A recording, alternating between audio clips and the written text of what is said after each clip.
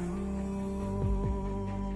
You would be alone when hope was gathering together with the sun. Even though your back's to the wall. One strike, go cut the murky mind. Your blade swing one time. When clouds have cleared, sunlight can shine. One time, the fight is yours. Stop it with your sword. There's endless power once you start. Never lose your heart.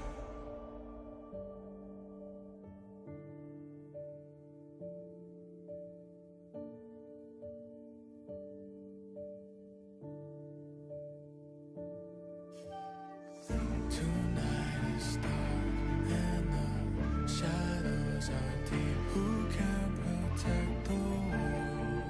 A light of hope shines in the dark. One strike, I swear by people's side. Keep faith just one time. I'm gonna light up all the fires.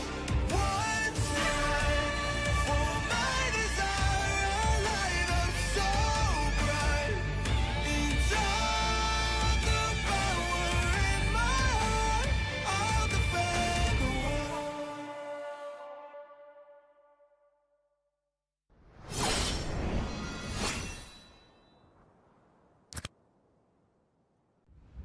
A darkness plagues this world, unseen by mortal eyes. People prayed to the Immortal One to safeguard the sanctity of peace.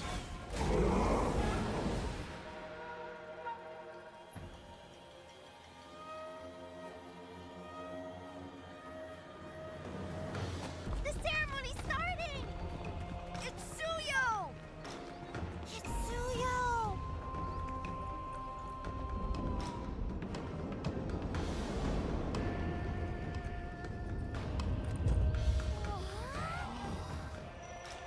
I bear this mask, for this duty is mine alone.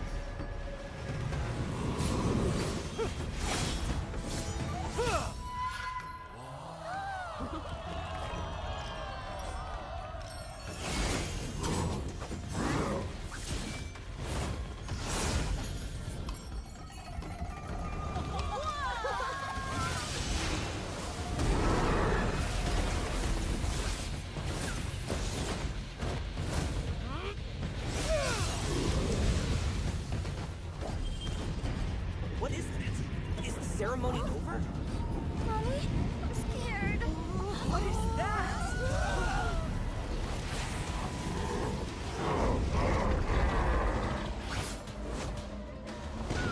Let's get out of here! Let's get out of here! Let's get out of here! In their hearts, fear festers into darkness.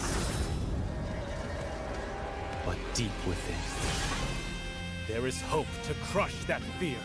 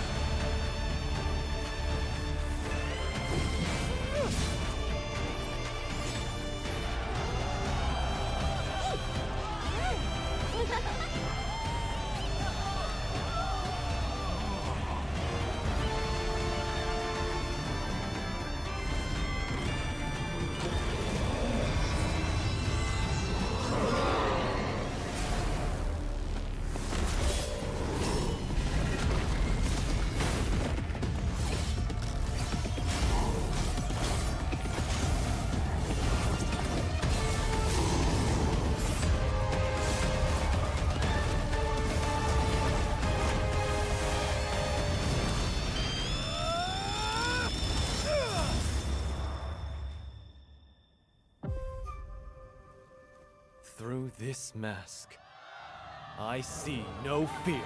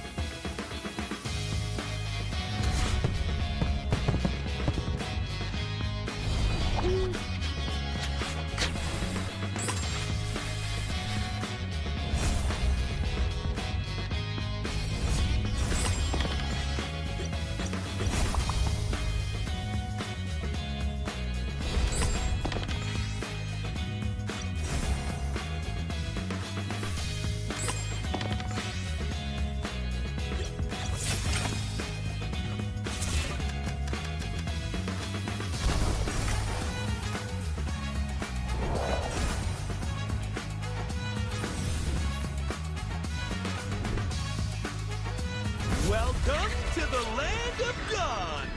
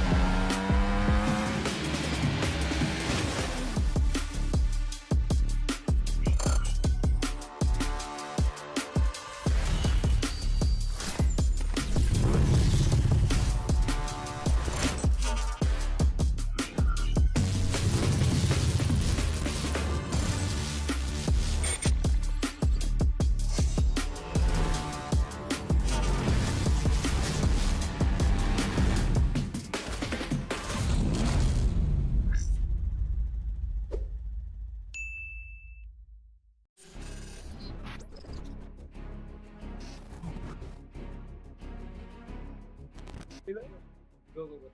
Nice. Mapating. Zia. Take. Bukan. Yo. Ketat. I can. That's dead. Apa tahu setuju. GG. Keep going. Dito, pre. Okay. Pre. Tingnan mo dito yung carry. Correct? Nice. Good trade. Good trade.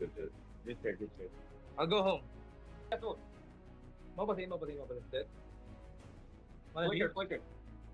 Take. Oh. Okay lang. Fine, get mid. Mid.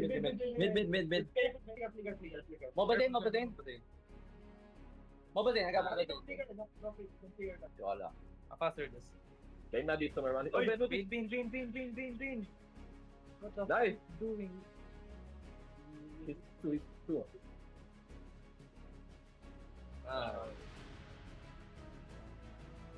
Uy, Bane.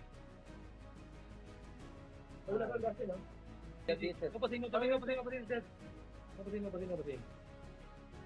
Nice. Nice. I got in. Agak buti. Hey, pala lang ako kay chicken, pre. Dito. Patingin, wala nga na. Let's go. End the ball. Sino ult? Bean. Bean dead. Nice. Mapating. Solo. Hun, pre. Hun. Ito. Third. Buhay ako. Galo. Ay, end the ball. Fight that. Yeah, chase them. Wala. Kill Ruby. Bane. Bean. Is it dead?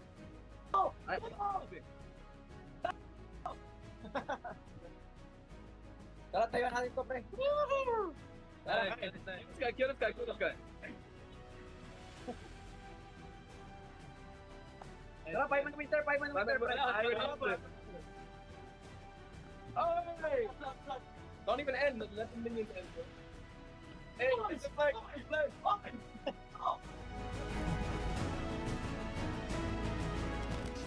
It's a top. Just fight, I think. Just fight. I'm behind. I'm running. Look at me. It's good. Don't reset. Kill Martis. I'm here too. Yo, he can Even nice. I can end.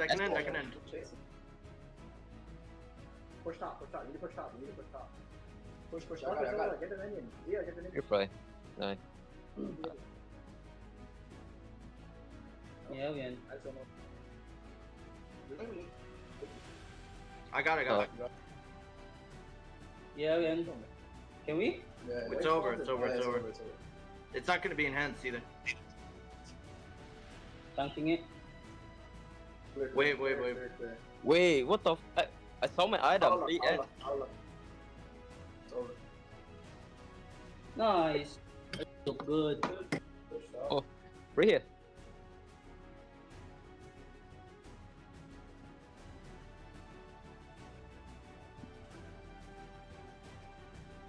Nice one. Chicken. So lost.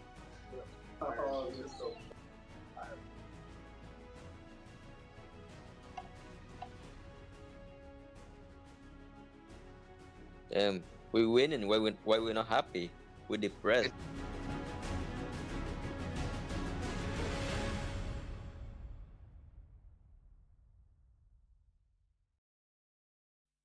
Who are you fighting for?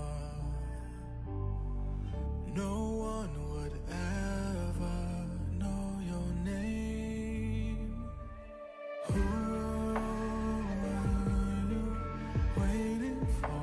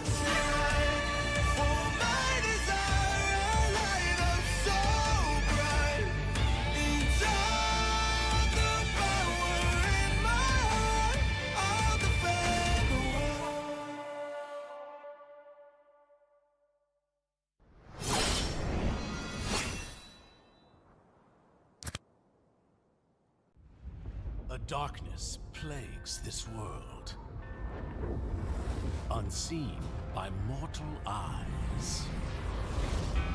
People prayed to the Immortal One to safeguard the sanctity of peace.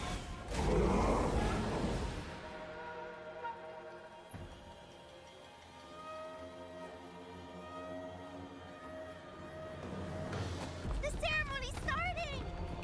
It's Suyo! It's Suyo!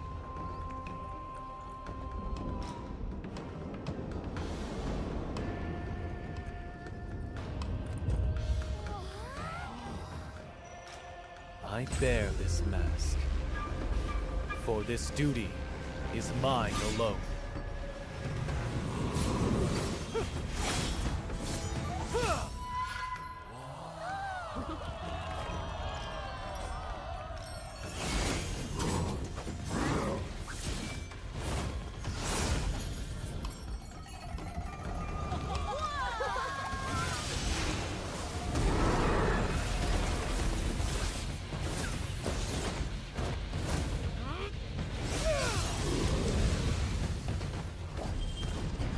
What is this? Is the ceremony over?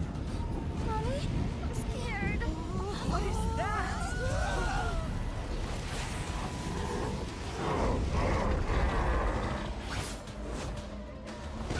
Let's get out of here! Get out of here! Get out of here! In their hearts, fear festers into darkness. But deep within, there is hope to crush that fear.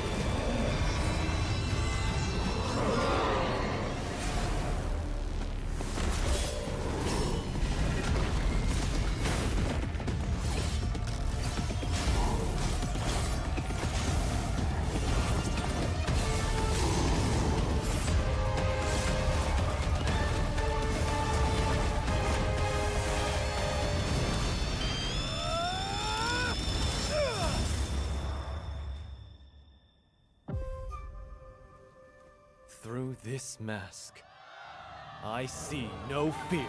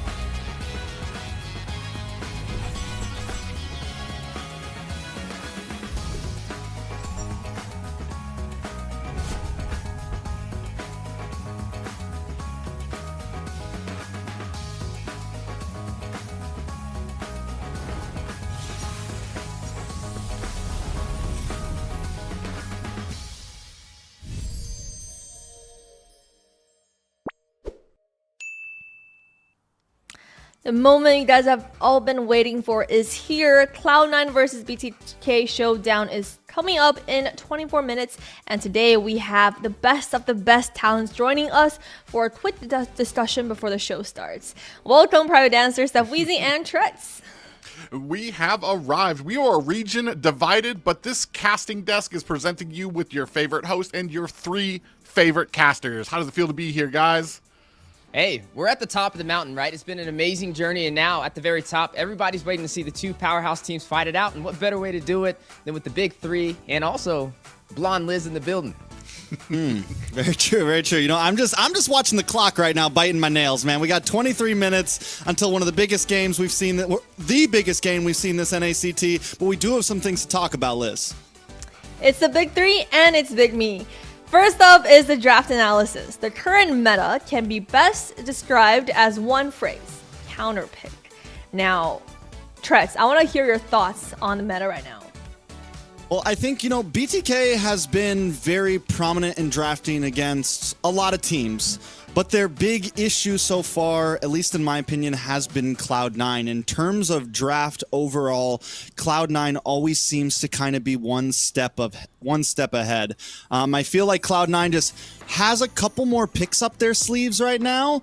We saw before in previous games when they pulled out the Jushin, they're forcing BTK to change up their bans throughout a best of 5, to whereas what we've seen from Cloud9 is they've been able to just ban out essentially the same 3 heroes and be okay. So we need BTK to be able to push C9 to the limits to force them to ban out other things, so that they also have the opportunity to open up picks for Zane, open up picks for Shark, open up picks for Chicken. If BTK isn't able to do that, this game, these 7 games, could definitely end in the draft. Yeah, I think you hit the nail on the head. We talked about it a little bit before off screen. You can ban out Zane, and it's been showing that, I mean, when compared to best player, there is a little bit of the idea of like a limited hero pool. He doesn't have as many that he can play, but what he does play, he plays so well that they are a threat. And we're talking about those fighters like the Alpha, the Suyu right now, Bane out there, which I want to say maybe Cloud9 has gotten a little bit of a handle on that Bane, and so they're kind of leaning into letting him use that. So what I'm looking for here is kind of, I mean, maybe we do kind of get the irregular picks on Zane, but we need to open it up for possibly the rest of the team. What can they get that will punish Cloud9 for really putting that huge focus onto Zane, and maybe having Zane take a little bit of a step back? Yeah, but it really... Go ahead, Weezy. Oh, no, I definitely agree with you. I mean, right there, if you're going to ban out all of Zane's picks, then punish them somewhere in the draft. Something like the XP laners, get something inside of Chicken's hands that could possibly pressure Nats. Yeah, absolutely. Now, with the draft in mind, the strategy and execution is also very important. Understanding the win conditions and executing them accordingly is what separates a 5-man ranked team and the professionals. Now, obviously, both of these teams are professionals, but it still comes down to how they execute their strategy and what they have against one another. Yeah, I mean, I'm right there with you, right? Definitely strategy and execution is what separates the good teams from the great teams. I mean, we're in a meta where the assassins are starting to thrive.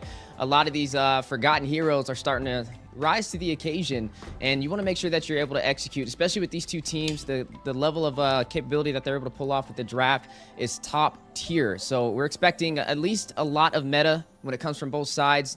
During the NACT, we saw a lot of risky, I would say, X factor picks, right? Some teams will pull out the Diggy and the Freya combo. They've seen it work overseas and tried to implement it over here in North America, but just not the same strategy overall. So I think maybe going for something like the Suyu, like we've seen in the jungle, dominating picks in the gold lane that are a little bit more staple, like that Ruby, the Harith, can definitely be very viable. Yeah, I think strategy and execution is going to be important for both teams for sure, but with BTK, They have a very grouped up strategy that they've been using a lot, and it works against so much. I think what we need to see from them is break the berries a little bit. Try something different in game 2. Do a bit more of an angled attack. attack the off lanes. You know, it can't just be a early game or nothing for BTK, to whereas when we look at Cloud9 right now, we've seen them kind of come into games doing different things, whether they want to attack from the macro approach, whether they want to try to steamroll in the laning phase. And I think for BTK to really be able to take these 7 games, take this win, they're going to have to show us a little bit more throughout each game. Yeah, for me, it comes down to fluidity when it comes to some of these strategies and executions. We've seen how good the strategies can be from BTK. They'll pick up the Bane. They don't really focus on the turtles. They go immediately for those tower objectives to go ahead and force it down. But on the fluidity side, we've seen Cloud9 be able to adjust to that. They attack Bane early. They don't let him get farmed. They start stealing that early to make sure that he's always at a disadvantage throughout the entire game. Again, on the side of Cloud9, where we see sometimes they're able to take down best player, keep him at a standstill, Cloud9 is able to adjust. Now you've got best player who might not be having the best game. He's able to split push. He's able to create that focus into the side lanes to where you can't even try to get these turtle fights, or at least there's a timer on it for how long you have the fight there before you have minions pushing at your base. And that's something that both of these teams are going to have to consider when it comes to this the strategy of these. Yeah, of course. And for the teams, when it comes down to team fight, the most important thing is team synergy. A good team fight is a symphony of trust and synergy. Fight together or die together. That is the motto that we're going for today.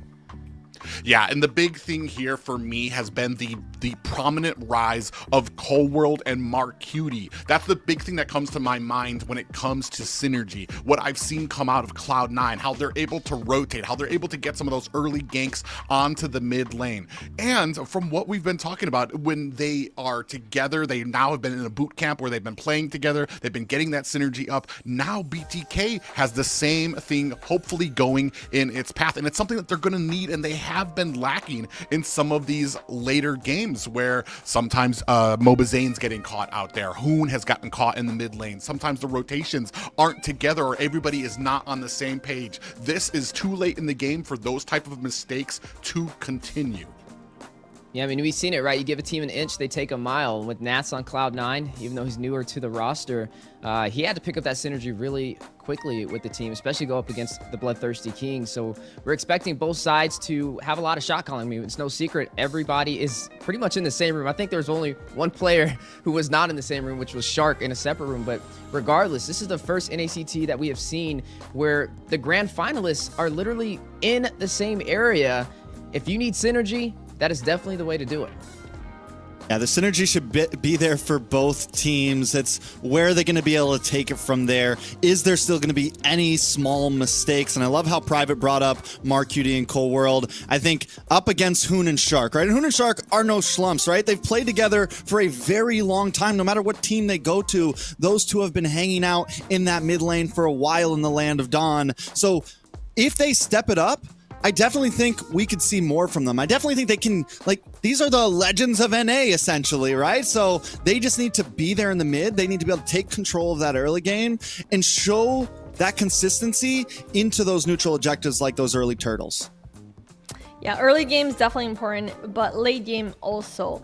For the players, a big thing that we have is the player mentals. Can they keep that mental fortitude up? Because the best of players beats the best of comps 99.9% of the time. Yeah, and that's an interesting thing. I'm going to lay some statistics out there for you, or at least some facts. Mobazane and BTK have never been beaten in a North American Grand Finals. They have always come out successful. I'm going to let you two discuss what that means. Yeah, I mean, it definitely puts a lot of pressures. They're the reigning champs, right? They have everything to lose and little to gain. They have to continue holding on to that crown. Whereas Cloud9, though, I mean, they've had an amazing performance so far. We got to see them in week 2 up against BTK, 3-1 with the NAS prediction. And then again in the upper bracket finals, knocking down BTK to the lower bracket and then having to claw their way back into where they are now in the grand finals. I mean, yeah, in all technicality, they have not lost to grand finals. We do remember the one time they got third place, but we don't speak of that time. The BTK fans, we don't bring that time up. But yes, when it comes to grand finals, mobazane definitely has a buff, right? He's always had that mental stability, but also Basic is another player who has had that type of mental stability, and I feel like both teams kind of have these two flagship players. And then they also have some players that we have seen fold under Game 7, right? Like Hoon this time, when he's gone against Zane, we've seen some of those players shut down on stage after losing 2 or 3 games, you know? We've seen best players shut down after a game or 2 after losing 2 or 3 games. So both teams, I think, have some very strong mental players and some maybe players that have a bit more to work on. So who's going to crack first? That's the question on all of our minds, right? Yeah, this season is definitely more balanced. We have best player lining up with Basic. Captain Basic probably has got other team spirit up, so they always have a strategy. I feel like Basic as well is a player where when it comes down to the grand finals, he always finds a way through. He always finds a sneaky way, whether or not it's through practice or through back doors, he always makes it. So this time he's faced up against Zane, who also has that strong mentality on stage, and this is the moment, right, guys? And for any team who makes it to the internationals, player mentality is a very, very important thing in order for them to actually win and move up the ladder. Yeah, exactly. I was gonna try to bring up hunger for this, but I mean, I can't tell you who wants it more from both of these teams. Both of these teams, especially we had a little roundtable on Friday talking about BTK, who don't have a sponsor, who paid out of pocket, who probably spent more than the prize pool right now to get together because this is so important. Same thing that's going on. You know that with the sponsorship behind them, Cloud9 is clawing at that victory now because they want that. They want to be able to prove that it's not just a fluke during the season. It's not just a fluke during the playoff games. They're going to be able to ride that tide all the way through the grand finals. Well, I'll tell you what, I say it every single time we have a grand finals. I'm one that likes to see it go the distance, and hopefully the 3rd time in a row. We said this last time, right? We were literally in the middle of the pyramid again, and we said there's no way we're going to get another Game 7. We just thought it wasn't possible at all. We're all sitting there like, how are we going to top that NACT? And it happened. We literally topped it, exactly that. So hopefully the 3rd time will be the charm. We can see it go the distance. Hopefully it's not the same story with the 3-1 that we've been seeing so far. And I think all of that kind of really does come back to the mentality, because when you look at stats throughout all of these seasons, it is normally heavily favoring one team, right? But somehow in the grand finals, the magic happens, the games happen, and we get down to Game 7 where nobody has a clue who is going to win. You know, you brought up a fun fact, right? One more fun fact. Last time that mobazane and Basic faced each other, Basic won, and that was when mobazane got sent out in 3rd place. So right now, that was Avalon. Last time they went up against each other when they weren't on the same team, Basic got the dub. So there's a lot of stuff building up to these games. Can I throw some hidden lore in there and to top that off? That was also the last fall season, man. The rabbit hole. Oh, gets deep. the last fall season. Yeah. Oh my god, what are you guys insinuating there? Tread? Just saying. There's a lot. Insane. Yeah, don't try to. Blonde hair Liz. Nope. We're not having it. All right. All right, that's it for this little discussion, guys. We have 10 minutes on the clock until the show starts, so make sure to grab your popcorns, have everything ready, because it's going to be a hell of a night ahead of us. Now, I'll see you in 10.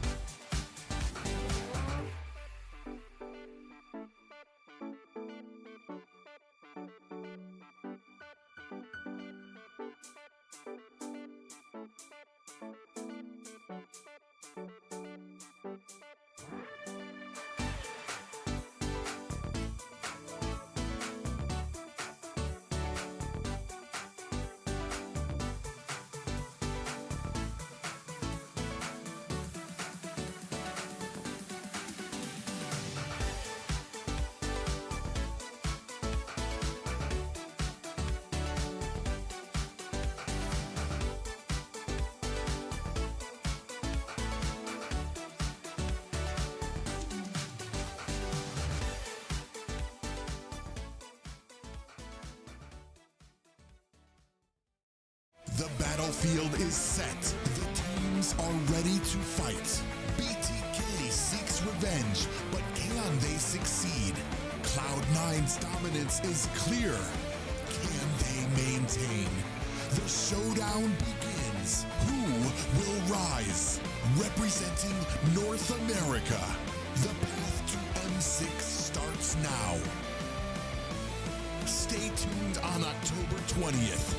The NACT 2024 Fall Season Grand Final is coming.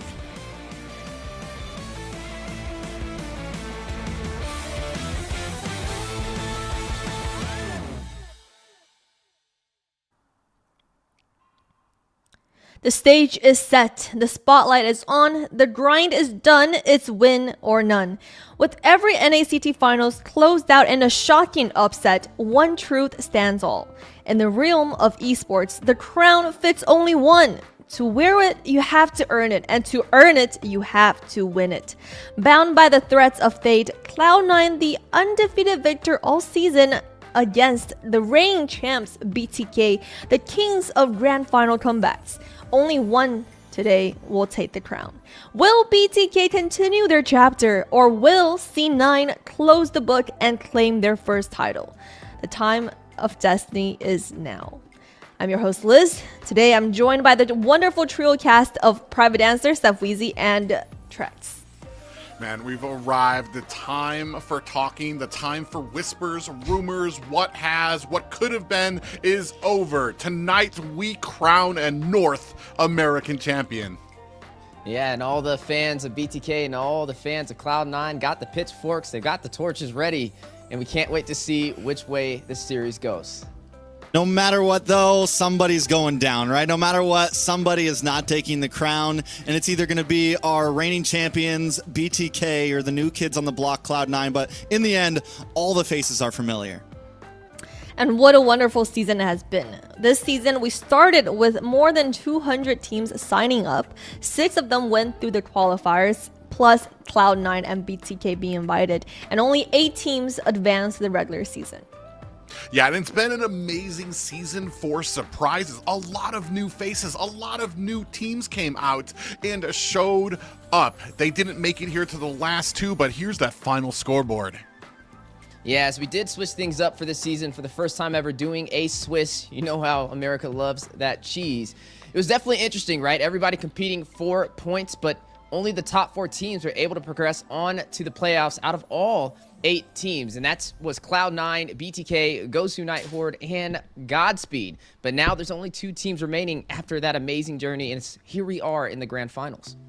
Yeah, the grand finals, but before we got there, we had to go through the playoffs. We had our top 4 teams seeded up, and though a lot of these came out as sweeps, 3-0s, 2-0s, 3-0s, 3-1, it felt like so many of those games were very close and down the line. Nighthorde finally securing a number 3 slot, showing up, and then BTK getting their redemption through the losers round into this best of 7 grand finals. I wouldn't have wanted any other way. And today we'll find out if BTK can have their final revenge.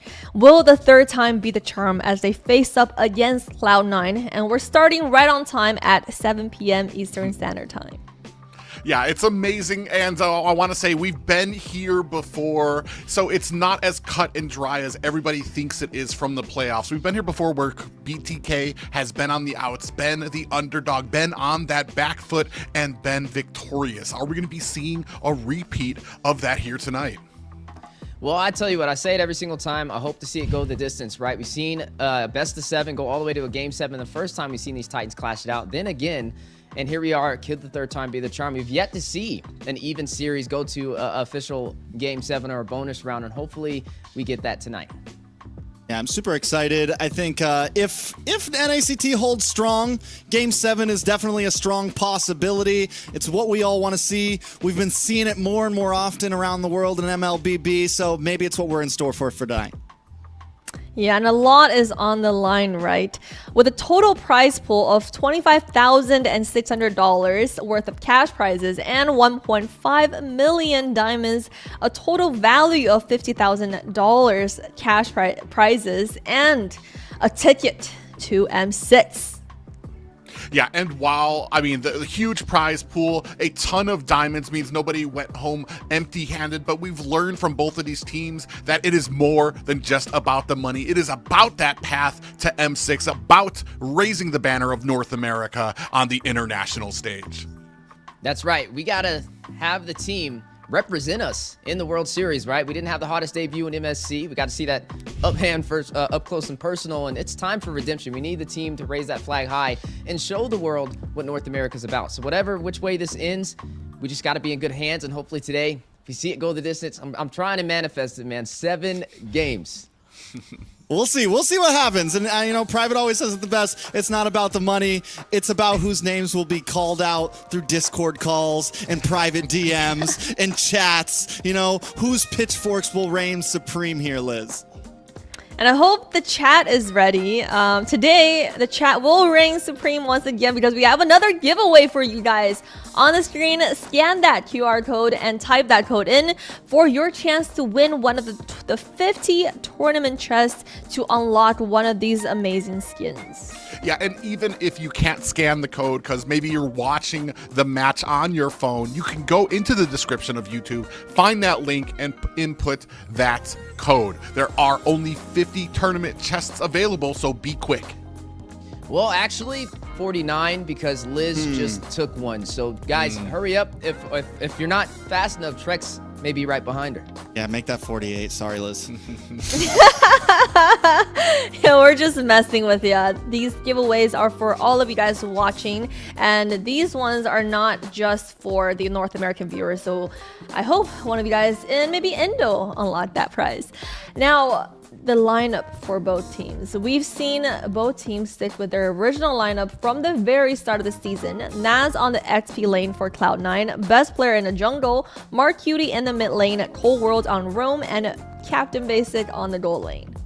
It has been an amazing journey for each one of these players. Even from the first NACT, I have watched everybody from best player to Mark Cutie, Cold World, Basic, and now newly entered Nats grow up in North America and become the force that everybody has seen.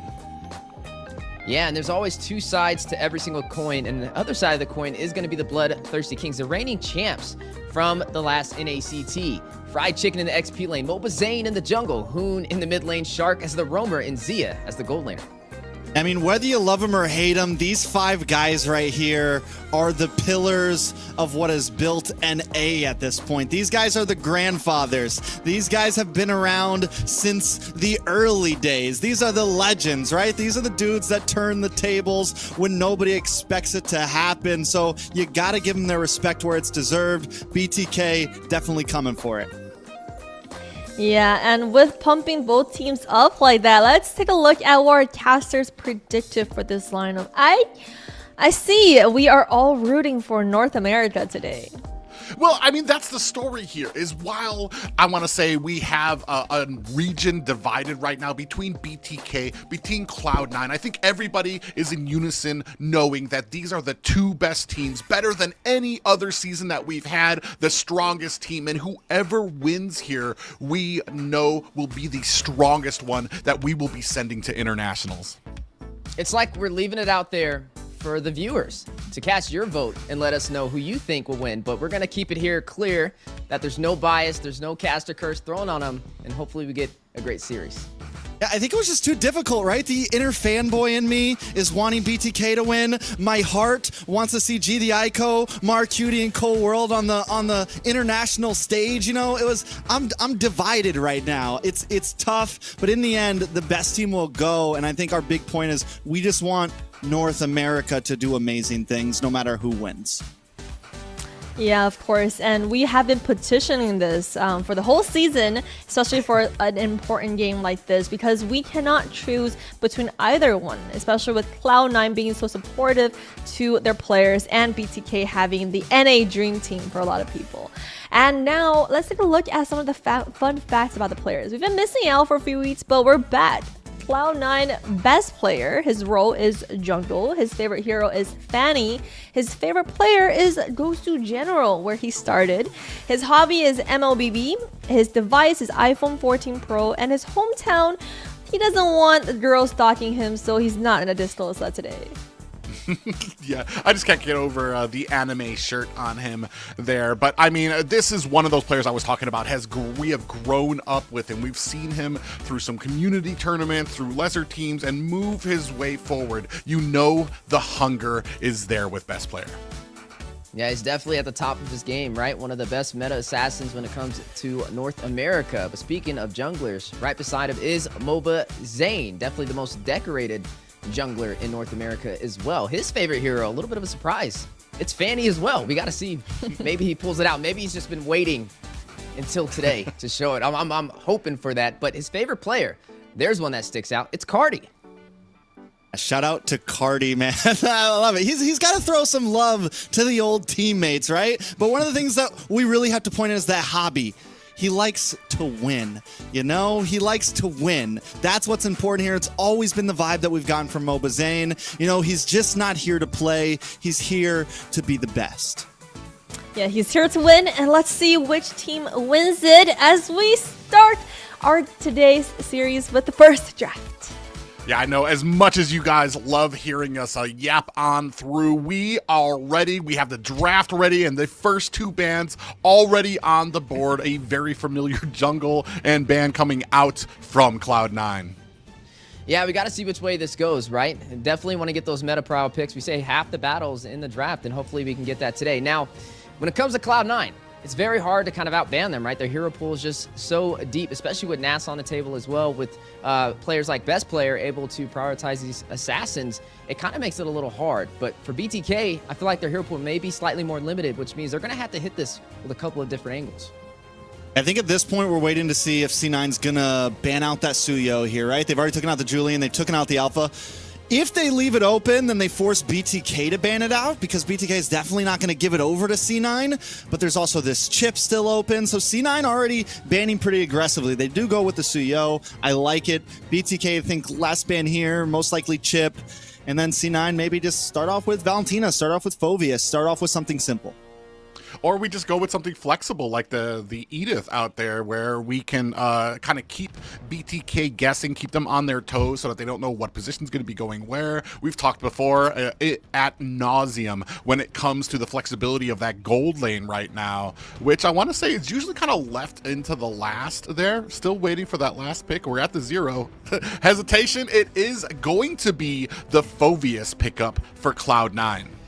Yeah, Phoveus, one of those XP laners that a lot of people have had hard times dealing with, right? You have to find who can kind of put on that pressure. I mean, this is a new Phoveus, right? It's revamped. It's not magical no more. It's complete physical damage. Now, there are some options on the table, though. For flexibility, you could pull out the Ruby. You could at least have the survivability aspect inside of the XP lane, or you can flex it in the roam position or the gold lane, which could be a smart thing for BTK. But now Zane has jungle prowl, right? There's a lot of junglers right here that he can choose from to get him comfortable. We know he's one of those junglers who thrives on being able to get around and get that farm and pave the way for the early game. I think he needs to lock, I don't know, I think he needs to lock in Nolan pretty soon, because if that gets pulled up, I mean, at least from what we've seen, we're starting to run out of options, right? And if C9 grabs the Nolan up right here, it's starting to pressure down on mlbbZane. Of course, it is game 1. There's still a Ling open. There's still a Hayabusa open. There's still plenty of options for best player here. And if they feel like they can handle mlbbZane's Nolan, then they're in a comfortable place. You mentioned the Bane. We didn't see it work so well, man. We didn't see it work so well. I'm not saying it's impossible, but it doesn't really fit into BTK's early game strat. So there goes the Nolan pick. They steal it away from mlbbZane. What else is he left with at this point, Private? Yeah, and then that's kind of what the question has been on everybody's mind this entire week. Are we going to maybe see a surprise from mlbbZane that does not rely on that Bane pick, which, like you've said, hasn't been as successful as he wants? We're going to go ahead and scoop up the Roger. Now, I want to say I do kind of favor Roger a little bit more in the gold lane, just because he's had a few nerfs when it comes to his transformation. He doesn't have as much defense. Cooldowns are a little bit longer, so he's not as, I want to say, able to be in a lot of those fights. But we're talking about mlbbZane here, here who has, I mean, made a name for himself off of this hero. Yeah, and you know what's interesting, with being second in the draft, BTK prioritizing this Hylos and also this Cho. I'm wondering, you know, Chicken with this Hylos, is that possibly the counter they're looking for against this Phobius? How is that matchup going to kind of work out? But yeah, the Roger, I'm right there with you. I mean, I wonder, is Zane going to run this inside of the jungle? It's great with the like and pounce, especially early, but you have to be aggressive, right? It can definitely fall off if not played properly or able to get those objectives. But it's still going to be flexed inside of the gold lane. It still can be put into the hands of Zia, which still gives Zane an option for something else inside of the jungle if necessary. Now, if that's the case, we still have a lot of gold laners on the table for both sides.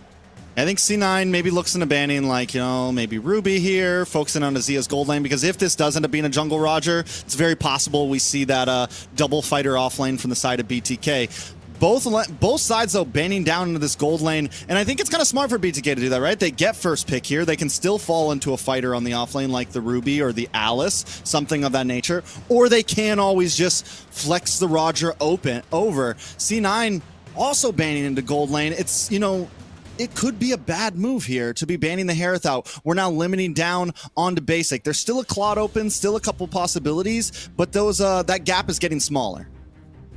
Yeah, and then when it comes down to it, I want to say we still got some of those prime picks that Basic does like to have. The Moskov probably is, it should just be renamed the Basic, with just how it shines with the split pushing, which we know that Basic likes to lean into. We are going to go ahead, take out that Eve, which Hoon has really started favoring there onto the BTK. I also want to add in the Ruby pickup. I want to say Azia has been performing just absolutely great with that Ruby. So, I mean, it's another pick out there that they could use for themselves. Here, the Valentina's picked up, especially with the ultimates that are on the board. I like this pick for BTK.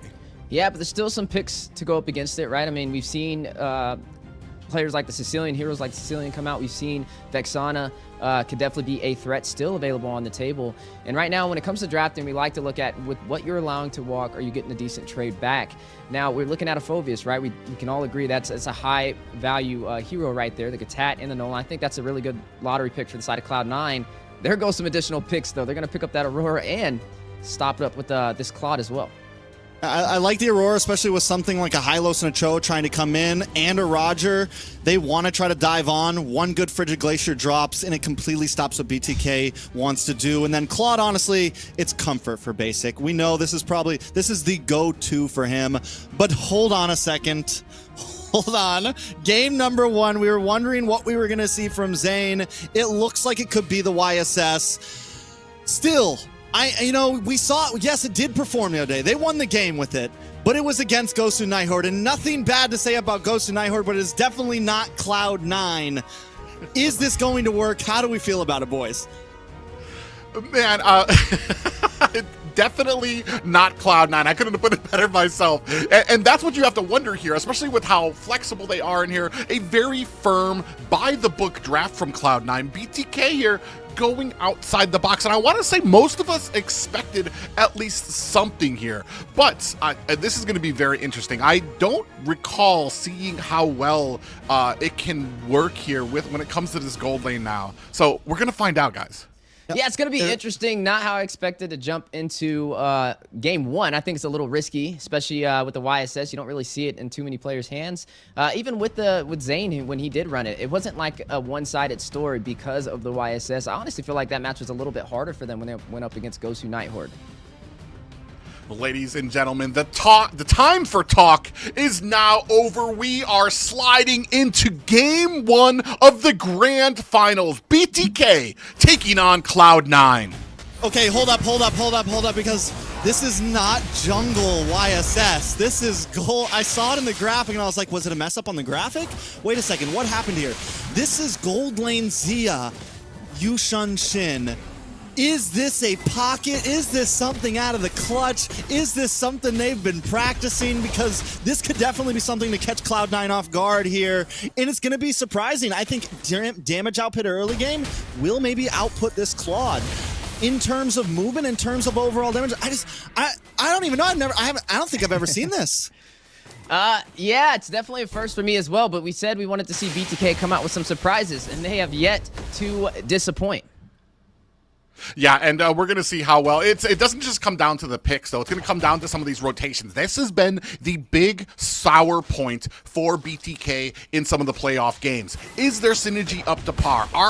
Is Mobazane going in with the backup of his team? Is the communication on there with Shark? So far, still in the early games, both teams being very respectable of both of their opponents. Yeah, but BTK definitely like moving fast. They're playing the early games they like to play. This is the early game that sometimes messes up the tempo of Cloud9 in laning phase. You have Shark on this Cho, who's going to be aggressive, going to be in their face. And in terms of the mid duo that we're wondering how they're going to pair up, lane clearage has been equal. The rotations have been equal. It's 2 minutes in, and it's pretty much down the middle. Yeah, he's already seeing some heavy engagement. Oh, wait a second. Big knockup on the chicken. Needing to go back, but still going to sustain himself in this fight as the turtle spawns in. Yeah, Frigid Glacier came out there from Hoon with the IMU, not able to find a mark just yet, but that means you're going to have an ultimate down for this first objective, but it doesn't look like both teams are actually setting up just yet. Shark getting caught. Yeah, Demonic Force dropping down, trying to put him on the slam dunk cam, but the G-Kundo, the footwork, a little too fast for Nats to be able to catch up to him. But right now, a stalemate for the turtle. Neither side will engage. We'll see how things play out. Turtle up, both junglers sitting at the top side. So this is going to be a slow first turtle. No one's going to rush it exactly. Mobazane has to get his orange buff first.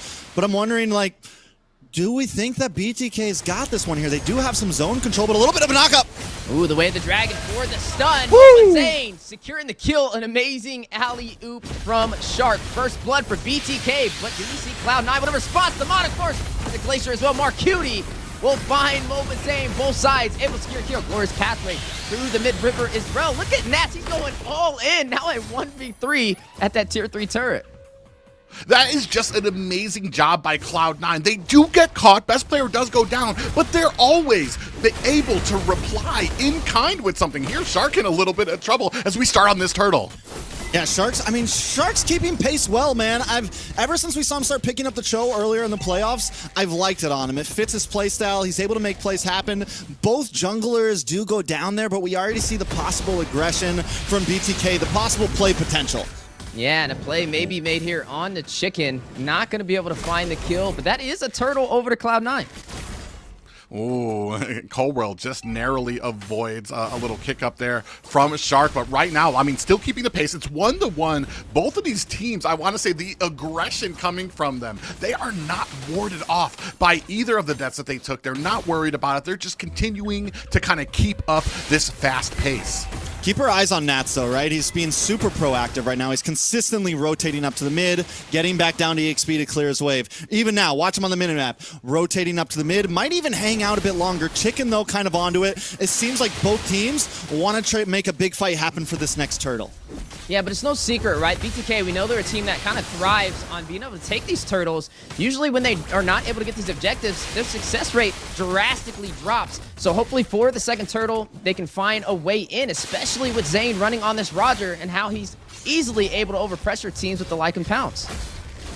Yeah, but we've talked about it. You really need to lean into that early game on a Roger. When Roger starts falling behind, you're going to have some issues when it comes into that mid game, when you come into that late game. But ladies and gentlemen, a new record, if you guys did not know, for Mobile Legends Bang Bang Professional League recently became the first esports event series to reach 1 billion hours of watch time. That is a big number. I don't even know what that number means, honestly. It's a lot. That's what I know. It's like the money that Eslon has, or you know his name, Elon Musk has. It's a lot. It's confusing me. This game, though, I'm waiting for Zia to pop off. When is this YSS really going to happen private? Yeah, and that's the big thing for me right now. I'm not seeing where Yusun Shin is really kind of coming into play, where I'm just like, that was a great pick. I'm starting to see the genius of that pick. Not just yet, but right now, getting into a turtle fight. Yeah, Demonic Force dropping down from Nats. Frigid Glacier stopping him in his tracks. Mobazane able to get the turtle to even out the objectives. Maybe able to get some kills as well. The way the dragon set up, possibly leading to a kill. Nats very low, but still going to go in with the Demonic Force. Frigid Glacier double stun. Maybe able to pull it off. Cold World finding Zia. Shark on his way out to the tier 3 turret on the top side, and the tier 3 for the mid will be secured by best player. Yeah, and right now the mid tower goes down. The great macro from Cloud9, able to lose a tower, or able to lose that turtle. Oh, mlbb's in trouble. Ooh, needing to get out of there very low. Not going to be able to get that orange buff, but it is going to be reset, so I guess effectively he didn't really lose anything from that engagement. I definitely didn't lose anything from the engagement. Turtle back up in 70 seconds. But the thing is BTK tried to make that play happen, right? But Cold World comes in with that beautiful AOG to disrupt everything, buys Nats enough time to kind of get those demonic forces off. So Cloud9 is doing so far a good job at layering these skills. They are starting to take away with this gold lead. More towers are dropping. BTK now on the back foot. And earlier we were talking about Z on the YSS private. I think knowing it's a YSS, it's definitely going to take some time, right? Until he's really outputting that damage. But the big thing he has to worry about is the demonic force. He's got to worry about the frigid glacier. There's just a lot of things that Zia has to play around on this hero to really make it pop off.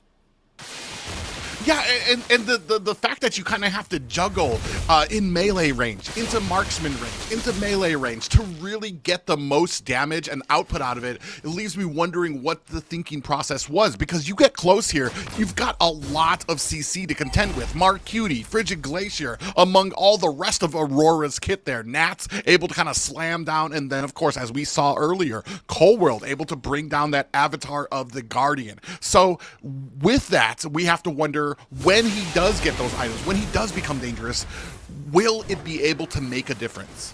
Yeah, and that's what we're going to be keeping a close eye on. I mean, Basic's already 1,000 gold ahead of him, has the DSS and the golden staff, and right now an engagement in the mid-river, possibly on the way as the next turtle spawns in.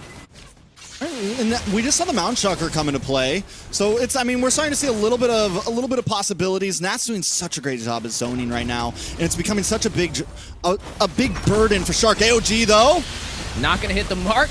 A good evasive maneuver from BTK, but Mark Cutie will find mlbb. Glorious pathway possibly on the way out. Right now, Cloud9 on the offensive pressure, winning the early game.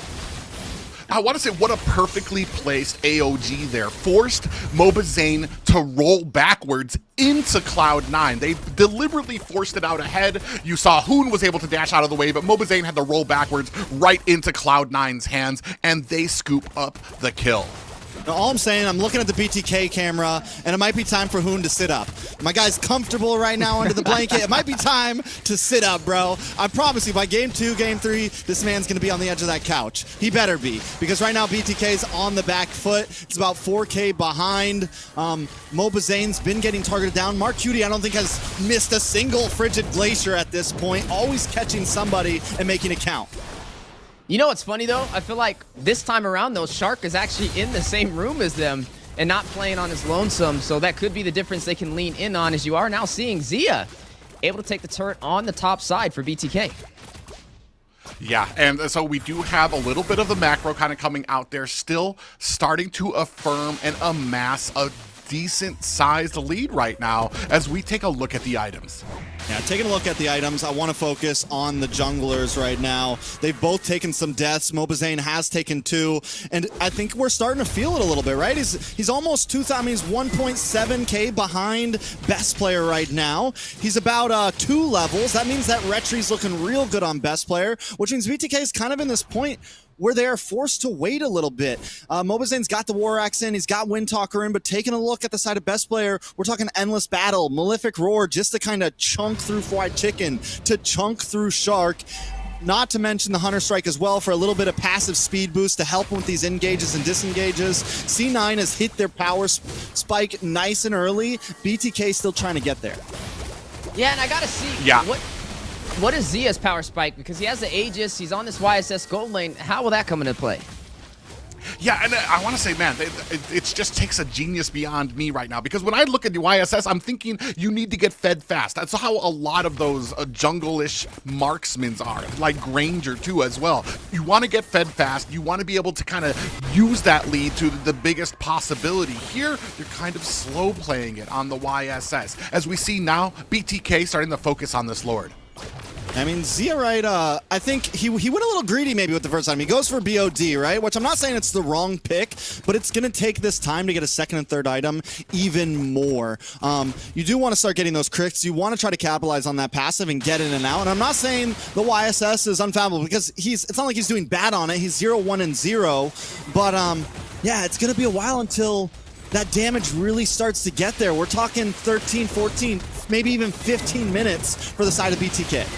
And Mountain Shocker is going to drop down. Both sides fight it out for this Lord. Best player with the Retribution secures it for Cloud9. Frigid Glacier for the stun. Glorious Pathway in the heart of the battle. Best player taking down Fried Chicken. Basic taking down Shark. 2 members falling for BTK. Avatar the Guardian trying to close the distance on to Zane. Looks for the Russian with the like account. The Punish takes down Cold World. Best player finding Moba Zane. A 3-1 trade and a Lord to Cloud9.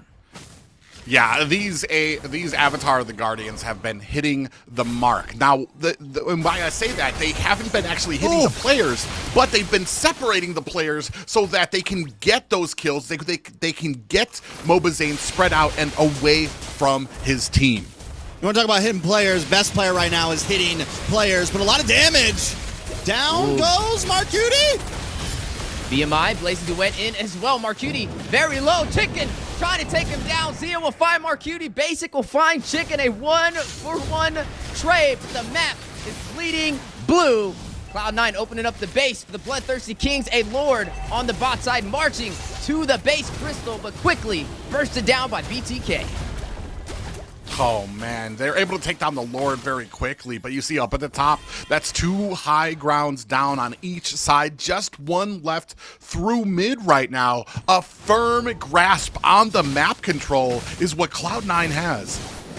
Yeah, I mean, 2 inhibitors down, and they're both on off lane, so it doesn't matter what side of the pits, the river that the Lord spawns up on, Cloud9 has an advantage. Back to the items, though. Zia did finally get the Endless Battle in. Looks like next could be a Malefic Roar for some penetration, but at this point, is it too late, right? Like, Cold War, I mean, best player is just bursting, and we're not even talking about late game potential with Basic. We're not even talking about Marcuti, who's been landing Frigid Glacier after Frigid Glacier, or the beautiful AOGs coming from Cold World right now. It just feels like everyone on Cloud9 is on their P's and Q's right now, making the right plays happen at the right time. BTK came into this game with, kind of a cheesy draft, maybe trying something, and I'm still wondering when that's going to pay off.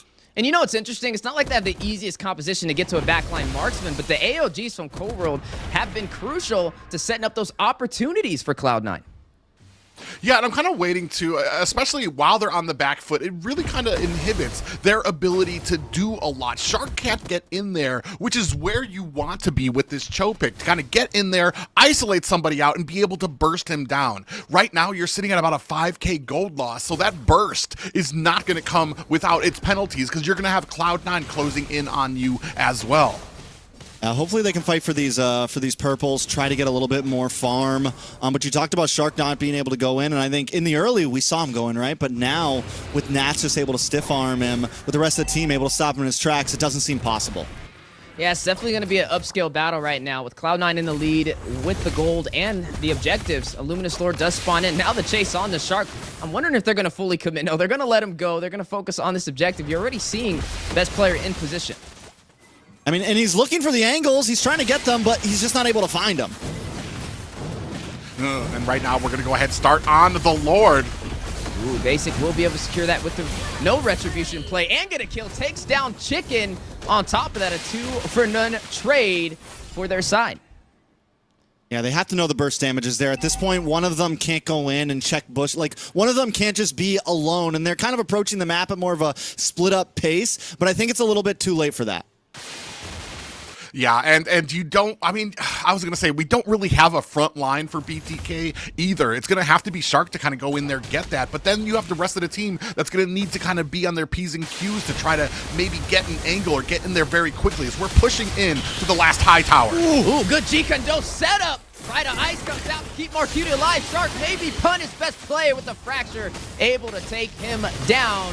Right now, you are seeing the Luminous Lord in the base of the Bloodthirsty Kings at about 45% HP. The inhibitor will fall. No more inhibitors in this game. Cobra finding mlbbzane. The base Crystal taking some heavy hits. Basic able to take down Chicken. Zia falling to Marcuti's wrath. And Cloud9 securing game 1 against BTK.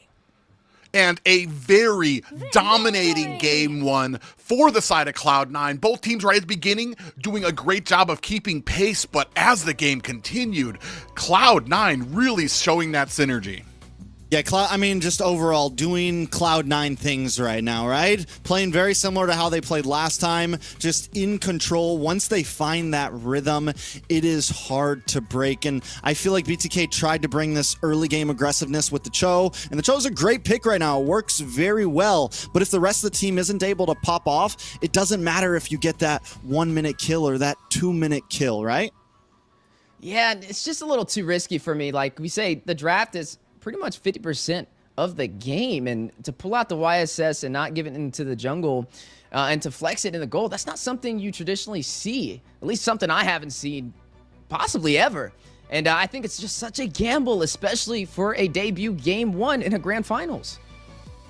Well, on the opposite side of that, Cloud9, just the positives I do. This was a great draft for them. The priority onto the Phoveus. And I want to say I understood some of the picks there. You get some vision from that Mountain Shocker. You have the Cho out there to try to get the best player. But when it came to the execution, it just fell through. And I want to say there's a reason certain things remain in the box. You know what I mean? You have to kind of respect that before you kind of start reaching outside of it, especially on Zia, who I want to say has probably been one of the most impressive players coming through these last few years. Has really grown in that gold lane, and I feel like he was really hindered on a pick that doesn't really strike out in that gold lane until late. I feel like... Oh, go ahead. Go ahead, Trex. I feel like now, after looking at the draft more and more, it's not a single one of the heroes on BTK had real range, right? They took the dive composition to a whole new level, and there was nobody really on the back line. If they would have maybe slotted Hoon into something like the Eve or something that could kind of hang out and create the box, or put Zia onto more of a long-range marksman, just something other, because nobody can get close, and that's where that Aurora pick was so clutch, right? That's where the Phoveus just worked out so well. Everything that Cloud9 brought was the answer, and it kind of goes into some of those talking points, counter pick, and that's exactly what C9 did. Yeah, I definitely agree with you. My bad. We're gonna let Private go. Well, I'm sorry to interrupt you, but yeah, and that's been the big thing here, and what a lot of people have been kind of viewing as kind of a weakness for BTK right now. I mean, it's no surprise too with the backing that Cloud9 have. You've got Coach Midnight back there handling and showing up when it comes to this draft here. And right now, I want to say BTK, their ideas are sound. It's just that, yeah, there's always an answer.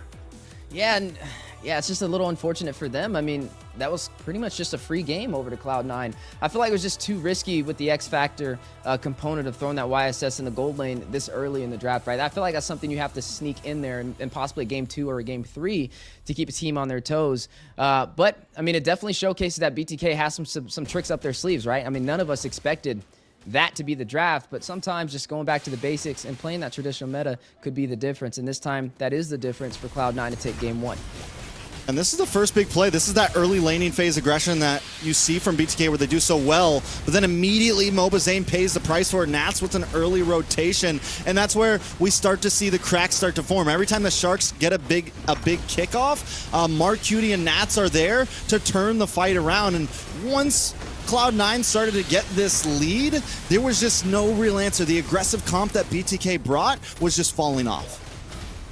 Yeah, and I want to say, when we talked about counters, I don't even feel like that just applies to the draft. It also applies to a lot of these engagements. I didn't see one time where Cloud9 got caught and they weren't able to turn it around on BTK. So they're able to counter even the kills or the deaths that happen on their team with kills of their own. So they're always watching and always adjusting to that. And that's something BTK needs to be ready for.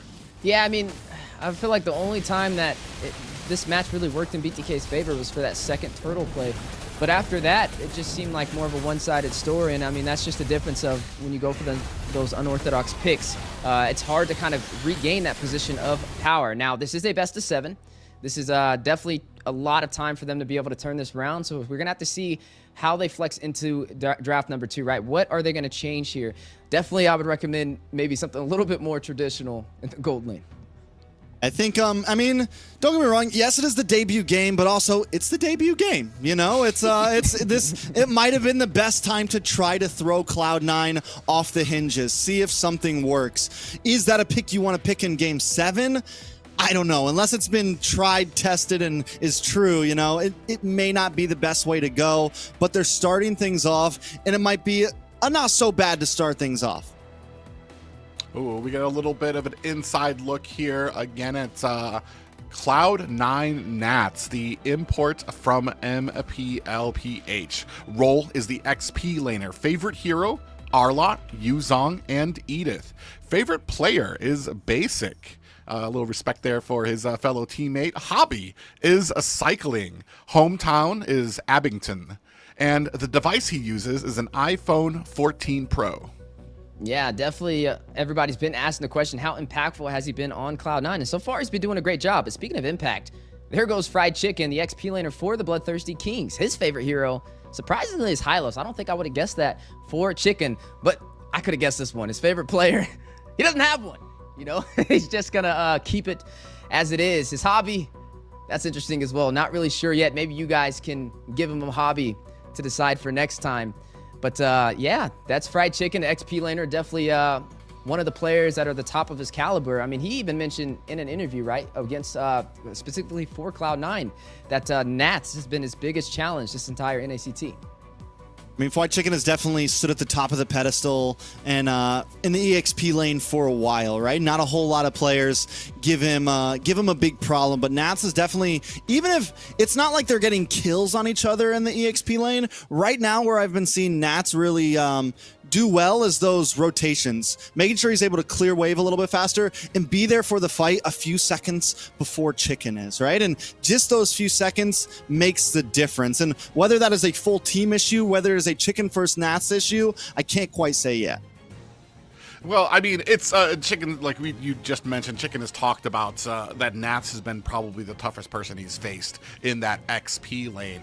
Talk about that when you give up picks like a Phoveus, like an Arlott on there. You're going to be struggling. Even if you're talking about like the two people cloned together, having those picks on the other side, a Phoveus or an Arlott or any one of those ones that Nats plays so well, you're going to have problems because you can't be as active as you want to in the XP lane. You have to hang back. You have to let them do their thing. And unfortunately, what that means is your team's going to be wanting when it comes to a lot of these fights and the enemy is rotating faster than you. Yeah, but this time around, BTK has first pick in the draft. So, I mean, Phoveus is technically still on the table. Do they use the same tool in their own playing book and secure that? I like the good top ban, right? Because they leave the Phoveus open, but they do ban out another pretty powerhouse pick. And with the Suyo banned out, here's the real question. It's, do they focus that Phoveus and give up the Nolan or Julian, or do they just put Mobazane in a safety spot? I think the Phoveus is definitely the better pick, and luckily both of those heroes are still open. They go for the Jushin as the steal from Marcuti, which again, the Jushin is definitely a good pick. It is solid. It has come back into the meta a bit from, you know, MSC, post-MSC kind of fell off. It is definitely a little bit back and works well. We just haven't seen BTK make it work extremely well. Yeah, because you kind of sacrifice a little bit of clear speed in the early game. She doesn't really have a ton of damage, which means you're going to have to supplement that with the rest of your composition here. And with that, you kind of give up 2 picks to the side of Cloud9. You see already the Julian picked up there and the Cho. So Phoveus is still on the board, which is very interesting to me, is that you get the Prio in the last game. Here, they're kind of leaning back. They're going to put that Cho, and we've already seen how good that Cold World can be on that Cho, especially when it comes to getting to Zane, isolating him during those objective fights. And the Nolan and the Phoveus are still up. They're not going to go in. Oh, wait. Okay, so this should be Hylos. Could possibly just be in the XP lane again. And we saw Chicken run that last time paired up against the Phoveus. And maybe he's comfortable on it, right? Maybe he's just is going to allow Cloud9 to pick up that Phobius again, as he feels that's the official counter for it. There goes the Roger pickup as well. This is definitely a little interesting, right? I would have expected maybe the Nolan to be picked up here, but no, it's not going to be slotted up. Now, this still can be Roger flexed into the goal lane. I mean, now it's definitely up in question with what's going to be ran here. But is it worth the trade, right? You're giving the Julian, you're giving the Aurora again, and then on top of that, the Cho. We're seeing some heavy crowd control right now from the side of Cloud9, and they don't really have much for BTK. And I mean, it's Cloud9 here. They're not worried about it. It's very similar to draft last time, and they just slot in the Aurora again, which, as we saw last time, beautiful counter to the Roger, beautiful counter to the Hylos, beautiful counter to pretty much a lot of the type of strategy that BTK wants to bring, right? It is the answer to the compositions that BTK 90% of the time, it's that same type of composition, that heavy grouped up dive composition. And this is where we talk about, BTK has to maybe break some boundaries here. They still need a roamer. They still need a gold laner. Hopefully they put a little bit of range on the backside. C9 on their bans, taking out the Harith. Claude ban for BTK, so limiting down on the basic.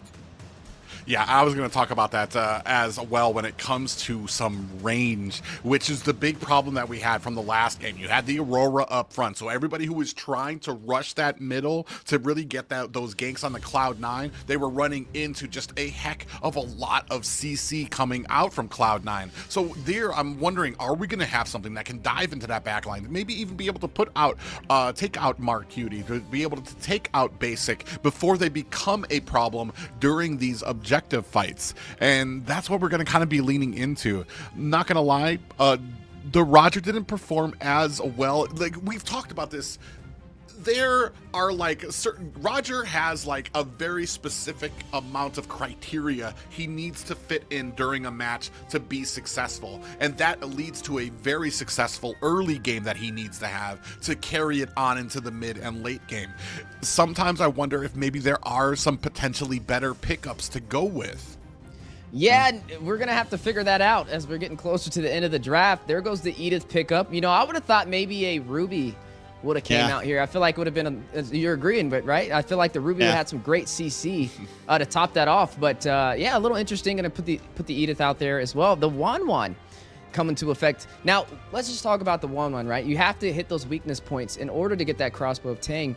You're going against the Cho with the single target CC. You're running up against a Aurora with the Frigid Glacier for the group CC as well. And then not to mention, Julian's one of those heroes that can definitely escape with that enhanced sword. So it'll be a little tricky. And not to mention the Rafaela on top of that for the speed boost to pretty much enhance everybody running around the team and also keep them alive. So these are a couple of requirements that have to be secured from Zia in order to pull that off. And so far when we've seen the Wan selected, at least in the NACT, we haven't really seen it be as impactful with those crossbow tanks, but hopefully we can get that proven wrong. I mean, if anybody can do it, it's definitely Zia in the gold lane, this NACT. Not only that, but they flex. This means Nats gets the Cho. They put the Cho into the EXP lane. It's going to be support mid, essentially. But with Cho in this EXP lane, it just really favors into his proactive play style, right? It really fits into Nats, the way he wants to move around the map, and the way, last time he was on a Phobius and he was getting the out rotations. This time he's on the Cho, which is going to move even more and maybe even help deal with the early game aggression that BTK wants to bring. Don't get me wrong, I like the Wan. I think at least if they picked up the Ruby gold lane, it'd be like putting all the eggs into the basket of Mobazane damage on a Roger. So I think they have a little bit more criteria here in terms of options as we creep into the late game. Yeah, we're going to see if these options are going to be the recipe that BTK needs for success in Game 2 of the Grand Finals. All right, and we are seeing Mobazane on the Roger again. We thought he would have ran the YSS for game number 1, but no, he definitely favored that Roger. And it looks like it's something he's comfortable on. I mean, this is 2 times in a row, so we'll have to kind of spot it out and see how effective it'll be for him. You know where that raft's going to be super crucial? It's going to help dance around this Lantern Flare, man. It's going to be a beautiful counter to the Lantern Flare. Make sure that Mark Cutie can kind of get out of distance, give him that speed up, to whereas Hoon wants to kind of push you to the other side of the river. They're going to be able to move around and find those angles that they need. Yeah, and we're already seeing that Hoon's kind of getting a little bit outranged already at the mid lane with both of them kind of putting on that pressure. Right now, Fried Chicken getting pushed back by Nats already. And I do like that the Hylos is going to be as the roam. I do like Chicken on something a little bit more mobile, something that can probably join the fights a little bit faster, so he's not constantly kind of stuck behind waiting for Nats to do what he needs to do before these objective fights. Yeah, and I feel like the Edith is a comfort pick for Fried Chicken as well. I mean, he's been very effective on it this NACT and also prior NACTs as well. So definitely I'm in agreement with Shark running on this Hylos. It'll boost the mobility that BTK has for these engagements. But speaking of boosting, enhanced chains with the knockup as well. Shark frozen in his tracks, and Mark Cutie will take him down. But the displacement onto Mark Cutie over there by Hoon on the Zushin, able to take him down to 50% HP. Yeah, Nats rotates up, gets the kick up, makes the play happen. I mean, it's definitely huge, and now we're already one down, and Cloud9 in control of Turtle and control of River. Yeah, and now you can see the invade coming. Cho with the kick. Ooh, finding Mobazane. Cold World will be the one to get that kill. Shark immobilized. Not even displacement from Hoon can keep him alive, and that will be best player getting that kill. Speaking of displacement, Fried Chicken finding best player. The counter response now on the way, trying to avenge their fallen members. 1-3 on the scoreboard, but may be able to get some bodies. Hoon needs to be careful on overstaying his welcome, though. Chicken will force out that Pride of Ice with the knockup. Not able to delay that death, and Mark Cutie will fall. And already we're starting to see the Zuxin, Hoon on the Zuxin, starting to come into play. Maybe not part of the fight that was not able to protect Zane, but at that point, able to help Fried Chicken get some of that CC out there to let Fried Chickens at least start to answer back with some kills, with some damage of their own. Yeah, so with BTK now getting some kills onto the board, kind of back into the game, I think Shark needs to kind of stick with Hoon a bit more. Hoon can't be sitting in the mid by himself. He is getting outranged by Mark Cutie a bit. Mark Cutie is able to clear these waves faster. And I know that Shark wants to rotate away and help with these off lanes, but I just don't know if that's going to be the big workout. Cold World, always on tabs, always a little bit ahead. Yeah, but right now, BTK putting on that pressure, trying to possibly zone out on the top side. Gonna go ahead and decide to disengage. Now, there is a ticking time bomb for Cloud9, though, right? They have this carry, and we know it's a late-game shredder. And BTK, if they can find a way to get the early kill in the side lane, it can delay when that bomb explodes and potentially give them the upper advantage. Yeah, but on the other side, too, you have Zia. And I want to say Wanwan is a good comfort pick with him. He hasn't had the greatest success against Cloud9 when it comes to this pickup, but I'm very eager to see how it shapes up into this late game to potentially be able to kind of shred down some of these picks from them. Right now, both teams being very respectable. Next turtle is up. Yeah, if White Chicken makes his rotations up, actually a little bit ahead of Nats, they want to fight for this one.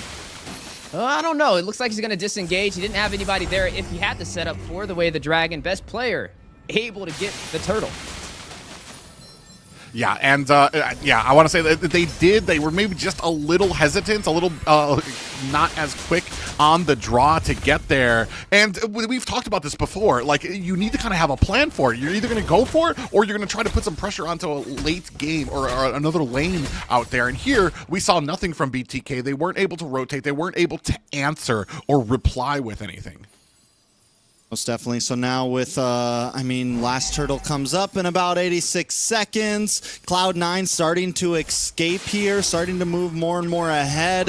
What is the big play for BTK, right? I mean, yes, I do agree with you, Private. I think Zia definitely has late game potential there, right? Definitely has some options. So do we think they're just kind of waiting it out at this point, waiting for a moment, waiting for that spike where Zia can get involved in these fights? Yeah, and you're looking at the 1v1 matchup on the bot side. Zia up against Nats right there. Doing a great job of keeping that distance and not allowing those weakness points to be procced over there by Zia. Right now, you looked at an XP lane and a marksman lane swap up for the side lanes. Yeah, and you saw there a little bit Hoon trying to check that bush there because Shark wasn't available. Ooh, Fried Chicken lands a little bit of a pop-up, but no worse for it. They're going to start pressing on it as top tower. Ooh, a big knock-up, though. Gonna go ahead and get a little bit of displacement for his pathway to drop down for the mobility. The counter response from BTK. Does not lose a turret, but gains a kill, finding Cold World. All right, so at this point, BTK able to put, I mean, still holding on, still protecting towers. Cloud9 get the last turtle, or last turtle's about to come up. They have good zonage over it, but Mobizane's there, right? And Mobizane's ready to go, but Nat's just bullying. Oh yeah, Mobizane's definitely there, but I don't know how long he'll be there. The high-speed chase, best player able to find him. Yeah, and this unfortunate for Zane. This is what we were talking about when it came to synergy, is he's out there on his own, doesn't have vision on the rest of the team or his opponents, and then gets surprised and not able to escape. All right, so with that, like finally, the last turtle goes over to Cloud9. Mobizane 2 deaths. Wondering what the items are looking at between him and Best Player. Best Player has taken a death, but still a little bit ahead. I mean, at this point, 10, 11, 2 levels ahead. Retri starting to escape. He's definitely got a lead in the gold. In terms of gold lane, though, Zia is keeping up. Scythe comes in. DHS just comes in. 2 items to 2 items against Basic. So there is still this hope, and that worry that maybe they were going to put a fighter offlane onto him and make it so the only damage dealer was Zane could be very important that they didn't, right? The fact that Zia has kind of gone freely and had a decent gold lane experience could definitely be a big saving grace for BTK as we move into the mid and late game. Yeah, but right now we're seeing an even map trade-off when it comes to turrets, right? 1 for 1 on the side lanes. We know both teams are going to start to try and focus in on this mid push to take the tier 3 turret. You're really looking at a full 5v5 on the way. Glorious Pathway dropping down. Basic able to find Shark with the speedy light wheels. Cold World trying to keep him alive with the Holy Healing. You're going to see Basic get a kill as well. We'll find Mobizane, best player, taking down Chicken. 3 members falling for the Bloodthirsty Kings. There goes the Pride of Ice onto Mark Cutie, but the crossbow Tang able to be procced by Zia, but will not find any members of Cloud9. Man, and a whopping 3 down for BTK with that. Even with this coming online for Zia, not able to do enough damage. You saw the passive come out from Mark Cutie on that Aurora. Even as patient as Zia was, waiting for that to proc, came out, threw out the crossbow tank, but still not able at a point now to do the damage he needs to Cloud9. I mean, I think the Rafaela is becoming a very clutch pick, right? It's a lot of damage on a Shark, though. Whoa. NASA able to take him down. Yeah, definitely need to be careful. At this point, it's definitely, I mean, we have speed on Cloud9. They're able to move around as a 3-4, you know, keep one person in the off lane. Nat's just hanging out up in the top side. But this unit, this Mark Cutie Basic and Cold World, is a death unit. And if Basic gets, I mean, if Best Player gets involved as well, we're talking even more damage. One Holy Baptism is a body bag at this point. Yeah, and right now, we're starting to get a little bit of a split push now. We're on the back foot, but Zia's still doing great things, trying to get at least create some pressure up at the top. Right now, the gold lead, though, is starting to surmount on the side of Cloud9. Yeah, and able to take that Lord alongside that amazing lead they already have is going to put BTK on the defense. Yeah, Windtalker just gets locked in for Zia. Best Player, on the other hand, looking for Crystal here, looking for as much burst damage as possible. So Zia still keeping up. He's falling back behind about 600 gold. On the side of this Roger, though, Mobizane, I mean, it's looking similar to last game. We're at almost 10 minutes, and it's just Warax in Windtalker, and it's going to take, I mean, I don't even know if the damage is going to get there where he's actually going to be an important member of output for the side of BTK. So a lot of it's going to come down to Zia, and if he can make those items really count. Yeah, and then kind of get into like the kind of CC you're looking for. You need Zia to put the damage on. You're going to need the CC from Hoon, maybe Shark to kind of get in there, puts a little bit of a stun onto somebody.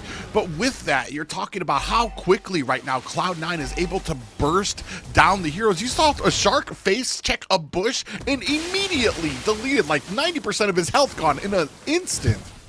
Yeah, Speedy Light Wheel hurts. It definitely does, and we didn't really get to see the Zushin really have a heavy impact. I mean, it was picked up first in the draft over some other options that we thought would have kind of been picked up before, like the Phobius, and yet to really see Hoon on that impact for it. But hopefully as we get past this 10-minute mark threshold into the mid-game, maybe that's when the difference will come out. All right, so BTK, what's the plan here, right? They're falling behind. I think they do keep using Zia to kind of maybe next time focus on the bot lane here, shred down some of those towers, continue to alleviate the pressure. He's going to be the fastest one to come to these fights.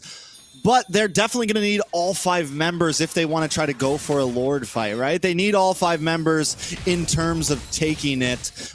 They need to get Fried Chicken a little bit tankier. Shark needs to get a little bit tankier. But since Basic is already online and that's true damage in the kit, does it even really matter about the tankiness? Yeah, and I mean, you're starting to look at a point of no return where the lead is going to start being so insurmountable that you're only looking for pickoffs. Right now, there still are some team fights that could be favorable for them if they do have the target focus, but I mean, Cloud9, we've talked about it before. Every single time they get caught, there's a reply. They're able to answer back with kills of their own. And you know, BTK, their team, even when behind, they play like they're ahead. And you see them already overextending past that mid-river, looking for a little bit of an isolation play to get a pick-off on Cloud9. But Cloud9, they know to kind of look out for these things. And you can see their positioning, right? Coworld keeping Basic alive. I love the way the Nats is essentially kind of playing like a sub-roam at this point. Him and Marcuti are sticking together more, whereas Coworld and Basic are sticking together with big damage.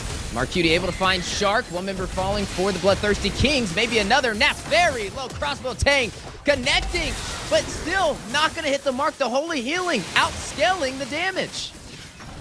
Ooh, but this allows Mobazane the time he needs to be able to get that first objective, or to get that first Lord. And while they might not be able to get a great push off of this, I want to say it offers at least a little bit of breathing room. Yeah, good fight for BTK there. They get him low enough health to where they don't want to engage onto the Lord, and Mobazane just rushes it. So the comms are there, and like you said, breathing room is key at this point, because as we just saw, Zia gets the crossbow of Tang off, but it's still getting outscaled by the healing right now. It's still getting outscaled by the composition that Cloud9 has. So maybe another 2 minutes till they really pop off, or enough crowd control lands from Shark and Fried Chicken. Yeah, but right now, BTK in a position to push with this Luminous Lord on the top side. Yeah, and it's going to be coming in. You can see all the damage. Looking for a fight is BTK. Yeah, and a fight they will have as the Lord quickly getting bursted down. Cloud9 on the defense, able to prevail, and now shifting focus to the mid lane. They will not be able to stop them from taking that tier 3 turret, but now BTK finding their composure. Zia getting more confident and more confident on the Wan as well, dancing around. Nats also being more careful. He's not forcing any big way of the dragon kicks. He knows this is getting more and more dangerous as the game prevails. But Basic being able to shred down the Lord from that also gives Cloud9 a lot of room to breathe. Ooh, big pop-up. Yeah, and the Glorious Pathway dropping down. Best player able to take down Chicken. Did BTK overstay their welcome? Speedy Lightwheel's going out as well. Zia able to shut down Best Player. Now needing to get back out to safety. A 1-for-1 trade. Zia just like, I'm just going to squeeze through here, finds himself a kill, and ekes himself out from the entirety of Cloud9 team. And literally right after that, he gets a Malefic Roar as well, which is going to be very helpful in dealing with, you know, some of these tankier heroes on the side of Cloud9. So maybe that time has finally come. He's got Wind of Nature in too to give him even more sustainability. And I think that's why we're seeing him get a little bit more aggressive on the 1-1. He's willing to dance through the ranks and kind of jump in and out. And we've been waiting to see that big moment from Zia, I feel like, from the start of this season. We've been hyping him up. We've been wanting him to really just pop off. And if there's a game where it couldn't matter most for him to do that, it is definitely this one. Yeah, and with this game, we should be able to see possibly a full 5v5, especially with both teams down to their inhibitors. Ness using the G Condone, doing a great job of kind of playing some recon, right? Spotting out where the members of BTK are, and also trying to hope to waste some utility. Yeah, I mean, Trex was talking about it. He's basically a baby roam right now. He's just all over the map, all over all of these bushes, getting the vision, able to maybe even waste out some of these abilities. But now we're not in the right position just yet for this Lord, as you see BTK scrambling. Yeah, scrambling, and an opportunity may become available. Best player taking the Lord for Cloud9 and able to wrap back around to the base. Look at the positioning, though, from Nas. A little out of position, but he has the mobility, the G Condone, and the flicker play to expand the distance back to safety. He is smart there. He doesn't go for the bait, man. He's like, I'm not chasing this down. Lord's coming. Let's play it safe. Back to the basics. But Cold World with the Holy Baptism is going to come out. A little bit of a stun and a knock up from the G Condone. Basic finding Mobazane. Glorious Pathway dropping down. Both sides fighting it out. The displacement. Pride of Ice forced out. Best player will fall. Shark able to get that kill. Chicken forced to use that flicker in the mid lane. One member falling for both sides. Oh, what and this is it. How close Cloud9 is coming in these fights. They were so low, but BTK not in a position to really chase them, especially with the Luminous Lord coming down at the bottom. I mean, Cold World just channeling his inner Rennie J right now, channeling his inner Hitman right now. But even, I mean, that Glorious Pathway is coming in clutch. BTK definitely not out just yet. Right now, Cloud9 dealing some punishing blows with the setup. Basic able to take down Shark. Nas will fall. Hoon able to secure that kill. A 1-for-2 trade so far. And now BTK may be able to turn the odds back in their favor. Yeah, and Zia doing such a great job right now. He is that clutch in the late game that they have been looking for. But right now, I want to say Shark, they have been finding his number basically all game. Able to find him, face checking, able to burst him down. That speedy light wheel is just become a huge nuisance for him. And that's the thing with the Hylos, though. It's kind of your job, right? You just go in, you stand in the middle of everybody, you hit your Revitalize button, and you do as much chip damage and absorb as much damage and buy as much time that Zia needs to pop off. And Zia is starting to pop off. Zia's hunting more and more, and Cloud9 is feeling it. They're having to back off a bit. What BTK needs next is get one of these inhibitors down, get another big Lord play. Ooh, there goes Nas. Wasting the utility over there from BTK. They have all been spotted out. Cloud9 in position for a possible counterplay. Hoon gonna face check this bush, though not gonna step in there in a wise decision. Yeah, and both teams kind of giving each other that distance. Right now, BTK in a prime position to set up for the next Lord. But, oh, Shark's going to go ahead and face check that push there. They're looking for an opportunity to kind of find one of these fights. Because I want to say these fights, they're even. They've come into their power spikes. Hoon's able to get the CC on there. They're just trying to set up Zia. Oh, big kick. Ooh. Way of the Dragon for the setup. Basic with the follow-through. Finding Mobazane. Chicken. Hit the speedy light wheels. Very low, him and Nas duking it out. Needs to get away from the Primal Wrath, both sides still engaging in the mid-river, but the Holy Healing keeping Cloud9 alive. Yeah, then the speed from it, the ability to disengage. Zia just can't catch up right now. He's trying, he's looking, but every time Cloud9 just gets out of range. And the big deadly thing from Cloud9 is that Way of the Dragon paired up with the speedy light wheel. It is just immediate burst. It is just immediate death for anyone. Mobazane literally just walked in the winner crown right before that fight and couldn't even pop it. That's how fast it happened. Ooh, speaking of fast, yeah, and right now the pressure starting to mount for BTK. A Lord coming, and Mobazane having a rough time right now. 0 and 5, not really finding his mark, his usefulness with this Roger pick. Yeah, we got to see how effective this will be on the push with the Luminous Lord on the bot side. Yeah, Hoon doing a good job of zoning. The Zushin pick definitely helping a bit. Nats, though, looking for another big play. They got to watch out for that Chicon Dome, and they got to watch out for that Way of the Dragon, because if someone gets picked off at this point, it could be GG's. Yeah, they make short work of the Lord. Just one more high ground here. But the thing here is the pickoffs. They need to be able to be smarter, especially when you don't have all your players together. At that one point, Zia was out trying to clear the top lane. Mobazane got picked off there and taken out, especially when it comes to the setup for the Lord. Ooh, speaking of setup, that's placement down to 50% HP. Holy Healing still in effect, and BTK holding on to that inhibitor for the mid lane. Boys, we are officially 20 minutes in for Game 2. Game 2, 20 minutes in. Things are finally starting to, amp up a bit, and we're only in the beginning of the night still. Now, BTK, they've been trying to get Nats so bad, man. It's like every time they stun him, they get the double lantern flare, they pull him back, but it's just not enough to get the kill just yet. And I'm wondering, when they do, if they do, is that the moment that BTK finally turns this completely into their hands. Once they're able to finally get that pick off like Cloud9 has been doing to them, is that the big answer for BTK? Yeah, and you can see, I want to say a little bit of a recall coming out. They are going to have to answer that top lane push from Zia, and this might put BTK in a good position. They still aren't in position for the Lord, but we've talked about it before, man. We got to be more careful when these Lords are coming up, now starting to group up. I want to say they're honed in. They know they need to isolate Zane before this Lord and to just take that retreat out, and they've been succeeding thus far. Speaking of succeeding, just look how effective that Lantern Flare is. Whoa! Look at the knock-up.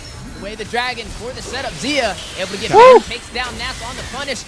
Pride of Ice comes out possibly. Winter Crown actually from Shark. Best player able to get that kill. Displacement on the best player. Now need to be careful. Use the Winter Crown of his own. Now Immortality on top of that. And may get shut down. Unable to escape to safety. 2-1 in the mid lane.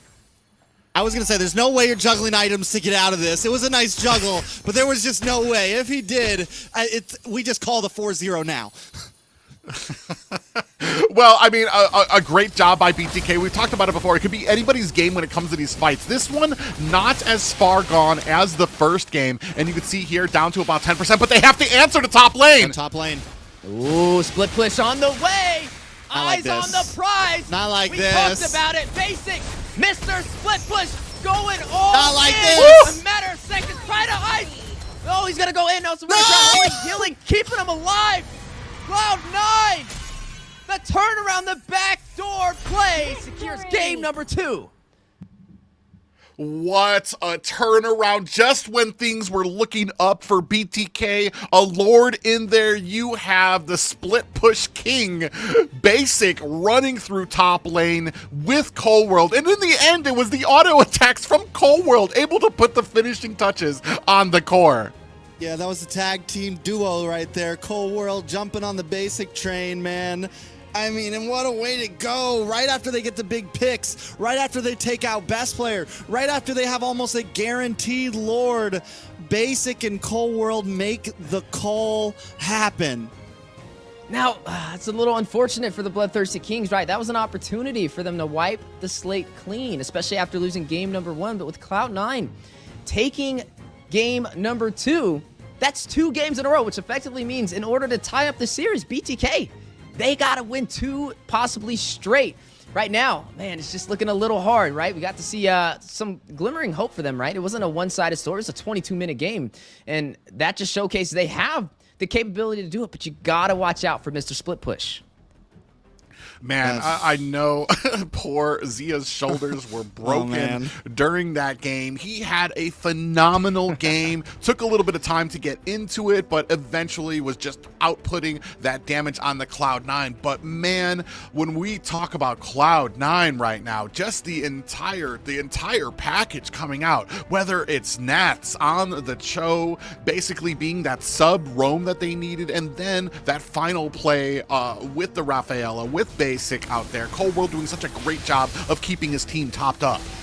You know, it took a year or 2 for Basic to perfect it, but he's been doing it back-to-back this season. He's been pulling it off, and whether you love him or hate him, Basic has definitely stepped up his game this season right now. Another beautiful backdoor. This time he brings Cold World along with him, and it just feels like Cloud9 always has an answer right now, man. Whether it's early game, whether it's mid, whether it's late, whether they're behind or ahead, they are a team with answers in the Land of Dawn right now. Yeah, man, you got to look at the map. It always stings when you get hit by the backdoor play, and if any player is able to pull that off, it's definitely going to be Basic. A lot of engagement, though, from both sides, right? It wasn't the same story as game number 1. Game number 1, I feel like, was a little bit more of the draft and why BTK was not able to push through. But game number 2 was just purely just the map, right? Rotating around and able to get to the punch a little bit faster than the Bloodthirsty Kings, which means for game number 3, they're going to have to step it up a little bit. What was it completely just the play, or was Roger maybe not the greatest pick? We're really dipping into that Roger well at this point. And I have to wonder, is it like, is there not something better that we can maybe go with? Yeah, I mean, there's definitely some things better that you can go with. I don't think just to keep it point blank period, the Roger like you said when we started all of this, when we started today, the Roger has had some hard nerfs, right? The Roger has had some tough days. It's had better days, but right now it's having tough days. And there were picks open, right? There was the Noland open. There was some options open. And it feels like BTK is pigeonholing themselves into something that they shouldn't have to. So we're coming into, you know, game 3, possible match point if C9 wins again. Morale just got hurt with a ruthless backdoor. You know, it's just, there's a lot of things going on, and I think there's a lot of things that need to be fixed. Yeah, I mean, there's if there's any team that is not really frazzled by being behind, by having the odds against them, it's going to be Zane and the rest of BTK. However, I mean, that doesn't mean you're going to completely ignore the pressure and ignore kind of the strategy. And right now, I mean, that last game, I want to say, I mean, despite even with the Roger, it played its role. They were able to still get the pickoffs, especially that last fight. It just kind of comes into, for me, did that last fight go in BTK's direction because they didn't have the Raphael and Basic that were trying to split push, as we've talked about, as part of a plan that they always have for a lot of these fights? Every single time there's an engagement, every single time Cloud9 lose somebody, they take 2 back from BTK. And that's a lot of questions that BTK will have to answer. So we're going to give them a little bit of time as we jump over to a short break, but don't go anywhere, as we'll be right back.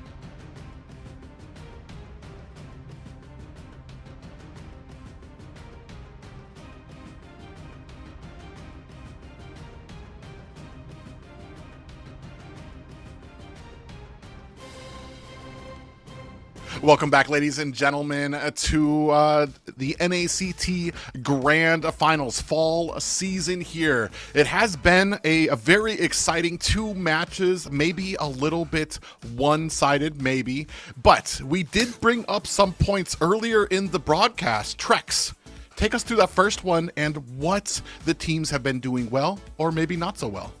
I mean, draft analysis says it all, and I said it in the beginning, and I don't mean to repeat myself, but, you know, BTK can lose in the draft easily in these 7 games if it goes to 7 games at this point. And right now it feels like BTK is scrambling in the draft. And I'm not trying to hate, man. I'm not trying to say anything, but that's just what it looks like. And they need to figure something out. They need to find some answers. They need to push some boundaries down, because if the drafts continue this way, it is going to fall into C9's hands. We've seen the Roger get picked up twice now, and both times did not do that well. I mean, Mobazane 0-5-0 in the last game, and it just feels like C9 kind of has the answer every time, to the counter picks with the Aurora, to just so many things, making sure that Basic is always comfortable in the gold lane. It feels like they don't have to try that much, and BTK may be trying too hard.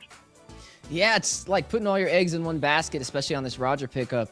But honestly, with game number 2, I feel like there were still some things that went right for them. But again, that backdoor play, a little unfortunate. And now, as we move on over to strategy and execution, right? We talked about the winning conditions jumping into the series. And right now, Cloud9 is performing. They're able to pretty much keep Mobazane uncomfortable. I would say even in the draft, forcing out picks like that Roger. And then, you know, a little bit of weird strategies with that YSS flexed into that gold lane.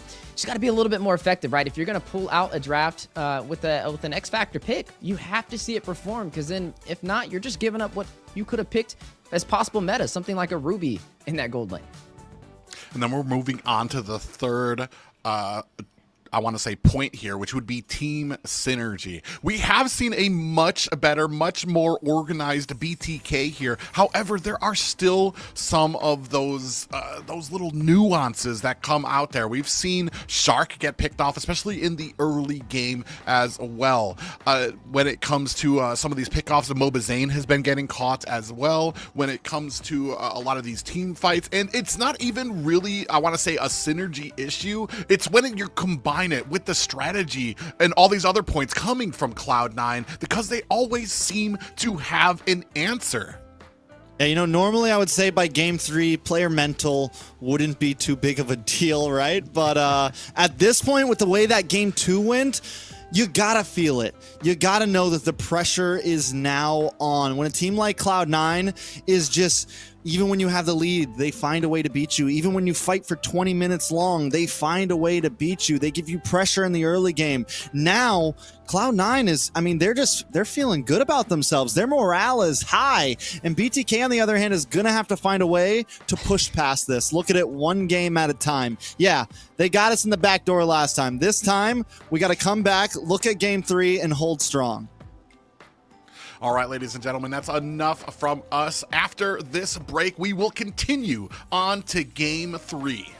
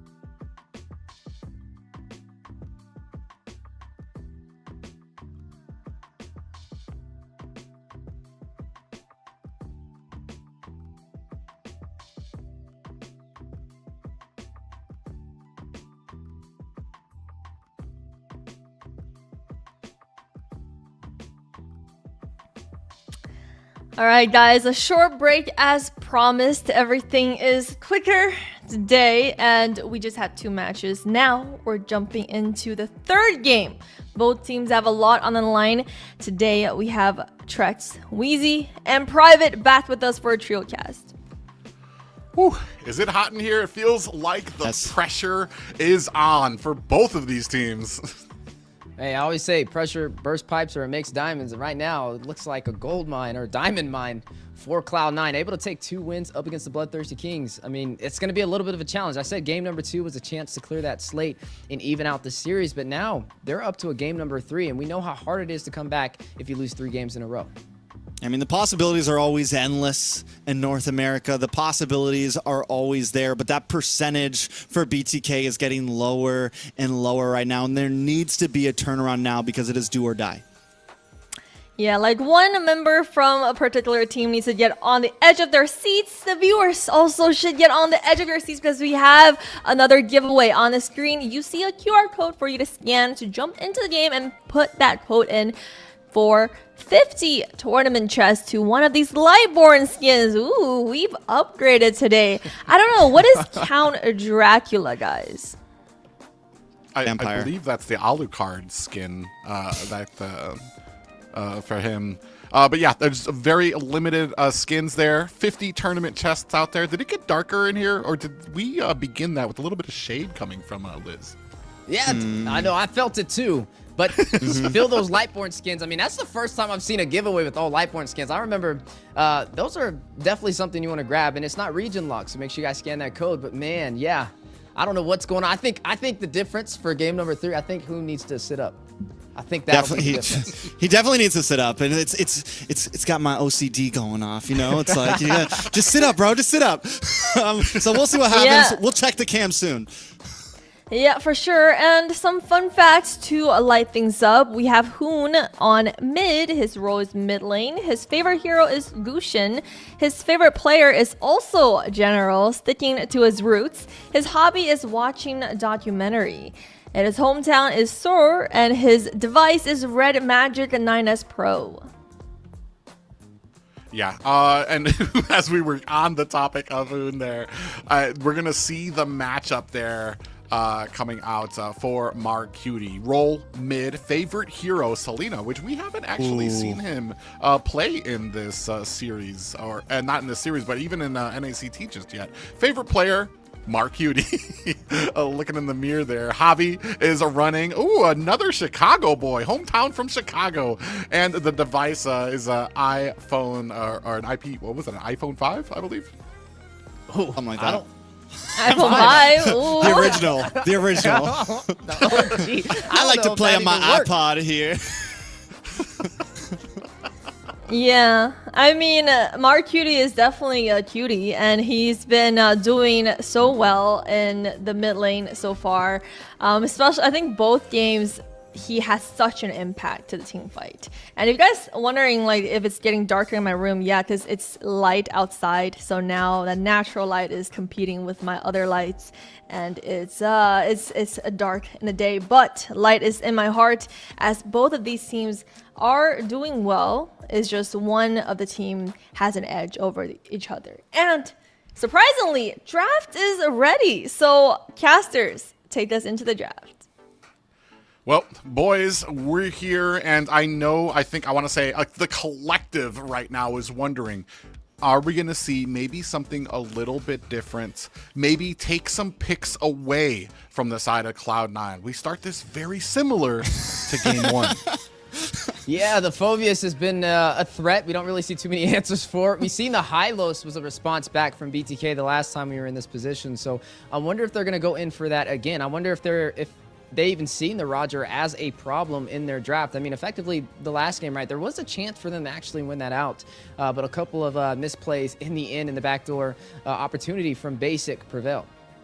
I mean, this is, as you said, very similar to game number 1. We see the Phobius. I think BTK are the ones who are forced to switch things up until they find that magic composition, right? And yes, last game, They had some comeback potential, but even if they got that Lord, the game wasn't exactly in their hands just yet. They go for the Harith this time. They pick up the Gatot, give Zia something comfortable that we know works, right? It's not kind of risky like the Wanwan. It's not kind of risky like the YSS. So just comfort on the side of BTK right now. I got a feeling, though, we might just see that Nolan again taken up by best player here.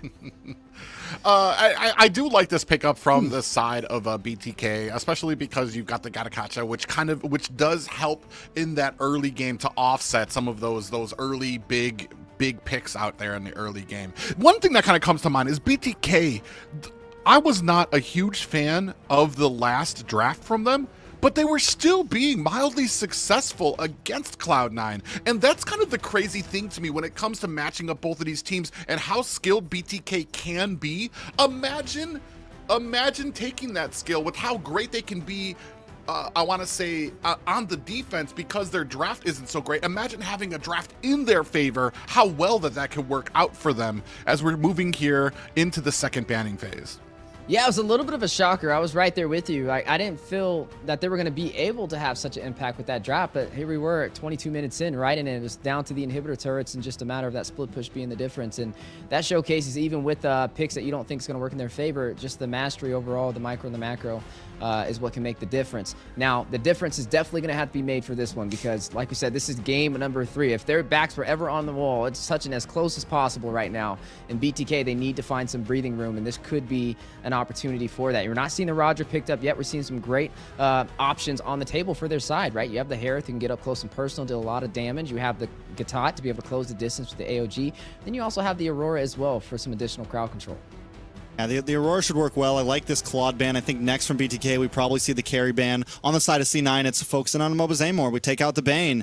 Possibly, there's the carry ban. Possibly Nolan ban next just to focus down more. Or if they really just want to be like, let's see if you can play Nolan, they ban out the Roger here just to really, shove the dagger in a little bit deeper. But on that side, after whatever this last ban is, BTK, they need that jungler, right? They need an EXP laner still unless they flex this Gatot over. What do we think some possible picks are private? Well, the thing for me is that this focus onto Zayn, this is something that we talked about before. It cannot just be the Zayn show and ban him out, and that's the end of what BTK can put forward. The rest of the team, we're going to need to find some picks there. Potentially, I mean, depending on where this Gatakacha is going to be going, I'm assuming it's going to be picked up by Shark, which leaves open that XP lane. You still have Arlot, which kind of, I want to say, hasn't been used a lot here. Something we need to figure out a plan to go against Phoveus. We tried Flied Horse, we tried Hylos in the first game. He was still able to out-rotate and really wasn't having the impact that they wanted to. So maybe something else that can kind of clear lane, that can kind of join in the fights very early. We'll see what we come up with. Yeah, definitely going to have to find something, but it's very hard, right? We've seen a lot of players kind of be very effective with this Phoveus Trex. I feel like you may have an answer right there. I don't think it's the Arlot. The Arlot has a rough time against the Phoveus, but I think the Gatot could maybe get flexed over to Fried Chicken, and they pick up something for Shark here. Maybe like a Grok. Grok could also be EXP, so either way, it could go both ways. They pick up the Valentina from Arcuti, needs a gold laner. Does he maybe just go for the Ruby here, and instead of picking the long range or something a bit more fighter-based? Yeah, that's interesting having the Grok out there, because even if it does go into the XP lane, the passive from Grok, the more physical damage items you have, the more physical defense he has as well. So that could be potentially something that will work well. And I like the flexibility of this for them. It's going to come down to how well it's played, We have not seen a Paquito in a very long time coming up in the jungler, but it is something that I've harped on because Zayn is so good on especially with that burst damage that can come out from Paquito. We'll see if it works well into this composition. Yeah, I mean, it's an X Factor play again. I mean, you can just tell by the reactions every time Opa Zayn pulls out something in the jungle. It's definitely a sight to see. But again, this is game number 3 for BTK up against Cloud9 in the grand finals, and it's 2-0. So He definitely is going to want to be very aggressive. I mean, at least with the Paquito, right? You're able to kind of close the distance and also able to sustain yourself with some additional shielding. But it's going to be down to the execution, down to the wire. And I feel like BTK, even though it might not be a jungler you're used to seeing, it's great here because they have a pretty solid composition. Yeah, but ladies and gentlemen, we are moving into game 3. It is do or die time for BTK to find a reply, to find an answer to Cloud9's dominance. Okay, so taking a look at the draft, it does look like that Grok is going to be EXP lane. Wondering if he's going to, you mentioned it, Private. Wonder, does he go damage here? Does he pick up the Blade of Despair first item? Does he go all in? This is not a new hero to Chicken. He's comfortable with it. It also gives them some nice crowd control, some nice engage and disengage. Out of the 3 drafts that we've seen from BTK, this one is probably one of my favorites. It feels a bit more comfortable for everybody. Mobazane, I mean, yes, the Paquito is unheard of, but it does have an insane level 4 power spike. The damage is definitely there if they can capitalize on the laning phase. And that's what we're going to be keeping a close eye on, right? The laning phase. How are they going to be able to effectively keep their side laners alive and also get these objectives? How are they going to be able to get into these turtles? Now, there's a lot of things working well for BTK's draft. You have the Aurora, right? The crowd control, especially this early. You have Shark able to close the distance and able to be the initiator for these setups. And speaking of setups, look at BTK. May be able to close the distance on the top side. That's a 4-2 engagement possibly on the way. There goes the CC for the taunt, and Zia securing the kill on Cold World. Man, and Cold World, I mean, it felt a punishment there. 4 members of BTK going in, Mobazane very quickly, and that's the strength and the burst you have out of the Paquito. Yeah, that's the BTK you want to see, right? This is the early game that they normally bring, and they do this early game gank onto the gold lane. They don't get the gold lane, but still finding Cold World kind of slows them down a bit, because on the Cho, we know Cold World wants to be aggressive. On Mark Cutie, on this Valentina, they want to be in your face. They want to stay on the opposite side of the river. Yeah, and that's going to be huge for BTK, right? Leading the momentum for the early game, keeping Cloud9 behind as we are now seeing this turtle spawn in. Will they be able to take this objective? You are going to go ahead and see right now everybody getting ready for the fight. Cold World trying to be a nuisance here. They're going to see if they're going to be able to maybe punish him before this turtle comes up. Starting to gather some positions. Great aside from Cold World, but it does look like they're not going to really focus. Fried Chicken taking some heavy damage. Yeah, he's going to get a G Kondo to the face from Cold World. Now going to go back to safety. Cloud9 in a great position, zoning out the BloodThirstyKings from this turtle. Chicken finding an early grave. Nats able to slam down with the demonic force to shut him down. And you are going to see best player claim the turtle. You know, I feel like Chicken just had to throw that wall in to kind of try to reset the turtle. Unfortunately, not only did it not reset the turtle, but it put him in harm's way, so they got a kill along with it. I feel like once Mobazane leaves that, right, he's the rest of the team should have just backed off, not even gone for that turtle. But they go for it. They lose 1 member for it. It's now 1-1. We're back to ground zero. Cloud9 with a little bit of an advantage. But now we're already seeing, I mean, Cold World just in their face nonstop. Do they let him do this, or do they just ignore him? I mean, there's not really much they can do if they can't close the distance. The mobility is just what makes Cho such a threat. We've seen him prioritize a lot this NACT. I mean, look at that. The G Kondo for the knock. Wild charge play, though. Shark able to find Cold World, able to punish best player, finding Fried Chicken. That's going to be a 1-for-1 trade for both sides, but Nats winning the heart of the battle with the demonic force, forcing Mobazane to the tier 3 turret. A much cleaner game, but you still see Cloud9 able to answer back every single death with a kill of their own. Yeah, Nats 1-0-1 now. Back ahead in these rotations. Look at the top side. Ooh, shadow kill does connect, but stacking together with Sharks, not really going to deal much damage. Yeah, and with that, he's going to have to disengage. And a big pressure now starting to mount for both of them. Cold World just has so much vision all around the map. Mobazane can't go anywhere without the side of Cloud9 knowing. Yeah, so, I mean, who's really got the lead right now, bro? Like, if Cloud9, does BTK have this breaking point? Like, first, do they get a big power spike around third turtle, first Lord, you know? Do they kind of need to wait it out here?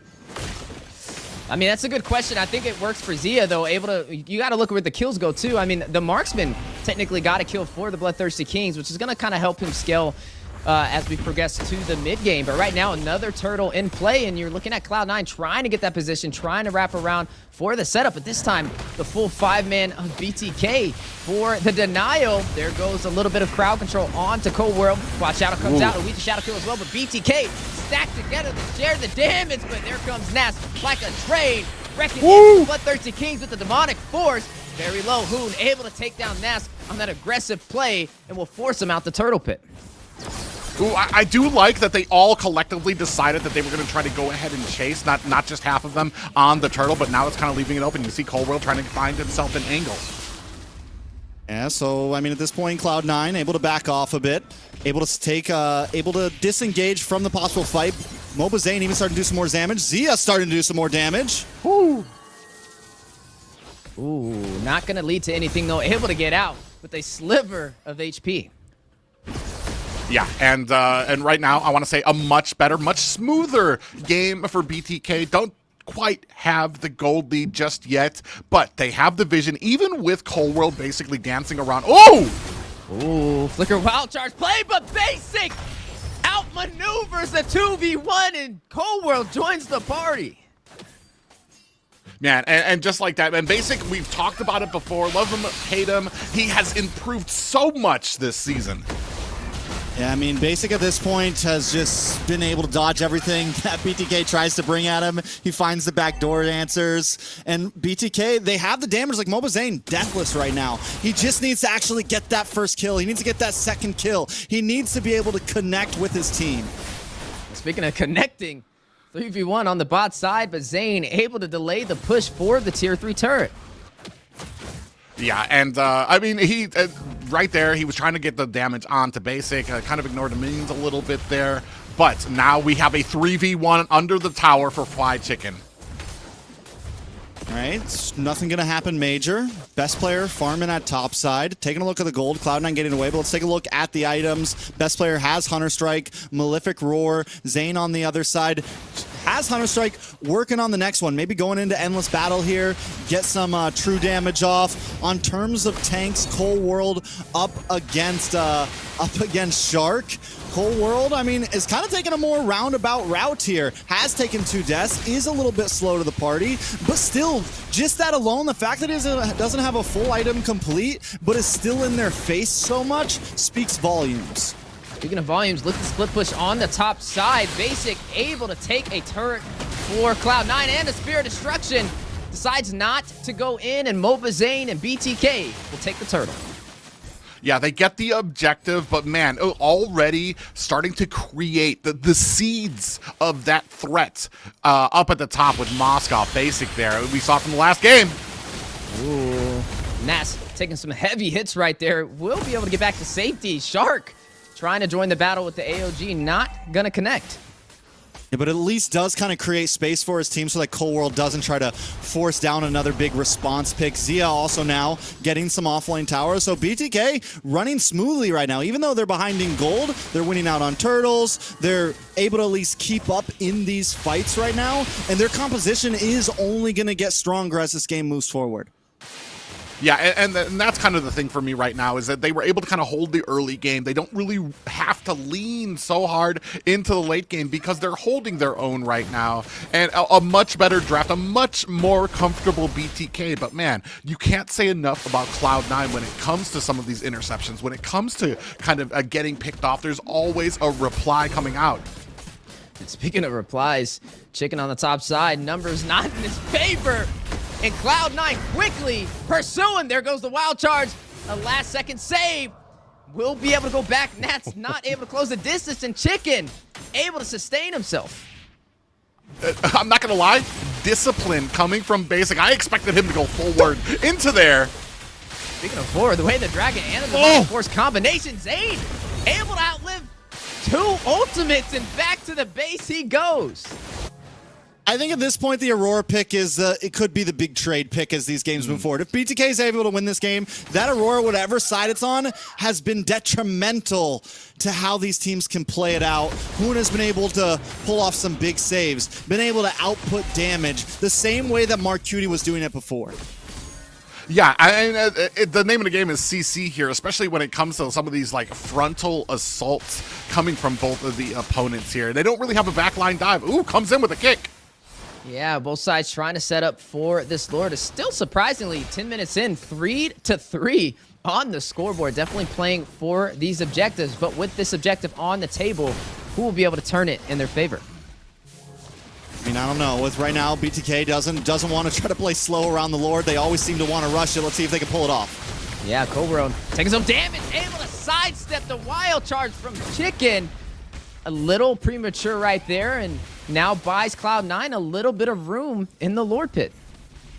Yeah, and the Lord reset here. Both teams are looking, I want to say Cloud9 a little bit more comfortable in there, looking to try to start a fight here. Goes in! With the quad shadow, Ouija shadow kill as well. Not going to deal the final touches on to Shark. That's going to be a lot of utility baited out. And that'll buy BTK some time for that Lord push from Cloud9. I mean, Lord's still up, right? Lord's still sitting. It's still first Lord. Both teams taking their time. A little bit of a dance going. Both junglers going back to get buffs. Best player's going to need the purple. Another big Frigid Glacier comes out, so that's 1-0 down. But look at Zane. I mean, we question the Bakito, but the damage threat is definitely there. Yeah, but look at Basic on the bot side. Ooh, yeah, he's trying to get that split push in while the team is fighting out here. Yeah, you're going to see the Demonic Force drop down. Mobazane able to claim the Lord for the Bloodthirsty Kings, and Basic yet to find a turret for the trade-off. There goes the Luigi Shadow kill and the Quad Shadow. Best player trying to go back to safety, but going a little bit to the wrong direction. He should be okay, though. He should have the Quad Shadow in time. Basic will take the tier 2 on the bot side. Was it worth it, though, right? Like, do we think the tower was worth the Lord? Depending on what BTK gets here, that's when that question will be answered. Yeah, and this is kind of something I brought up before about some of the early games from Basic. It's like, yes, the split push can be viable, but is it always viable when they probably could have used him for some of those fights? Yeah, and right now you are seeing a great push from BTK. With that Lord on their side, we'll be able to maintain the pressure for the advantage at the 11-minute mark. I mean, so far it's been viable, right? Like, so far it has worked, but BTK needs to take advantage of that, right? They need to know what's happening, and that's when they rush the Lord, which is what we saw last time in this past Lord. So maybe that's the real answer. And if they can time those moments right, then they turn it into not being viable, right? Yeah, and that's the biggest point there when it comes to not being viable. But, I mean, they're doing such a great job here right now, but still kind of hanging behind when it comes to the gold lead, but the macro is on their side. And speaking of macro and micro, both sides are going to be fighting out possibly in the mid lane. A lot of utility wasted right there, but here goes the engagement we were looking for. Zia able to find Nats in the heart of the battle. Who finds Cold World? 2 members dropping for Cloud9. Maybe more with the Ouija Shadow kill, but Mobazane will take down best player, but not before he finds Chicken. Basic able to respond back. Will take down Shark. That's going to be a 3-2 trade. There goes the immune on a Basic. Need to get away. Back to safety. Zane will not follow through with the chase. Both sides very low. And a fair disruption. Almost down the middle. We were talking about needles through threads earlier. That was a needle through a thread, Private. Yeah, they're a collective sigh from the rest of BTK as that just whiffs just narrowly in between all of them. Because I want to say Basic would have been a huge factor there. Probably would have been able to take at least 2 of them down. I mean, knowing Basic, he would have gone for it, right? You know, Hoon's still laying down. I would have thought he would have stood up by now. But right now, BTK, they're providing a lot more pressure than what we've seen, at least in Game 1. Game 2, it was building up, but Game 3, we're starting to see it make a difference. And, you know, best player just locked in another item. He's 3-1-1. We're starting to see that damage start to really work out for best player. He just got a couple kills. Yes, the big trade happens, but it is starting to happen. The pressure into the backside is becoming worrisome for BTK. And even though BTK does seem to be winning out, at least getting the extra kill in these fights, there is still a lot of threat, and they have to play correctly. And right now, Cold World doing a great job trying to bait out abilities going into some of these pushes. The rest of BTK looking to go ahead and start on this objective. Yeah, and I mean, the difference with this one, though, is you are going to see Basic possibly for this engagement, or is he going to go in for the split push again? Last time he did it, he was able to take a tier 2. Yeah, I mean, so at this point they dance, and for the first time in several games, we're seeing the dances be a little bit slower, right? They're playing more around the Lord. They know they need control. Take a look at that bot lane, but wait, conceal play. Yeah, they saw Shark very low. They decide to engage. Wild Charge connecting from Fried Chicken. Only going to knock up Basic, though.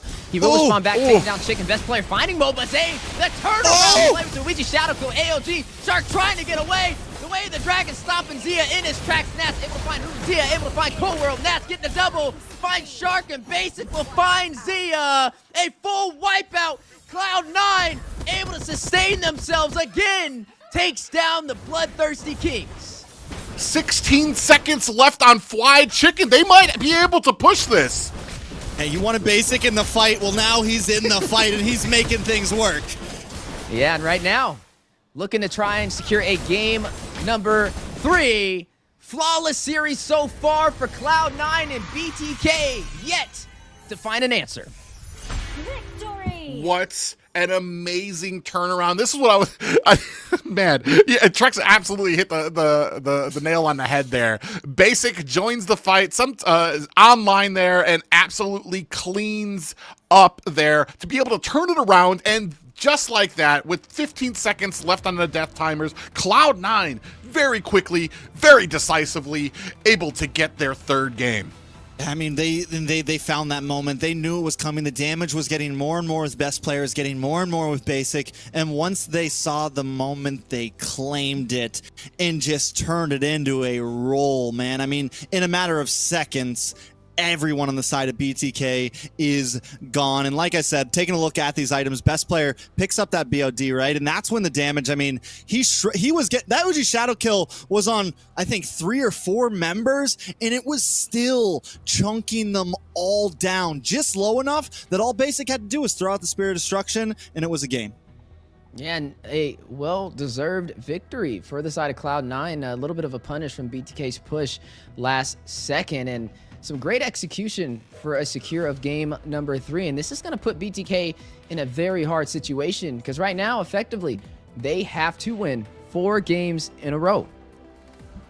Yeah, exactly. I want to repeat that. They have to win. Have to win. There is no more options for them right here, and they have yet to be able to find an answer. Cloud9, when it comes to the draft, when it comes to knowing their power spikes, when it comes to having that pressure all over the map.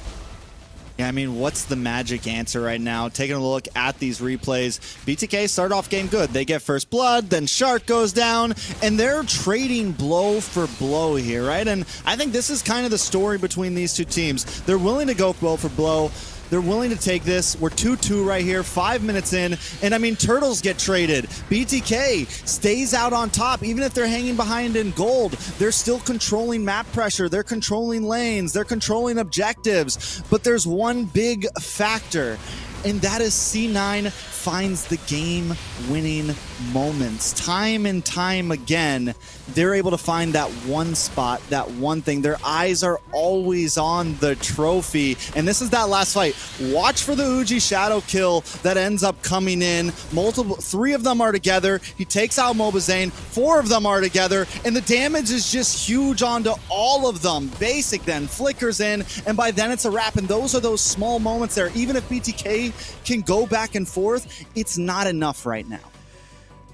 Yeah, and I don't even know where you go from here. BTK has yet to be able to find those answers. Maybe it kind of comes down to the point where mlbbnorthamerica, I want to say it was a successful pick for him, but a lot of those early kills did not go to mlbbnorthamerica. I believe some of them actually went on to Zia, and maybe when you have it more organized, where Paquito is a little bit more fed by the mid game, by that late game, he's able to kind of get some of those one shots. He might possibly be able to be that force he needs to be, and I'm wondering if maybe that kind of came into play. Yeah, it's kind of hard, right? I mean, you're just seeing a lot of things go right for Cloud9 right now. Even when it looks like BTK is in the lead for the match, a couple of mistakes, and they're right back to square one. up against Cloud9, and now with their backs against the wall.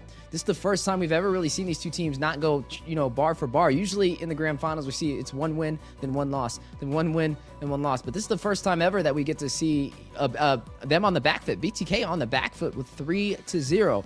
But it's not over yet. I mean, definitely they have to find that needle in the haystack. And hey, we got to see that needle thrown with that Spear of Destruction, and it didn't hit anybody. So if they have those odds, maybe they can pull it off just yet. But it's definitely going to be the biggest challenge that BTK has ever faced. You know, there's an old Disney movie called Brink, old cult classic, man. And there's a line in that movie, and it seems super simple, but they just say, just do better, do better. And sometimes I think it just comes down to, like, because right now it just feels like C9 is doing better. Like in gameplay, in draft, across the map, they seem like the team to win this. From the start, we came into this day with some clear objectives for BTK to turn this around, and they haven't been able to do it. Even when it feels like it's so close in BTK's grasp, they just can't pull it off. Yeah, here we're going to go ahead and see just a little bit of a change up when it comes to the bans here. This is game points. I'll go ahead and repeat that out. Game point for BTK. They need to get this victory over Cloud9, who has come and they have performed. Yeah, I mean, match point, like you said, it's going to be very hard to kind of pull this one off. And I wonder, it's like, yeah, the draft wasn't something we traditionally see, but I mean, there was a lot of moments in that game where BTK had the advantage. So I think it's even boiling down to what's actually going on in the game, and not just specifically in the draft, but there are some things that have yet to find answers to. The phobias, for example, we got to see Nas on this several times, and we haven't really got to see Chicken with a good response to go against it. And, they're letting them take it, which is a little interesting. On top of that, there goes the phobias again. And every time they pick it, they've won. Yeah, I mean, it's true. I think it's sitting at, 100% win rate at this point. It feels comfortable. And speaking of that, it's like, throughout the season, Nats has been good. He's played a good part, but I feel like the team is playing. I mean, I feel like every time we see C9 play, they're playing better and better and better and better. Nats now has been so huge in these past 3 games, from the Cho to the Phobius. He's been a pivotal member in the team. Mark Cutie as well gets the Aurora, which we just know how that's been doing. Cole World plays the Cho last game. I mean, it's just all of them, man. Basic, best player. C9 are definitely monsters right now. Yeah, it's just amazing to see how much that these players have grown in North America. Like we talked about when it came to some of the first NACTs. Even Cole World, who used to be, I believe, the marksman for The Simpsons at one point. He's been a part of some of the top teams in North America, finally now shining through with Cloud9. Ooh, BTK gonna go ahead, pick up that Moskov, take it out of the hands of Basic.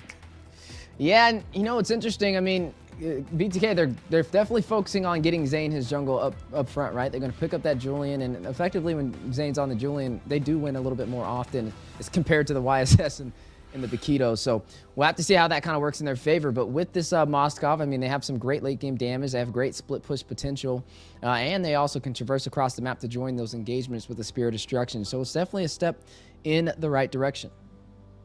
Yeah, I mean, we'll see where it goes from here. Ban's coming into second phase, targeting down on to Shark. Tigreal taken out. Maybe a Grok ban next. Maybe a Cho ban. Really just focus down on a Shark. Definitely could be clean. On the side of BTK, we just probably clawed last here. Just try to zone down on a basic. You took the moss off. The hair's gone. If the claw's gone, you really kind of limit down. But even basic, he showed depth, man. He showed that he has plenty of options and plenty of play styles.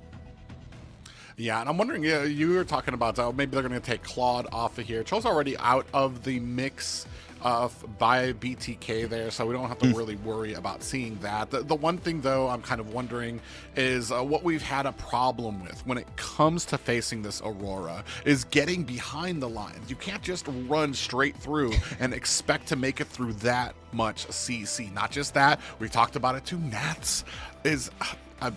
dare I say, disgusting on this Phoveus. Phoveus itself is already one of those top-tier pickups, especially when it comes to the team fights. But then put it in the hands of NACT, who's able to rotate early, who gets in there very quickly. That front line of BTK is going to be a problem. They're going to need to find a way to get to the back without having to go through these two.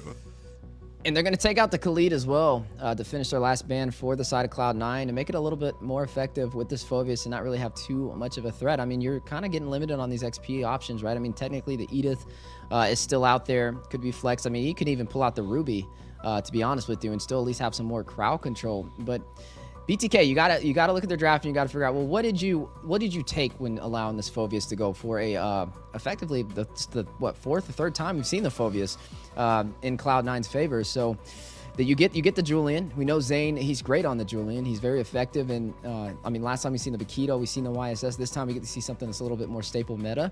And I think that's the difference that BTK is trying to make with this statement, right? They're going to try and put him on something he's a little bit more comfortable on, something that's a little bit more used in the pro scenes to make them have a little bit of that difference for the edge on C9. Basic gets this carry, though, which we saw how well it worked last time. This time there's no Cho to really, like, capitalize on the speedy light wheel. There's no big knock-up CC, but my guess is Cold World gets something similar to that. Something that can buy Basic enough time to just shred anybody down in, you know, a half a second. So on the other side, BTK still needing EXP lane in Rome.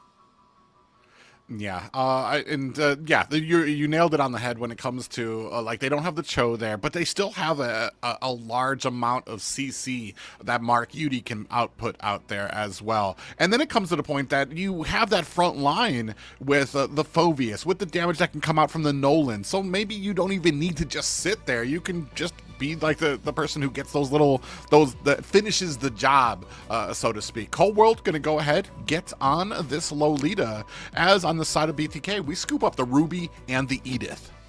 The Lolita is a little interesting because, I mean, with the Numeon Blast, you technically can get knocked up with the Earth Shatter, with Ruby, with all those hooks and the crowd control chain combos that she provides. It will be a little bit tougher for Cold World to kind of pull that off, but we'll see how that steps in. Now, when I'm looking at Cloud9, they have some great early game pressure, right? You have not only the Nolan, we've seen how effective best player is, especially with these assassins.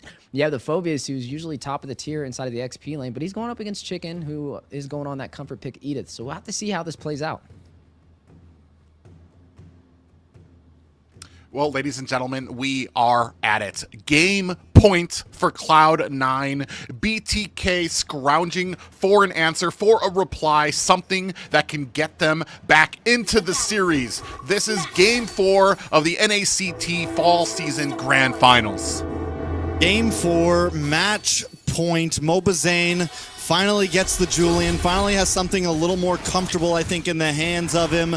Will it be enough? You know, you mentioned the Lolita Wheezy, and I kind of like it. Like, yes, the Numeon Blast is going to be hard to hit, but also you get this Bulwark to deal with Zia. You get this Bulwark to deal with the primal wrath from Fried Chicken. You just have some answers, right? And not only that, Cold World's known, and Cloud9 is known for attacking from angles, catching a team off guard. And if Cold World can kind of sit in a bush and wait for the right time for that Numeon Blast, it could definitely be huge, paired up with the Frigid Glacier, paired up with Nats, paired up with the rest of the team.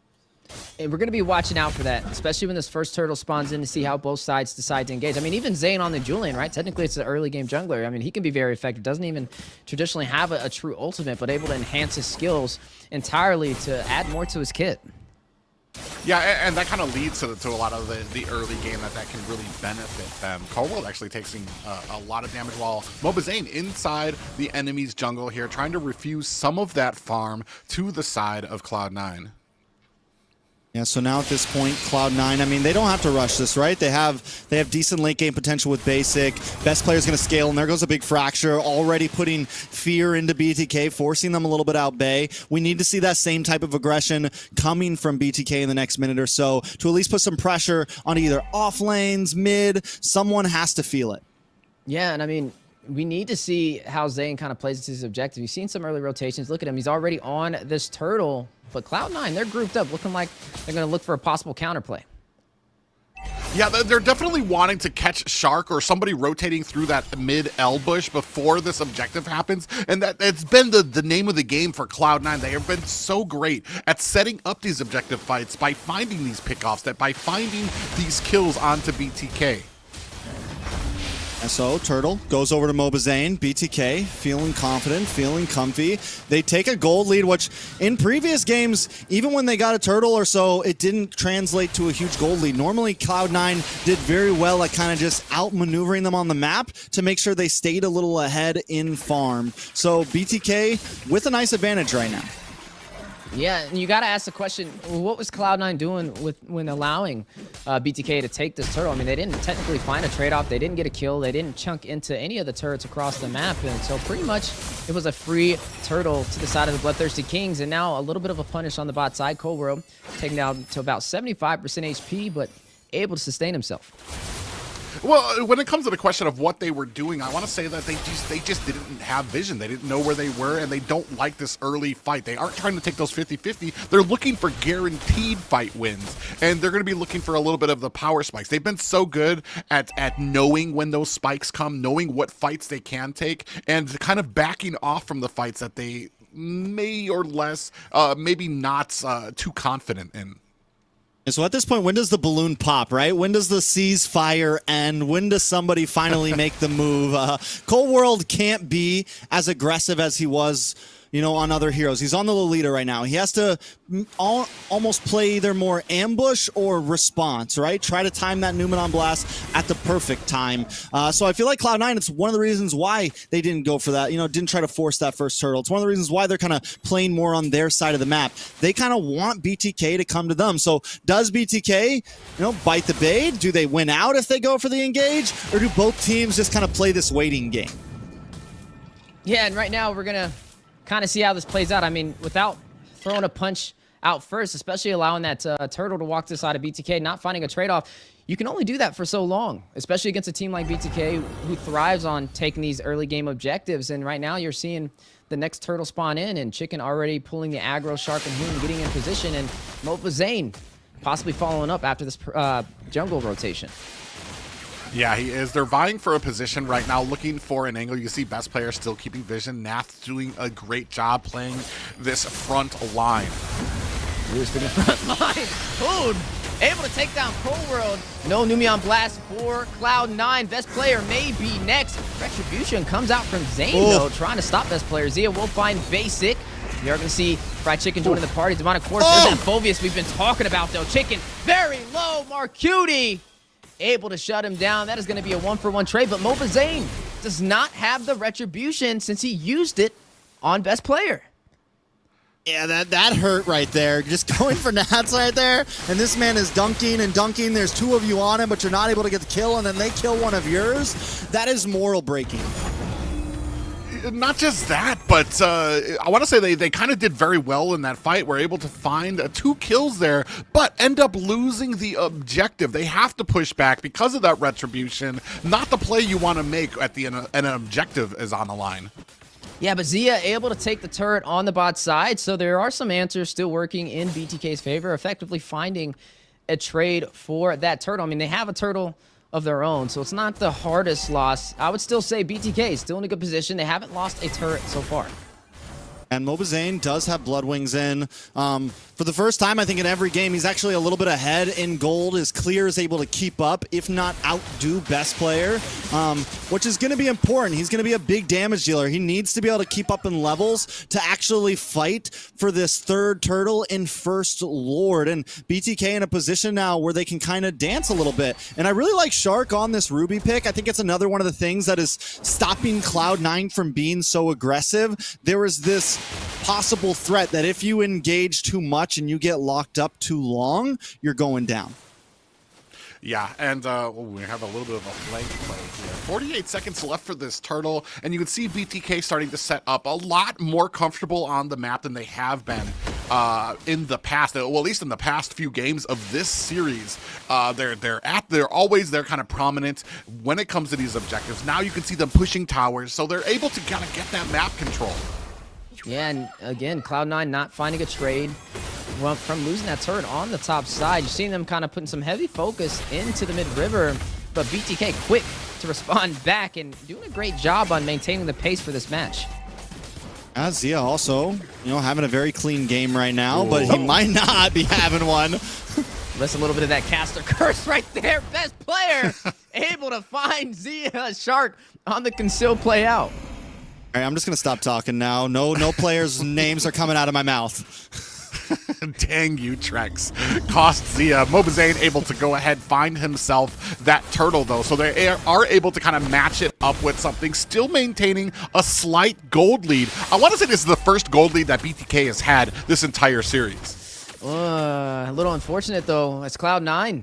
Basic doing a great job on trying to equalize this economy. Is going to be able to take that tier 3 on the bot side. There goes a retro play, though, from Zane onto best player. Not going to really be able to stop him, though, and he's going to be able to defend the tier 2 turret. Arcuti also takes a nice chunk of damage. Honestly, it still feels very down the line. BTK up in towers, but I'm wondering, once again, when does the balloon pop, right? When does a team just go all in? Or is this going to get dragged out into First Lord until both teams are forced to go all in and make that big 5v5 happen? Taking a look at the items, back to Zia. I'm sorry, but I got to mention you. You almost got your DHS in. It's almost the Holy Trinity, but Numion Blast does miss out. BTK able to disengage. But yeah, right now, Zia might actually, I wasn't able to check basics, but I think he might be ahead of basic right now.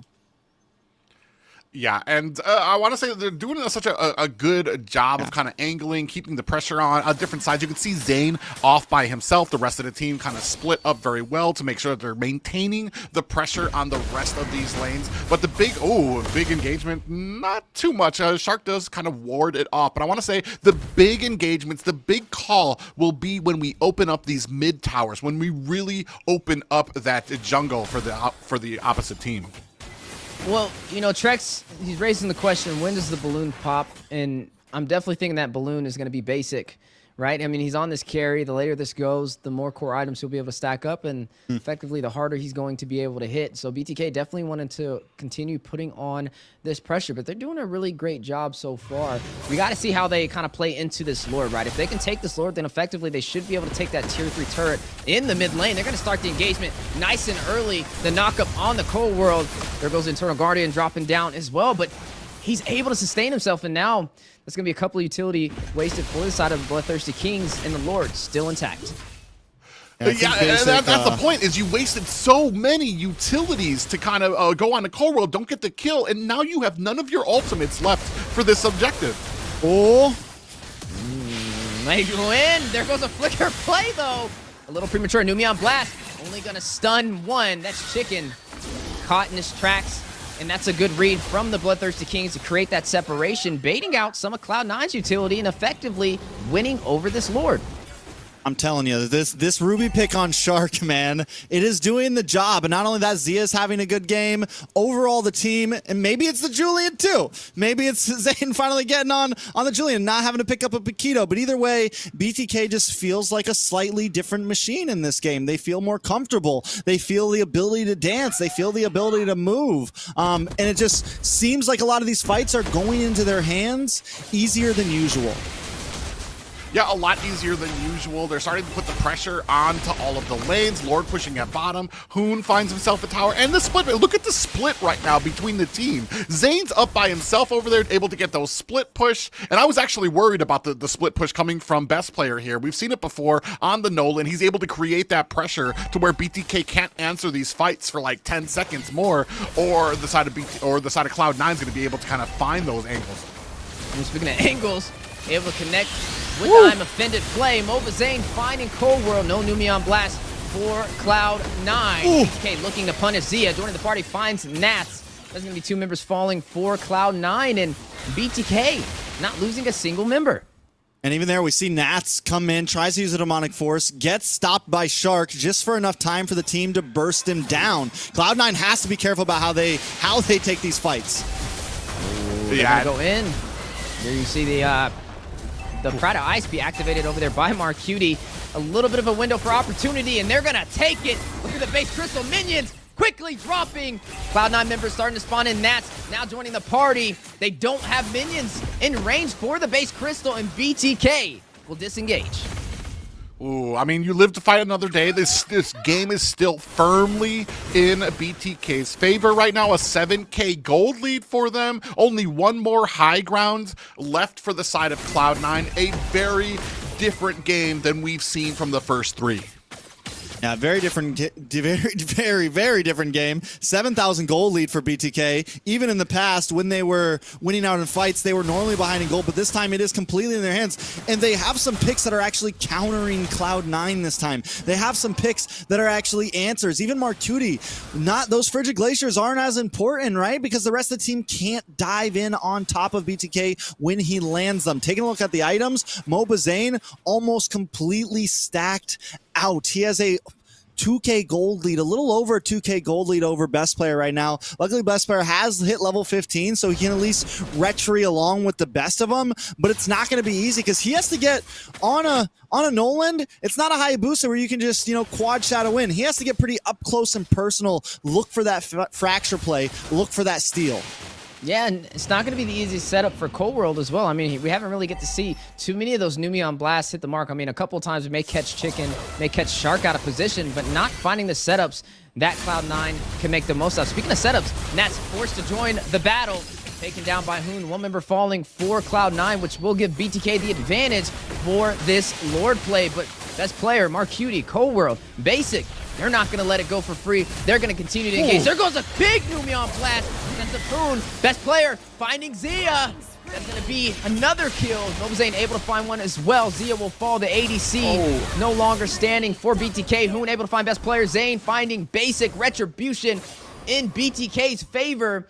Should be able to secure this Lord and able to win that trade, but they're going to go in. I think they're going to try and close it out. They're going to try and take match point away from Cloud9. There goes the knock-up, the stun, and Marcuti will fall. Nas left alone all by himself, wondering, how did I get here? And BTK will reign supreme and secures game number 4 against Cloud9. Yeah, if you thought they were out, you don't know BTK. Still signs of life showing up in this. When it comes down to crunch time in game 4, they find a victory. Yeah, I mean, it took long enough, right? BTK finally putting a point on the board. For all the BTK fans, it's just 3 more to go. Just 3 more to go. They've done the impossible before. But let's talk about the game that just happened, because BTK, I think, for the first time in the past 4 games, they drafted cleanly. They counterplayed. They moved around the map. They didn't force fights. They knew they had control, and they actually played a textbook game, in my opinion. Yeah, able to turn this around. Who would have thought, right? And overall, just a very good draft. A little different than what we've seen in the previous games. Zane running on something that's a little bit more staple meta, and not only running on it, but, I mean, look at the MVP, right? He's just doing a great job on that Julian, and this is definitely making a major difference in being able to secure these games over Cloud9, who usually has been in control for the early phase. Yeah, and especially against the composition we were all kind of gritting our teeth at, the Phoveus, the Aurora, that Cloud9 has been so successful on in the past. And we were wondering, I mean, BTK is not prioritizing it. They do get the Julian, but they give up some very, very strong picks here. But I want to say the answer here, Shark, on the Ruby, just was that little ingredient that was needed for BTK to really have the offset, to really kind of take the punishment to the side of Cloud9. Yeah, I think the Ruby was the key piece there, and I think as they move into the next game, could be another very important slotted pick for them. Shark played amazing on it. Not only did he play great on it, but also it was just a great answer to the Phoveus. It was a great answer to the best player, to anyone that really wanted to try to get up close and personal, and even Basic on this carry. It's a close range marksman, and he couldn't really bob and weave the way he wanted to with Shark on this Ruby, hanging out in the team fights. Yeah, just a great counter over to Lolita as well. I mean, Cold World not able to find those angles with this Numeon Blast. It's huge, right? When you don't have the set potential, your team can't follow up, and that's going to help BTK win these engagements and these team fights, and that's exactly what we've seen happen. I mean, this was a pretty early finish from them as well, right? Every single moment of this game, it just seemed like they were in total control. And even in that last play there. Yeah, you talk about the good too here is that you were able to get Mobazane on something he was comfortable on, or at least it felt more comfortable with that Julian there to really actually still be putting on the damage, to really kind of carry the flag of BTK forward for his team, to give them that room that they needed to kind of get that scaling. Yeah, so I mean, they got one, right? They get that game. Do they just continue on the same streak, or does C9 let them do that again, right? Because they had answers to the Julian before. They've been able to kind of work around Zayn with that. BTK still is not out of this yet. No, not at all. I mean, I honestly, you're at a point now, and this is going to be Cloud9 has the first pick here, so they're going to get the priority here. You can see there, Julian taken off the board for the side of Cloud9. They're not going to let him have that again, and I'm wondering, do we possibly get Zayn on something that he's still comfortable on, or like the first few games that were less successful for BTK, do we kind of go outside the box again for a pick that might not be that might not be good. I'm just gonna say. Yeah, there's only one way to dish that one out. and honestly, there goes thinking inside the box, and that's been the same strategy for Cloud9 this entire game, just going with staple meta, right? They're gonna go ahead and pick up this Phoveus yet again. Now, it wasn't as profitable last game, and I wouldn't really say that was a Phoveus issue. I think that was just more of not having a roamer to be able to get the setups for the team to make the most out of. When you don't have the set potential, effectively, a team like BTK, who thrives on the early game economy, who thrives on the turtles and the Lord engagements, they're going to profit. And when you get them comfortable, that's when that light switch flickers on, and that's when they're able to shine the most. So now jumping into game number 5. You're getting BTK a chance to be able to turn this back around. And I don't think they should look at this as, oh, we got to win 3 games in a row. I think they should look at it as just one more game, right? That's just one more game, and that's how they got to play it. And hopefully we get to see this go the distance. It's looking good, though. It's definitely a totally different play style in the last game than what we've seen this entire series. And I definitely think that Zayn, he needs to be inside the box for these jungle picks. Yeah, most definitely. I think Nolan could be solid here. We still haven't seen it. It's not like, I'm really surprised he hasn't picked it up, because we've seen him play it in past NACTs. It's not like it's something that's completely unsung to him. C9 though, pick up the Claude immediately. They don't this time want to give BTK a chance to ban him out to where he's maybe they don't want to have to put him on the carry again. Yes, it did work one game, but I still don't think it is an extremely comfortable pick. And when Basic is comfortable, when he's able to get on something that he has a lot of versatility on, the rest of the team does do well because of it. BTK though, take the Aurora. We saw how well it did against the Phoveus in previous games. So both teams slotting up well right now. Yeah, doing a good job of that. The only thing, I mean, I do like this draft, a little bit of a mix-up from the first game that we saw. Now they have the Aurora. They're able to take that away from Cloud9 so that they don't really have to have that huge fear of trying to go ahead, rush in. However, the big thing, the failure that we saw from BTK in game 1 was Shark was able to get show, was able to find those kicks in the super early game, but once it moved on to the mid game, once they kind of fell behind, BTK was struggling to even get Shark to get in there because he was getting bursted down. They weren't able to even burst down people that they found the kicks on. So it's going to need to be a very careful game here. They do have a lot of CC on BTK side, which I do like to see. Yeah, we got to see what's the answer to the Phoveus as well, right? I mean, technically Cho's over there. I mean, it could be flexed over to Chick, and we have actually seen that before, a Cho go up against the Phoveus in the XP lane, so it's not the worst option.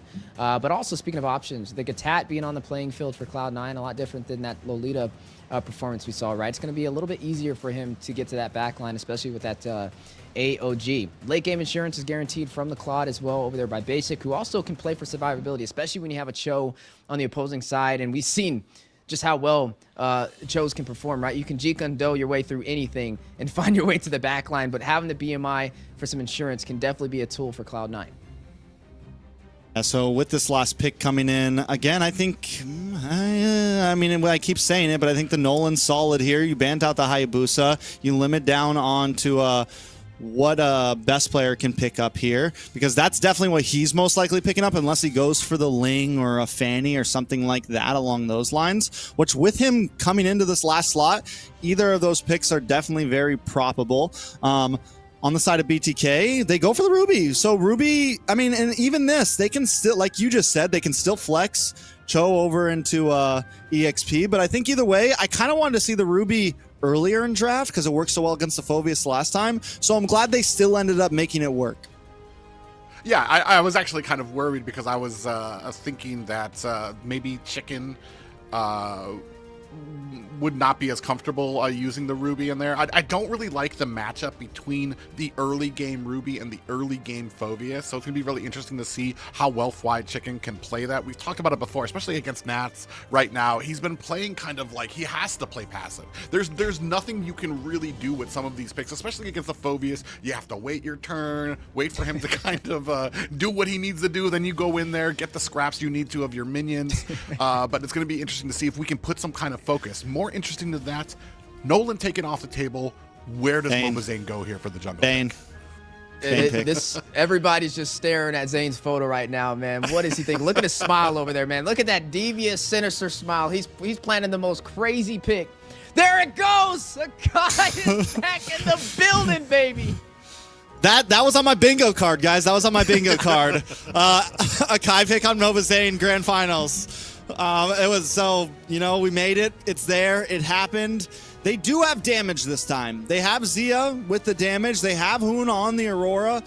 There is opportunity. And, against a Noland in the heavy spin, you still have some retribution. You have some objective priority. It's just, as we've said in the past, it's not current meta, but can they make it work? Man, I am wondering because there's going to take some time for this damage to come up for BTK, where Zia comes in very late game. Shark's going to need some items. Hoon is, I want to say he does have damage, but in the early game, it's mostly the CC that you're leaning on. So I'm wondering, maybe do you put Fly Chicken, who's going to be on that Cho? Do you put him as a damage Cho there? I think we're about to find out here, guys. We are at Game 5, Cloud9 taking on BTK. And the coin flips again. Another chance for the Bloodthirsty Kings to find a way to even out this series. I mean, hey, who would have thought it, right? They took game number 4, able to find their first victory so far, but this is still match point for Cloud9, so they're going to have to bring their A game. Yeah, so taking a look at this, how does BTK approach this game, right? I think they definitely take it slow. They don't need to force anything. They do have the peel. They have Shark on the Ruby. It did end up being a Ruby Shark, and they're going to put Cho into the EXP lane. A lot of damage on a Shark, though. Already at first blood. Yeah, able to find him, able to take him down, and overall, a great objective for Cloud9. Yeah, and man, that is not the way you want to start off there, especially for Shark, especially when we're leaning on that Ruby to have such an effect here toward the mid and late game. So, as I was trying, I kind of wanted Shark to stay on his side of the jungle, but he gets a little greedy there, goes to their side. I think at this point they have to know that their damage base is just, and there's another pick on a Shark. Going to be able to get away. But yeah, I think they just need to play it safe. Let Zia farm, let Hoon get some damage in the tank, and if they can do that, that's the win con. It's just, yeah, with that first kill over Cloud9, you can definitely tell they're being a little bit more aggressive and a little bit more picky on when to engage. And I think it's more credits even over to Coworld, right? He's running on a roamer who's not limited, especially like that Lolita in game number 4. I mean, if anybody can pull out some of these picks, it's going to be Zane here, but we just really need to see what the plan is. We're going to have this first objective started by Cloud9. Rest of BTK looking for an opportunity. Yeah, Zane forced to use a heavy spin, trying to close the distance, able to get the retry just in time for the Bloodthirsty Kings, but Cloud9 looking for a punish. Chicken need to get back to safety, has the G-Kundo, but Nat on his tail trying to get the pick off, but will not be able to find it. I'm not going to lie. I don't think I've seen Chicken on a Cho in a very, very, very, very long time. And, it's definitely doable. It's definitely viable, but I don't know if this is comfort for him. Comfort for Zane on the Akai? Yes. Comfort for Zia on this Moskov? Yes, but everyone's going to need to play to their best ability here. BTK does get that first turtle, so after taking that early game first death, it's huge for them. Yeah, and I have to wonder too, like sometimes, was this pick, was it the best in slot for this composition, or was it simply just to take it away from Nats? Yeah, the I'm Offended does connect for the setup, and Shark ultimately finding a kill takes down Cobra. Whoa. Got the zoom in. We just got the zoom in here. I'm sorry, that threw me off a little bit. Best player. I haven't seen the map like this in a long time, guys. I'm used to watching at the full wide angle. And there we go. We're back to it. Thank you. I don't. Mobazane now. Panda. How we feel in private. I mean, right now it's working, especially when it comes to maybe we're just focused on the objectives. Fly Chicken takes a heap of damage there, but if we're just focused on objectives, we have the heavy spin, we can get everybody out of the way, still get the retribution in there, which can lead us into that mid game, into the late game, where we're going to get the power spikes for Hoon, for Zia there as well. I mean, they got a lot of bullies for the early game, a lot of crowd control, especially with that Akai. I mean, he's a one-man army with that heavy spin, right? He should be able to zone everybody out, be able to close the distance, and get these turtles, and that's exactly what you've seen from Mobazane. I mean, it's a hero he thrives on, right? He doesn't have to really worry about the team looking for that setup. He can just create that opportunity himself. I mean, definitely. I mean, a lot of opportunities created. BTK, they have the crowd control, right? They do have the answers, but it's still kind of a time game for them. And I think it's why they're not trying to force this turtle right now, because even earlier in the very beginning, we saw how much damage Best Player even doing to a tank like Mobazane. Shark in some trouble, should be able to get away. Nats being the bully he seems to always be. But yeah, BTK still just waiting on that clock to keep ticking. Yeah, and it's and ticking away it is. Nat's doing such a great job. Whatever he plays, he's always all over the map. Ooh, Zane! Ooh, and a little bit of trouble. Forced to use a heavy spin, pinning Nats on the wall. Chicken trying to find an opportunity for the engagement. Won't be able to do it now. Nat's trying to punish. Frigid Glacier connecting. I'm Offended as well. Nat's still alive, trying to get to the bush. Trying to limit their vision. Hit with the G-Kondo. Chicken, possibly with the final touches, able to find Nas on the heavy aggressive play, but look at Zia on the... Oh, bot side, AOG connecting! And Zia will fall. Coworld may pay the ultimate price, though. No, able to get back out. Yeah, I mean, at that point, Basic now gets a tower, Zia goes down, and this is kind of, you know, we mentioned Basic getting on a comfort pick like this, and even if BTK can keep up in objectives when it gets down to Lords, even if he makes a big heavy spin play with Mobazane and steals a Lord, we know the threat that Basic carries on this Claude in these off lanes. Man, Mobazane, I want to say they were threading the needle with that fight against Nats there. He was very close to being able to take down Mobazane. They do find the synergy, able to find the combinations there to be able to take him down, but it's answered right away at the bottom lane for Cloud9, finding the tower. And, I mean, Zia, we talked about this matchup before offline. There's been so much improvement from the side of Basic there to be able, and then the pressure that you're getting here now. Ooh, 2v1 matchup, not going to work in Zia's favor. Basic able to secure the kill. Shark will follow. Nas be the one to secure that. In Cold World, they're not letting anybody go for free. AOG, but heavy spin punish. Cold World forced into the tier 3 turret. A Beyblade, and Chicken will find Cold World. Cloud9 loses something for that push there. Roamer for Roamer. BTK, though, still very much hanging on here. Falling behind a bit in gold, but it's not over yet. Yeah, this isn't the first time. I mean, BTK, at this point, BTK is used to playing with a little bit of a gold deficit on them. But here we can start seeing even some of those objectives, what I was talking about earlier, where they might have some insurance, having Mobazane with that heavy spin. They're starting to lose some of these objectives. They're starting to fall a little bit behind. And that's not really what you want from a composition like this, like that I feel personally is lacking a bit of damage. Yeah, definitely lacking in damage, but overwhelming in crowd control, and they got to make that work in their advantage, especially for these early objectives. And not to mention, even though they have the heavy spin to work in their favor, Marcuti, he's picking up that heavy spin as well. So technically, Cloud9 has the same utility. Yeah, not only is it crowd control with Cloud9, but they also have movement on the map. A Shark in a little bit of trouble. Should be okay. The disengage happens. Items are up. No, still forcing it. They're testing the waters here. They're testing the waters. Yeah, a little bit of a little wet feet there from both sides there, kind of dipping into there, trying to find out where they can kind of put their limit push out there. Ooh, Zane was still able to get his purple buff there. Zooms in, grabs it, and gets away. Yeah, but we got to see. I mean, with the Sakai pickup, I mean, effectively, you're a jungle bully, right? You should be able to kind of zoom in with the heavy spins and get these objectives. With the next objective on the board, will he be able to pull that off? So far, Cloud9 has regained their composure that they lost in game number 4. There goes the heavy spin. There's the Beyblade action going toward the mid lane. 2 Cyclones in the making. Need to be careful, but not going to find a setup for either side. It's such a great answer, too, because you would think maybe go for the Frigid Glacier, right? Go for the big I'm offended. But what that does, essentially, is completely nullify what Mobazane wants to do with the heavy spin. It completely nullifies what the point of bringing the Akai into this game was. And Mark Cutie is answering it beautifully. And right now, a lot of pressure coming in. The little cut from the side of Cloud9 is going to be more than enough for them to get this next tower. First Lord up on the map. Look at the bot side. Chicken. The fracture, too much to handle. Best player on this, Nolan. A major threat and sidesteps the Spear of Destruction on his way out.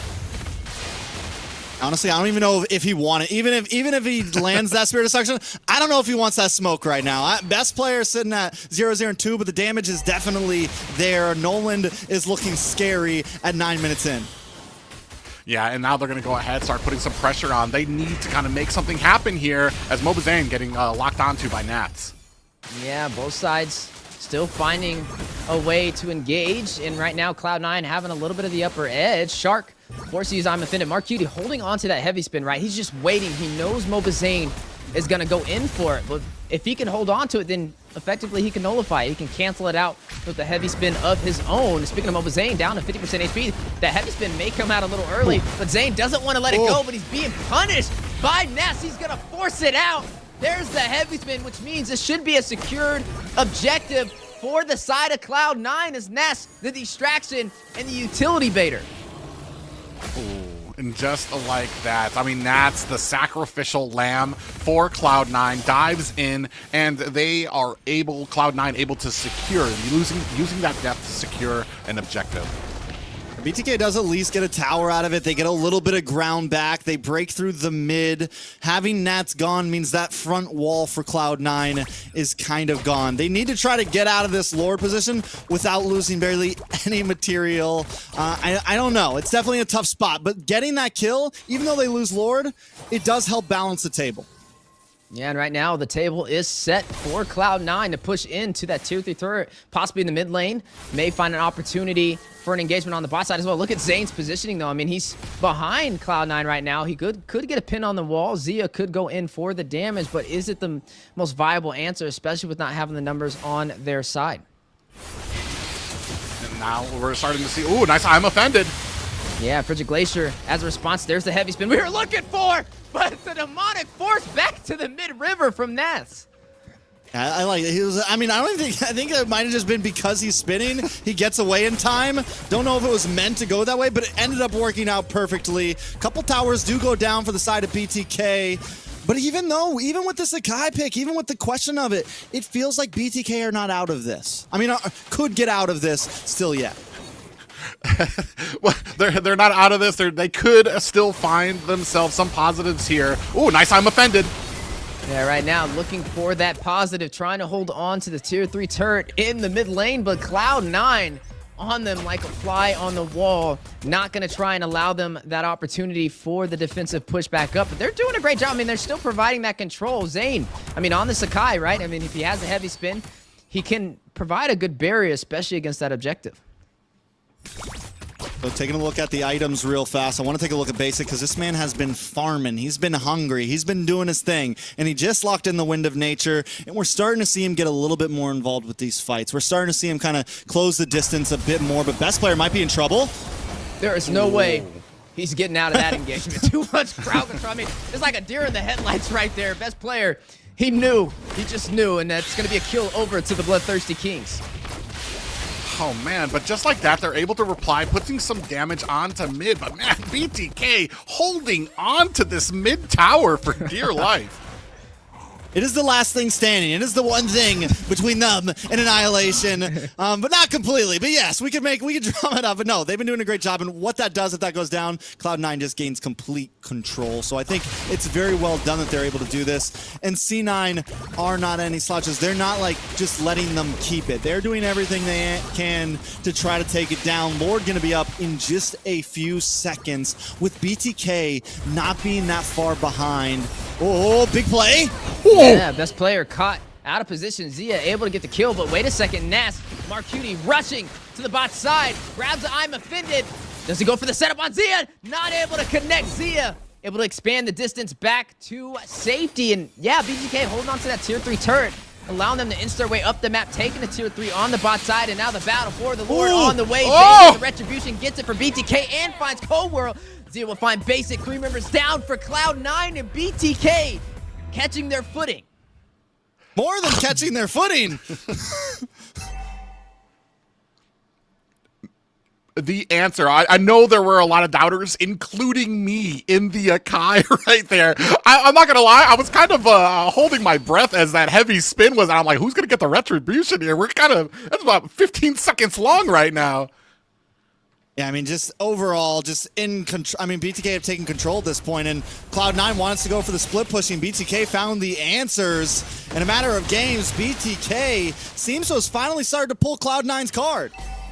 It just shows you how strong that tier 3 turret in the mid lane is. I mean, look how much it's turned this game around. They got a Lord. They're able to force them down to their inhibitor turrets. It's a completely full 180 for the Bloodthirsty Kings, and now the play on the way for the bot side. Cold World, Immortality being, no, that's going to be the winner crown. Zia able to take him down, though, with the Lord intact. Numbers in BTK's favor. They're looking to take game number 5.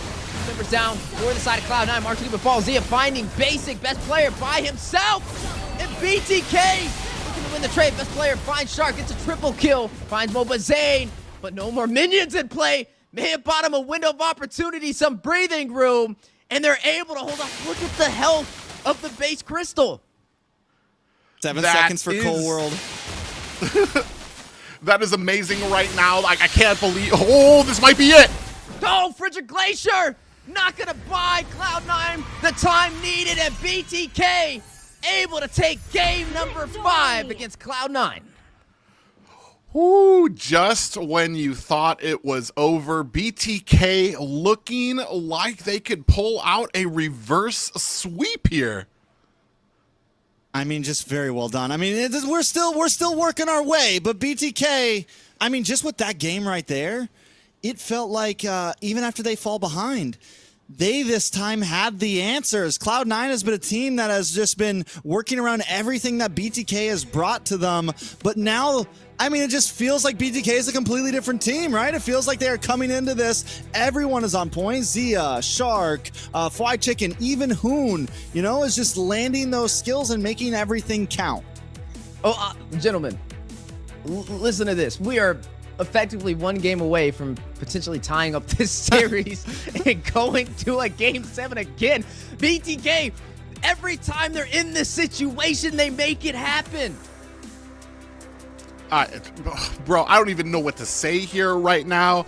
The picks, I was really doubting the damage to come out from BTK through here, but the immense amount of CC that came out from them, able to really control this game right from the get-go. They did lose 2 objectives there. I want to say a great job by the side of BTK to read those situations and know, you know what, let's go ahead and back off. They can have these 2 turtles. We don't need to get it, but when it comes to the Lord, when it comes to protecting our mid, man, they did such a great job. So does this mean now, just when in doubt, pick a Kai? Just when in doubt. I mean, people are going to hate on it, but he made it work very well. Even at the end there, the double man pin. But also, we got to give some props to Hoon there, man. Man won 0 deaths on the Aurora. He was shining, you know? And Hoon's been in this weird place for me lately. He's been in this place where I'm wondering, like, you know, where's that aggressive Hoon that we used to know and love? And today, these past 2 games, he's been bringing it. I mean, BTK's out here making their own meta, this NACT, and it's definitely thriving for the last 2 games. And as we see some of the engagements from the last match, yeah, definitely impressive. Has the world speechless. I mean, at a moment there, it looked like Cloud9 was in full control, but then again, mlbbzane getting the double pin on the wall and them able to turn it back around in their favor has put them in a position to take control of this series, right? I mean, right now, if they win this next game, it's a game 7, which means effectively the chances of them being able to push through is a lot higher than it was in the beginning of the series. Well, I mean, that's technically unbeaten in Game 7s right now, so that's what they're looking to kind of bring this to. And this was that gank that we saw onto best player down at the bottom, and it just is such a. This is that long, heavy spin. I was just sitting here like, man, somebody needs to hit that retribution. Did such a great job, and then the final push coming out from BTK to close up and seal the deal. Definitely felt like one of the longest heavy spins we have ever seen. It was just going on and on and on, and I'm sure Basic felt it. And even here in this last push, Basic just not really able to get in there. He has to wait for the heavy spin to finish. He has to watch out for the Frigid Glacier. Overall, BTK just they were able to layer so many of those skills so well in those team fights. And even when Cloud9 found a few answers with the IMU, BTK found ways to work around it. They did, and it was impressive. And the question kind of comes up now, what do you adjust to that now they can pull out an Akai and be successful? Not just an Akai, but an Akai with, what was it, just the Moskov, just, you were talking about Hoon on the Aurora there, which, I mean, maybe he needs to start laying down. That's the one difference that we saw from the playoffs in the season game. He was sitting upright. Now he's laying down. He's found his zen. He is with it right now. All right, so stay laid down. Stay laid down. That's the plan, right? He's meditating, right? He's channeling his inner chakra and ready to deal some massive damage and punish Cloud9. And so far, it's been very effective. Not the way I expected this series to go at all, right? I didn't expect to see a YSS picked up and put into the goal lane. I didn't expect to see an Akai jump out here. But nonetheless, BTK is getting it done, and they're one step closer to evening out this series. Now for Cloud9, it kind of raises the question, was it overconfidence that's causing these issues, right? Did they just get a little overconfident knowing, oh, we're up by not just 2 games, you know, potentially 3 games, and we don't have to really worry about the climb back from BTK, and that overconfidence is starting to rain back on them now. I feel like they can feel the pressure now. They didn't feel it before, but it's definitely there now. You know, and last time we saw BTK, they finally won on red side. They won on blue side before that. Now we're back to blue side where we saw them get the Julian, and they get the Julian again. So you know, they seem to be back in the driver's seat of the draft in a sense. They found some answers, and with this Julian pick, does it the Ruby is a great steal, but with the Julian pick, does it, you know, give us even more possibilities for that game number 7? Cold World though, Ruby, great answer.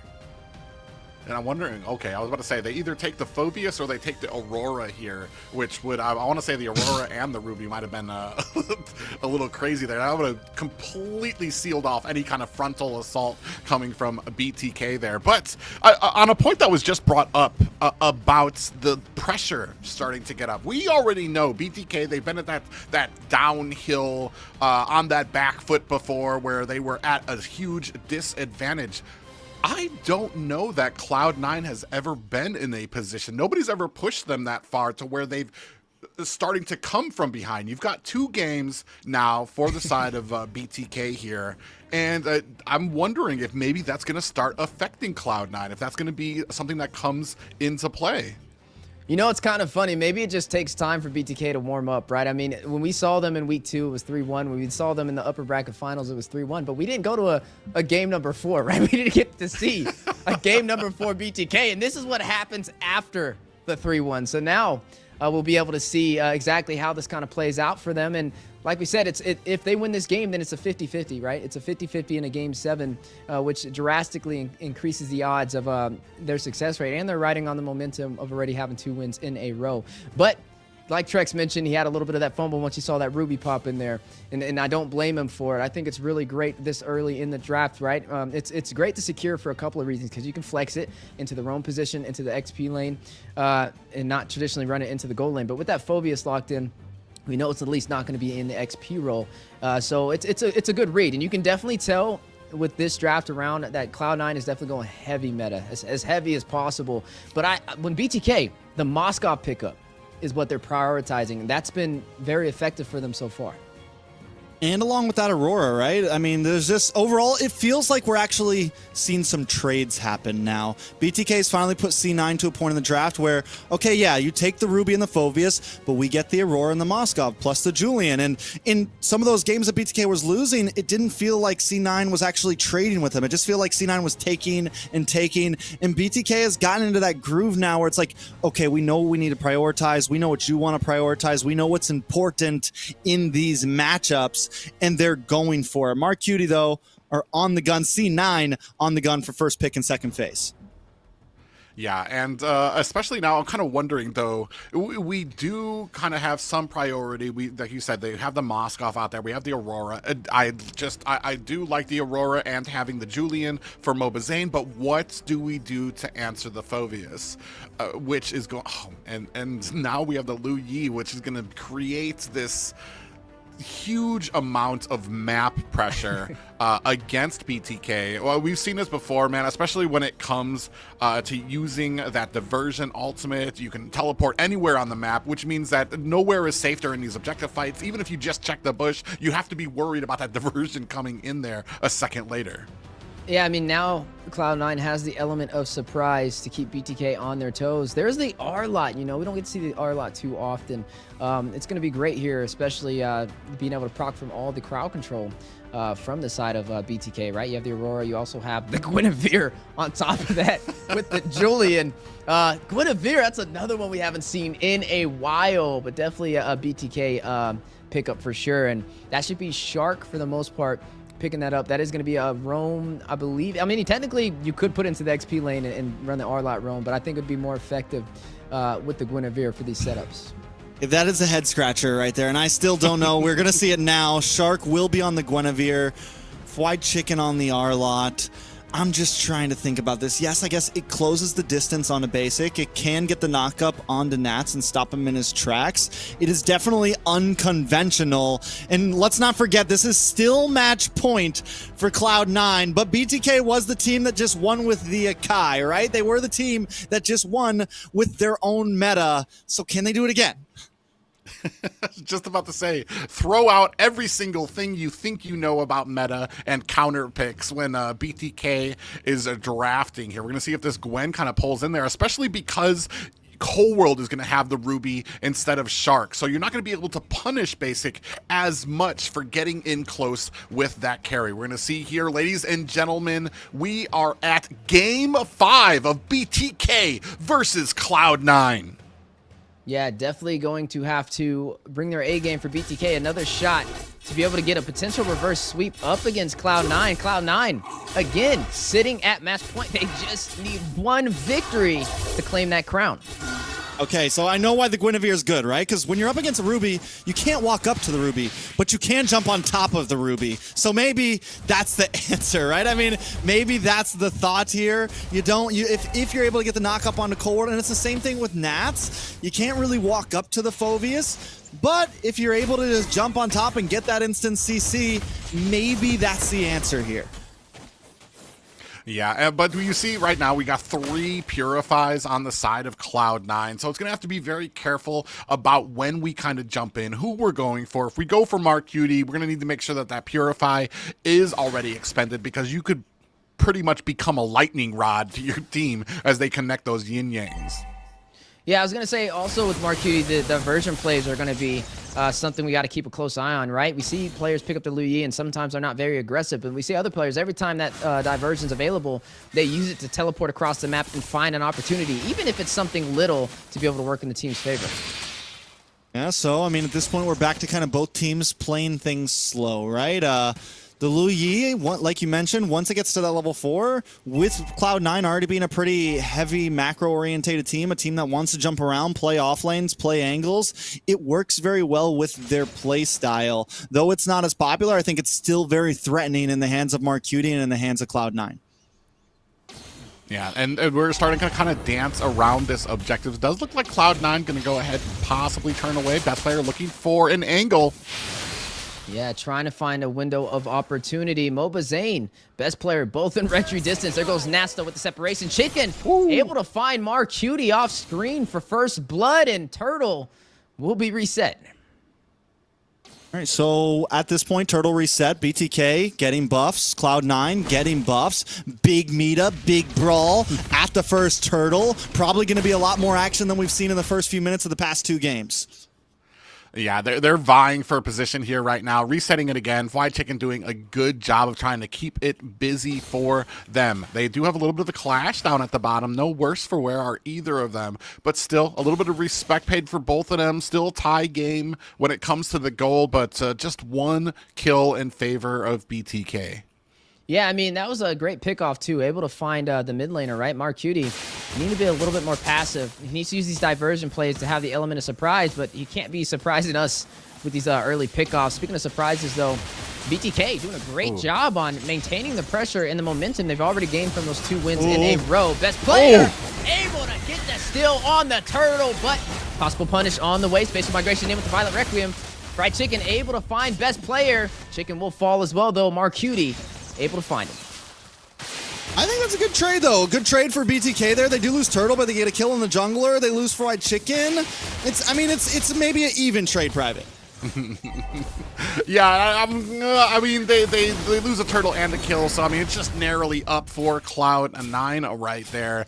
And man, it's just you gotta be a little bit more quicker to the dial there if you're mlbbZane. You cannot be losing those early objectives, especially when they had such an advantage in the numbers at that fight.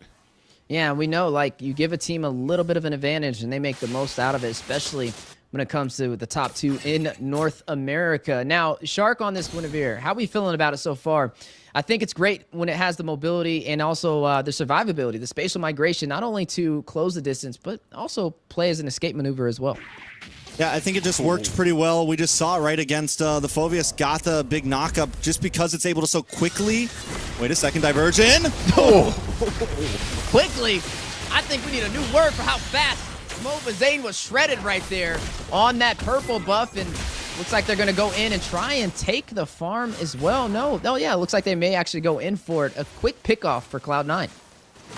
Man, and we were talking about this, how well that's going to start coming into play, especially for a team like Cloud9, who macro just seems to be one of their specialties. So, I mean, at this point, now the paranoia is going to start to set in, right? For BTK, it's like, what bush is safe? Which way is safe? They can always be lurking. So, vision is going to be key. Shark is going to have to start playing on the opposite side of the river a bit more. Everyone's going to need to be communicating about where the enemy is at all time, taking a look at the items. Zia is doing okay as long as it doesn't get caught off here. Yeah, Korod looking for the I'm offended play. Able to catch Zia, stuck on the wall. Not able to get the safety, and Marcutie with the final touches takes him down. Every time I mention Zia. That is unfortunate for him. He was looking for an angle. He didn't have the cooldown to be able to get away fast enough, and by the time he was finally able to find that little dash, he did get bursted down. Yeah, so I mean, now Basic gets a tower. He can start getting involved in these fights. It's a rough spot for Zia. It's going to be some time now until he can really catch up and get involved, because he's always going to have to be worried about that lane. Oh, speaking of lanes, a lot of action in the mid-river. Nas able to find Chicken, but will fall himself as Shark getting the kill on this Guinevere. Best player smells the low HP, uses a retribution, not able to get the fracture off though. And Shark will remain alive. Back to the base he goes. Yeah, right now the gold lead is starting to expand for Cloud9 mlbbZane. Ooh, trying to find a pickoff on the best player, but Cold World closing the distance. mlbbZane, a wise decision to disengage. Oh, more action though. Yeah, you are going to find Zia taking down best player. Can still play called out onto Zia, trying to find the punish. You see a lot of golden staffs being picked up as well for that attack speed, and Zane able to take the tier 3 on the bot side. Yeah, and we're starting to match up, I want to say, when it comes to towers. 1 tower for both of them right now. So, I mean, it's still a very even game. No firm leads just yet for BTK or for Cloud9. So, taking a look back at these items in that gold lane. Last time we saw Zia with a nice lead over Basic, but this time Basic is definitely a bit ahead, right? We're looking at almost a 1,000 gold lead into the hands of Basic. Zia hasn't even finished his second item, and we're getting to the 8-minute mark soon where you need to almost be there. At that point, 8-9 minutes, you should be kind of getting into possibly that third item, like half of your third item build, couple pieces of it. So Zia, it's going to be a minute until maybe even 10 or 11 until he can really pop off. Yeah, and you can see the Malefic Roar picked up as well from best player for that pin. Dealing a lot of damage on this Nolan already, but BTK still finding a way to the objective, in control for a possible turtle. Demonic Force dropping down, a stun on the chicken, Frigid Glacier, and a Spear Destruction combination. Best player, no worries. We'll be able to find fried chicken, and BTK forced out of the turtle pit. Yeah, forced out. They're not going to be able to find... Oh, on the Mobazane! Oh, man, I think the bounty on his head right there was definitely more of a prio than that turtle. Able to secure not only a turtle, though, finding Mobazane and a tier 3 turret in the mid lane. Cloud9 now, I mean, at this point, they're well ahead. I mean, and it's match point. If this continues this way, it is looking rough for BTK. Zane's taken 2 deaths, 0 kills. He's a level behind best player, and that's going to continue to stack because best player's just able to farm as Mobazane's stuck in the graveyard waiting to come back. And I'm wondering, you know, Shark, he's 0 deaths, but we haven't seen that big violent Requiem. They need to get some sort of combo. They have to get some sort of cohesion in between the members of their team. Yeah, and it's going to kind of, you're looking for the combination with Hoon possibly. I mean, I have not seen kind of like that Wombo combo coming out from them, especially when the Frigid Glacier comes out. We don't see Shark kind of capitalizing on it, and right now it's the pick. It is a good pick. I see the genius in it. It's just right now it has not paid its dividends. Yeah, and Marcuti doing pretty good on this Louis. 3-1-3, highest kills in the game so far.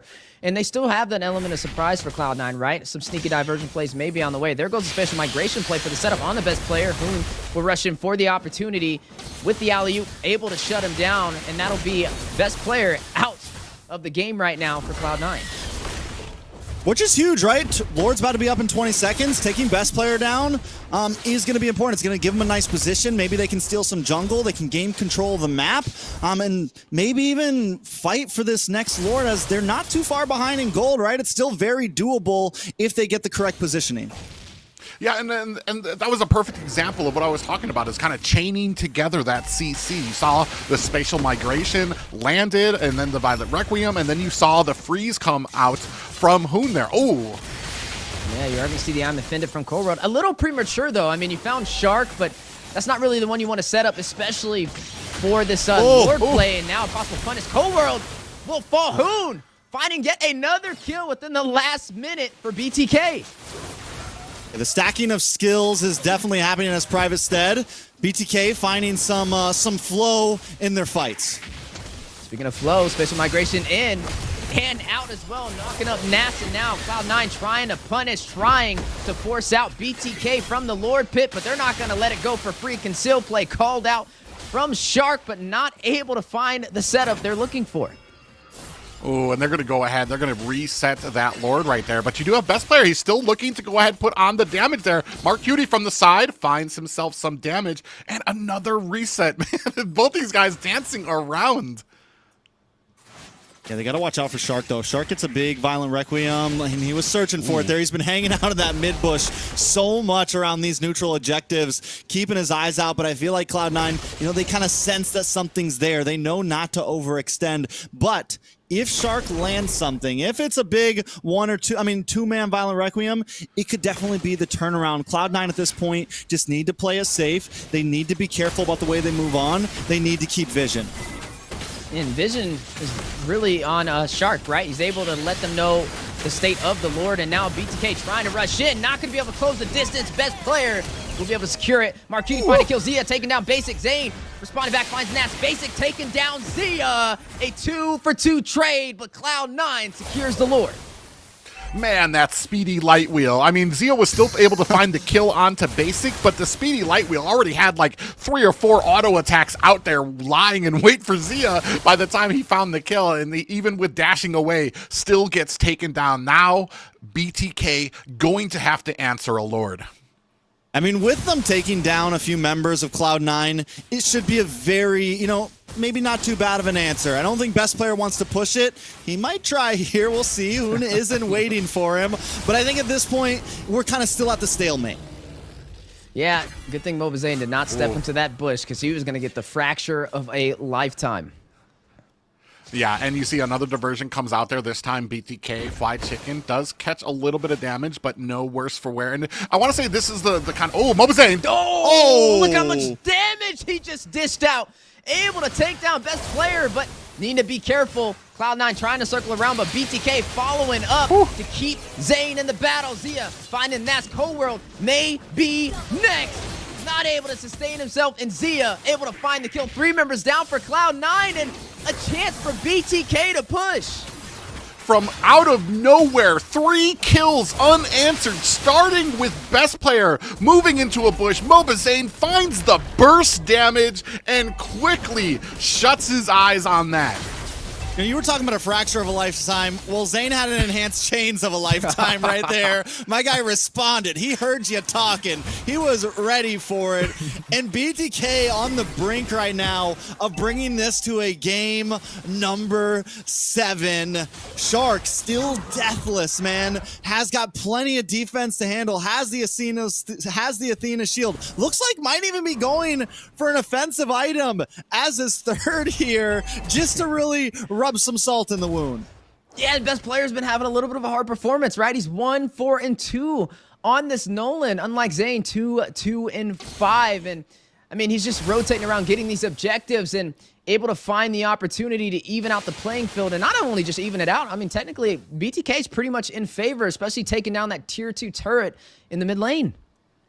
Yeah, and a firm, no, not a firm, but a decent gold lane. Like we've talked about before, BTK's shown how well that they can perform, even on the back foot, even when they're at a deficit. Having even just the littlest bit of gold in their favor means that they're starting to have a big positive upswing in these fights, in this game right now. And man, Cloud9 need to be careful. You cannot continually make some of those mistakes, because we were talking about the momentum that BTK has. They find 1 kill and they're able to kind of continue on with the snowball.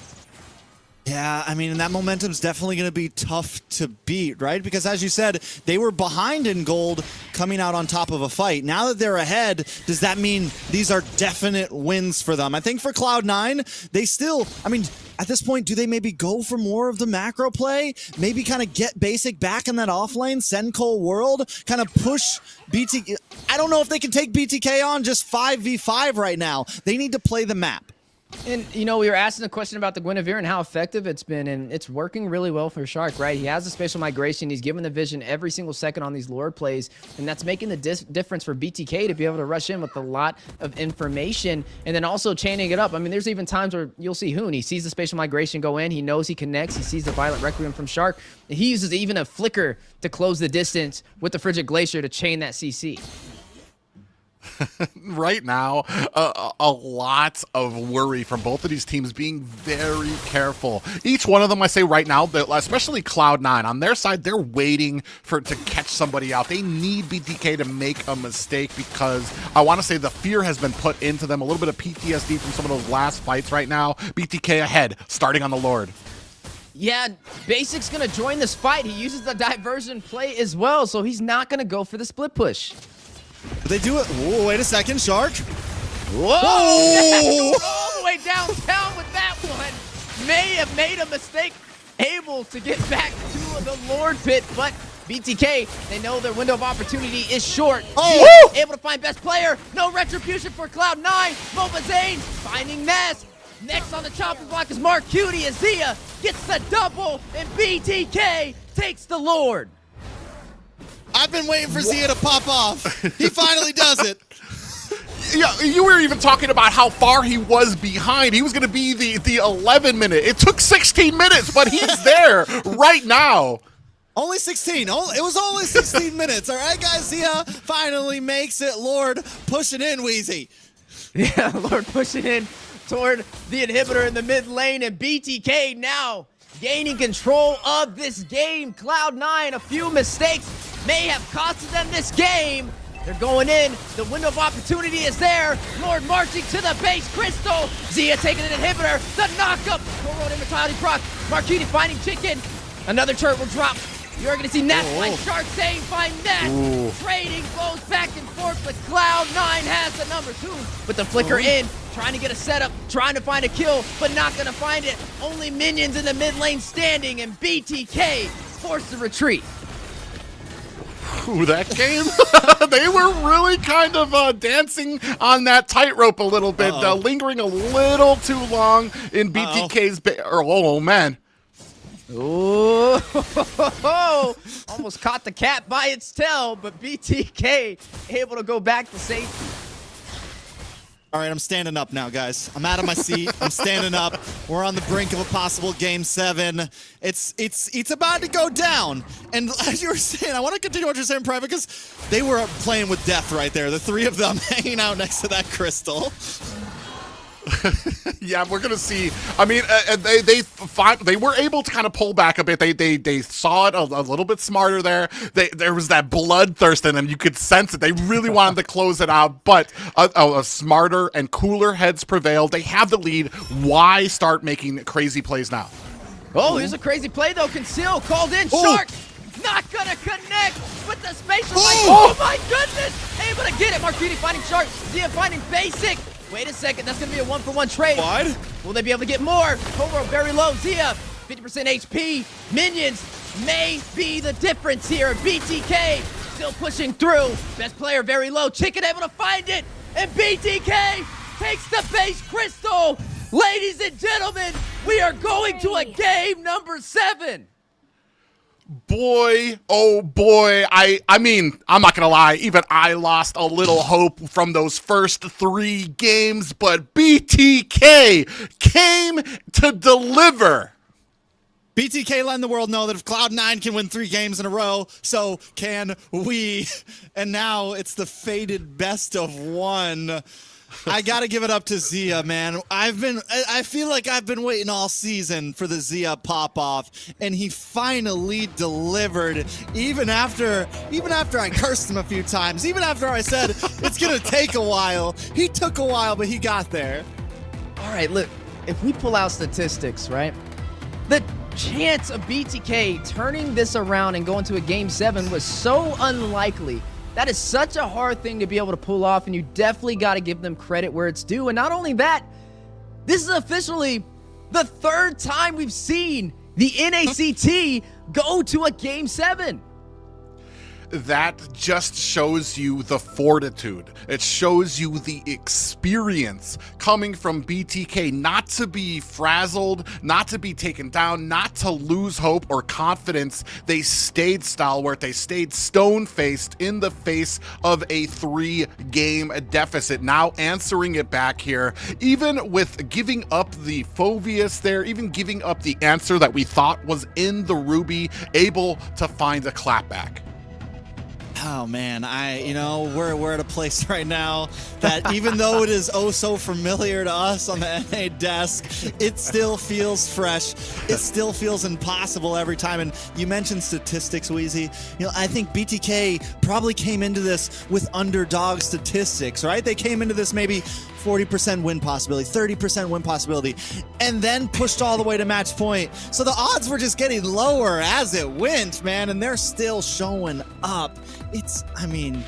Man, and everyone on the team just played so cleanly on BTK. Cloud9, on the other hand, their approach to the game is changing, and I don't know if it's a good thing.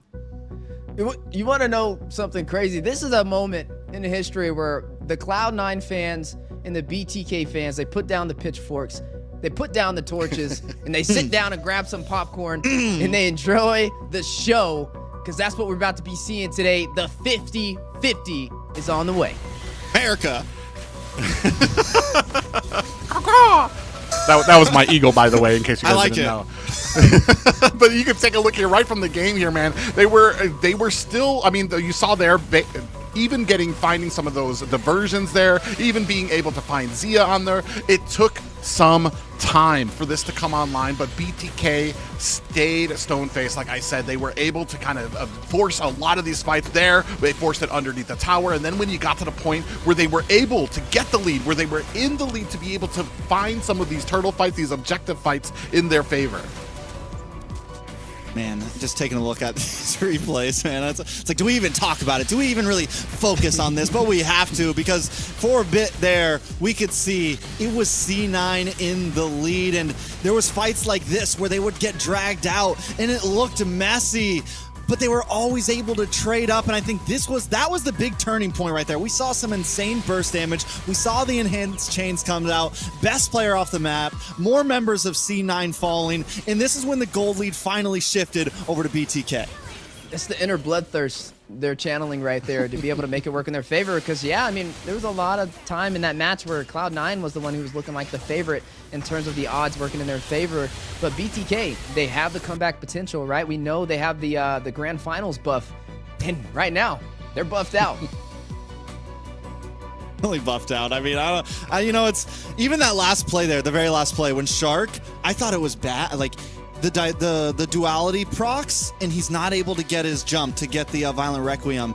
And he's like, he's got 1 health, and he's like, all right, one more try. Let's do this again. Still gets the double knock-up, man. I mean, just that is the relentlessness of BTK. And I think if there's a way that I could just coin that team in one word, it's relentless, man. It is just that inability to give up, right? And that's what they bring to the table every year. The one thing that kind of is on my mind is you may have faced a BTK in the season, you may have faced a BTK in the playoffs, but you have yet to face a BTK in the grand finals, which is, for almost all intents and purposes, is a completely different team on a different level right now. And we're going to see if Cloud9 can stack up to that. It's do or die time. We've been saying that the entire cast, but this is it. There's one game left. This is where all the marbles count. This is what it is all for. It's make it or break it. We're at the top of the ladder, top of the mountain. You can't get any higher than this, and what better way to bring it than a game number 7 between BTK and Cloud9? I mean, we've seen it once, we've seen it twice, but hey, a third time, that's almost impossible. Literally like getting struck by lightning 3 times in a row, and that's just the luck that we've been having so far in NACT, and I love to see it. And also, you know what's crazy? Every time we're on a 3 panel with us 3, this always happens. Yeah, it's the curse, it's the blessing, it's whatever you want to call it. It's the nobody's gonna sleep tonight, whether you're in NA or overseas. You've been up for a while watching this, but I think it's paid off, right? I think it's definitely paid off. I got a question for you too, though, right? If BTK came into this series as the underdogs at 30, whatever percentage you gave him, do we think it's 50-50 now? Is Cloud9 still the favorite, or is BTK even the playing field? There is no way that anybody thinks that this is not a 50-50 right now. We've talked about it, and I know it kind of sometimes comes down to superstition and things like that, but the fact that you've said it before, you talked that BTK has that dog in them, Zane has that dog in them. This is where that actually comes to fruition, is when you're at like your absolute worst, where like there's like you were looking at a sweep against BTK. Cloud9 had those 3 games here right now. This is where the men are made when it comes to these games, when it comes to keeping that focus and making sure that you continue on, not looking forward into all the next games, but just the game that's right in front of you. And BTK have shown how well that they can do that. Yeah, that exact point, right? Don't focus on, oh, we got to win 3 in a row. We just got to win this game, right? Just focus on this one. We win it. Let's go on the next one. And that seems that was the game plan for BTK. And now, hey, here we are. Game number 7. Private, I think you got something for us. Gentlemen, we are going to be moving on to the final game here. It is game 7. If you have lost faith in it, here it is. If you had plans Sunday night, I'm sorry. You're talking about North America here, the NACT. We have the best of the best, both so evenly matched here. But we're going to jump right into the final draft. It's the final countdown, the final stretch between both of top teams in North America, Cloud9 and BTK. Okay, the draft is in. Phoveus is still available. Cloud9 is first pick. Do they go for that, or do they actually banned the Moskov here, and we talked about the Moskov being a threat. I was gonna say they finally had to switch up bans on C9. They had to throw something else in those 3 bans, man. The Moskov taken out. Respect to Zia. Julian picked up, and I feel like we've been talking about BTK all night long. C9, what do they do?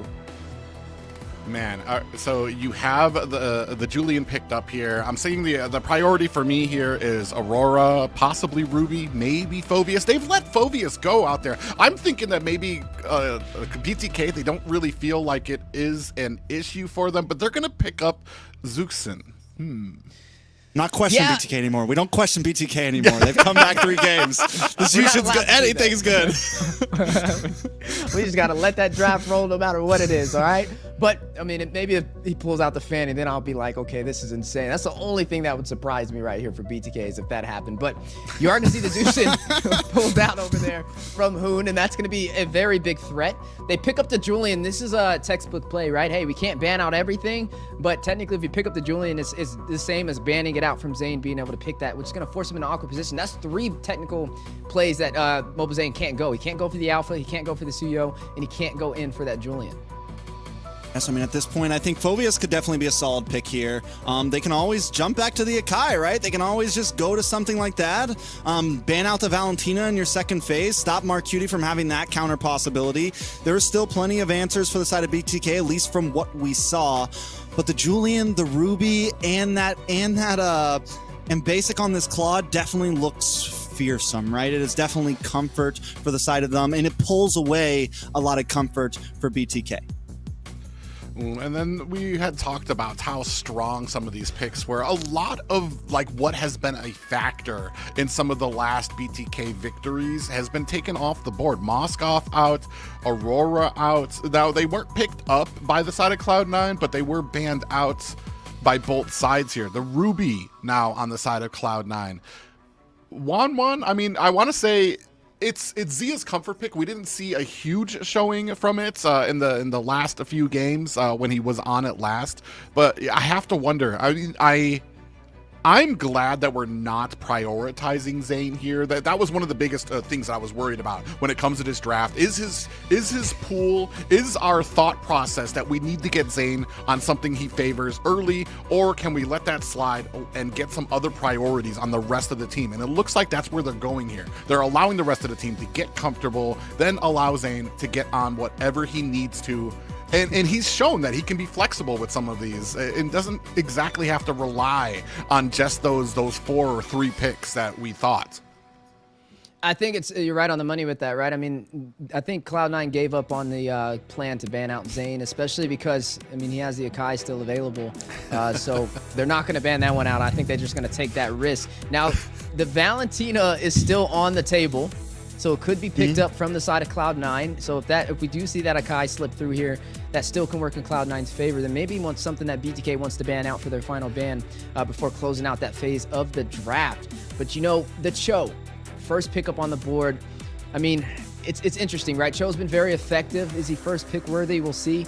But he can be flexed into that XP lane or roam position, and we've seen Chicken actually run the Cho this series nonetheless, and he did a pretty decent job on it. I gotta say, those last 2 bans that just came in were so they were poetic for me. You get the Phoveus ban, and C9 immediately knows, oh, then you want the R-Lot. Well, we're getting rid of that, Chicken. Nope, not today. But the thing about BTK is they do have this Cho locked in, right?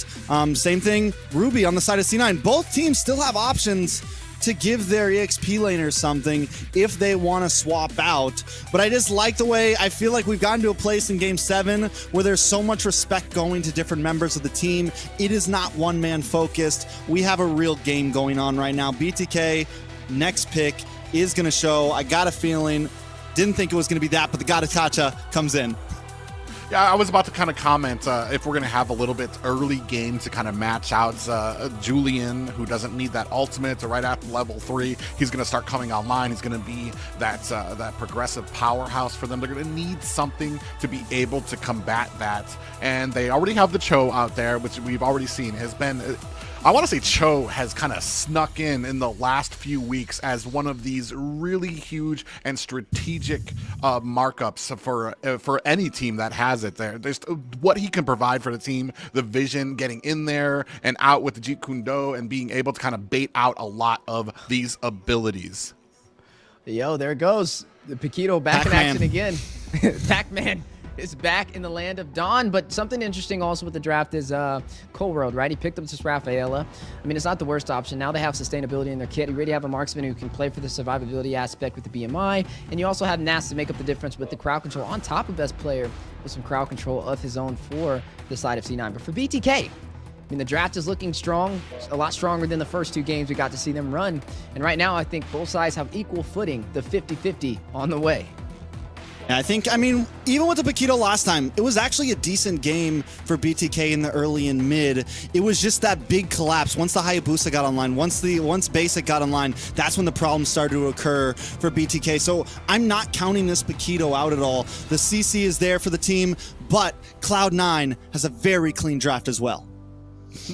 It's the final countdown. Do-do-do-do. Ladies and gentlemen, we are at the final game. Game 7. Cloud9 taking on BTK. It's all or nothing.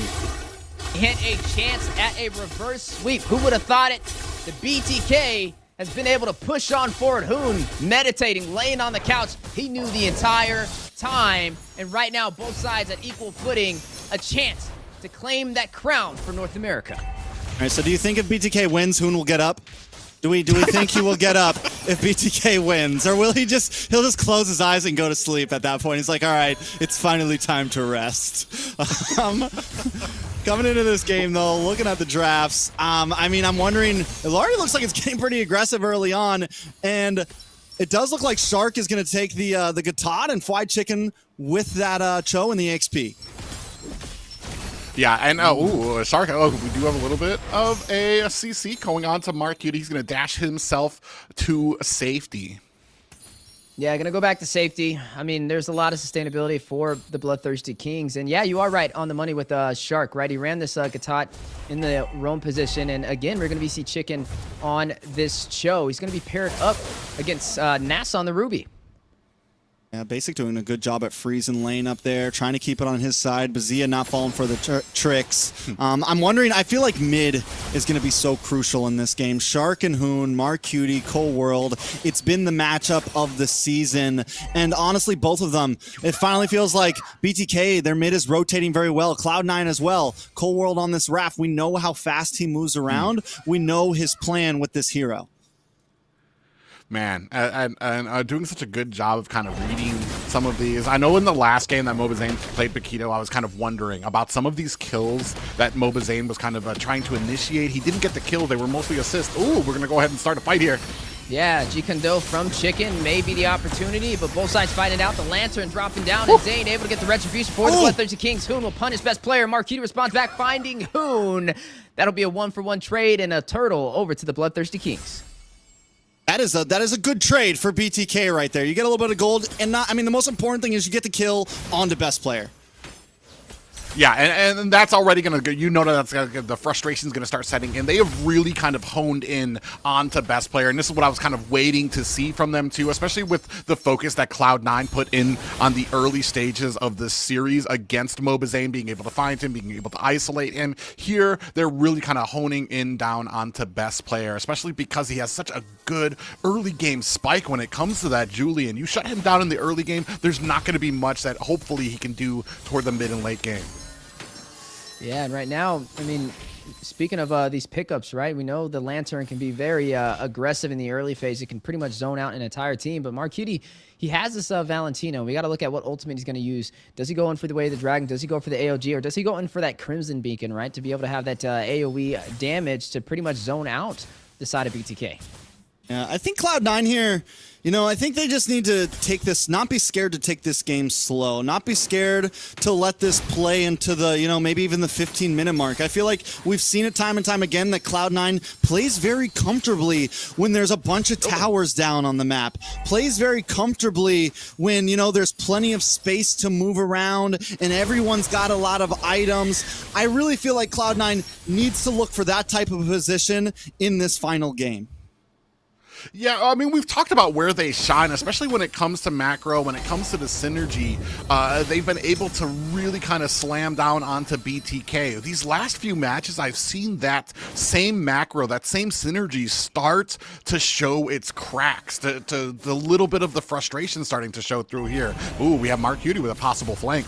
Yeah, they're going to look for the trade. They're going to go in for the side lane instead of the turtle play. A smart decision. Zia will be punished right there. Shark with the AOG a little late to the party, and you will see Zia pay the ultimate price. But on the turtle, BTK looking to possibly get this trade, and it looks like they may be able to get it zoning out Nats on top of that.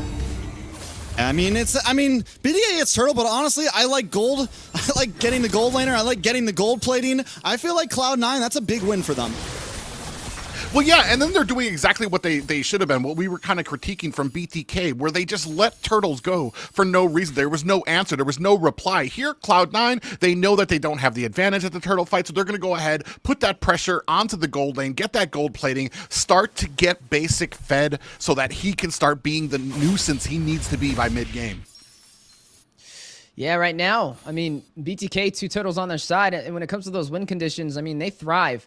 Their chance of winning goes way higher, especially when they're able to take these turtles to have the slightest advantage. But I'm right there with you. With Zia falling on the top side, it could be a little questionable for the damage she's going to be able to dish out in these engagements. And you can already tell Cloud9, they're willing to give up these turtles because they go for the pickoffs.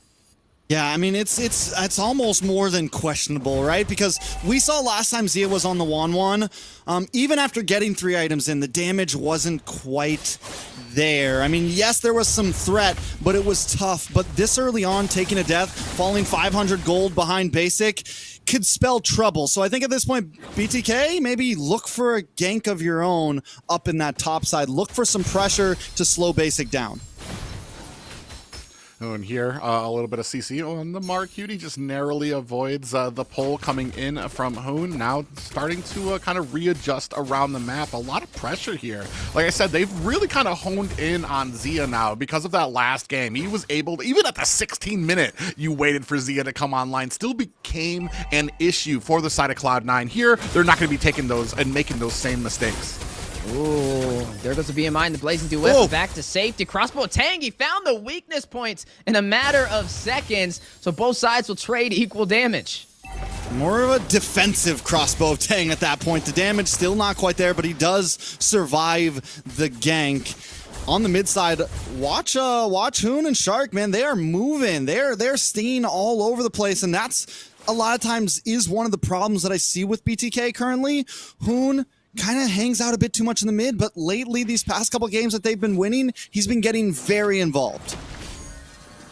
Yeah, and they're going to go ahead, start things up. Another turtle that just is unable to be contested by Cloud9. This time, not much of a response coming from them.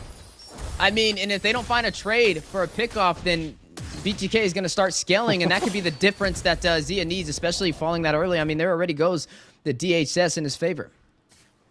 So, I mean, at this point, gold not really escaping BTK. I think Cloud9's job, again, they can still just take things slow, keep their lead, try to get a couple pickoffs. I think keep on focusing onto the gold lane, get those ganks whenever they can. And outside of that, I like their late game, man. They've got the Rafaela, who's going to heal more and more. They have this Claude, who's going to be moving more and more, outputting more and more damage. I do feel like they're in a comfy position right now. Yeah, and especially because when we saw that was the Rafaela was kind of the answer to the crossbow of Tang when it came in through the late game. Even the damage coming out, there's just so much healing. And then you have the Flask of the Oasis on top of that, adding shield every single time the healing comes out there. Ooh, we have a little bit of a surrounding here for Basic.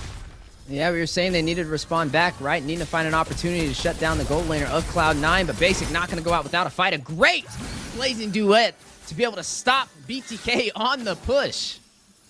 Not only does he get away, but he scares them away while doing it. But a nice hook. Ooh. More damage. Able to Top connect side. a little bit more damage. Oh my goodness, a double decondo AOD with the follow-up and the crossbow tang. The finesse on the way. Basic will fall, but Zia may be punished. Best player able to shut him down. Shark needing to get back to safety. Hit with the I'm offended. Zane with the heavy left punch takes down Cold World. Best player gets the double. Finding Shark.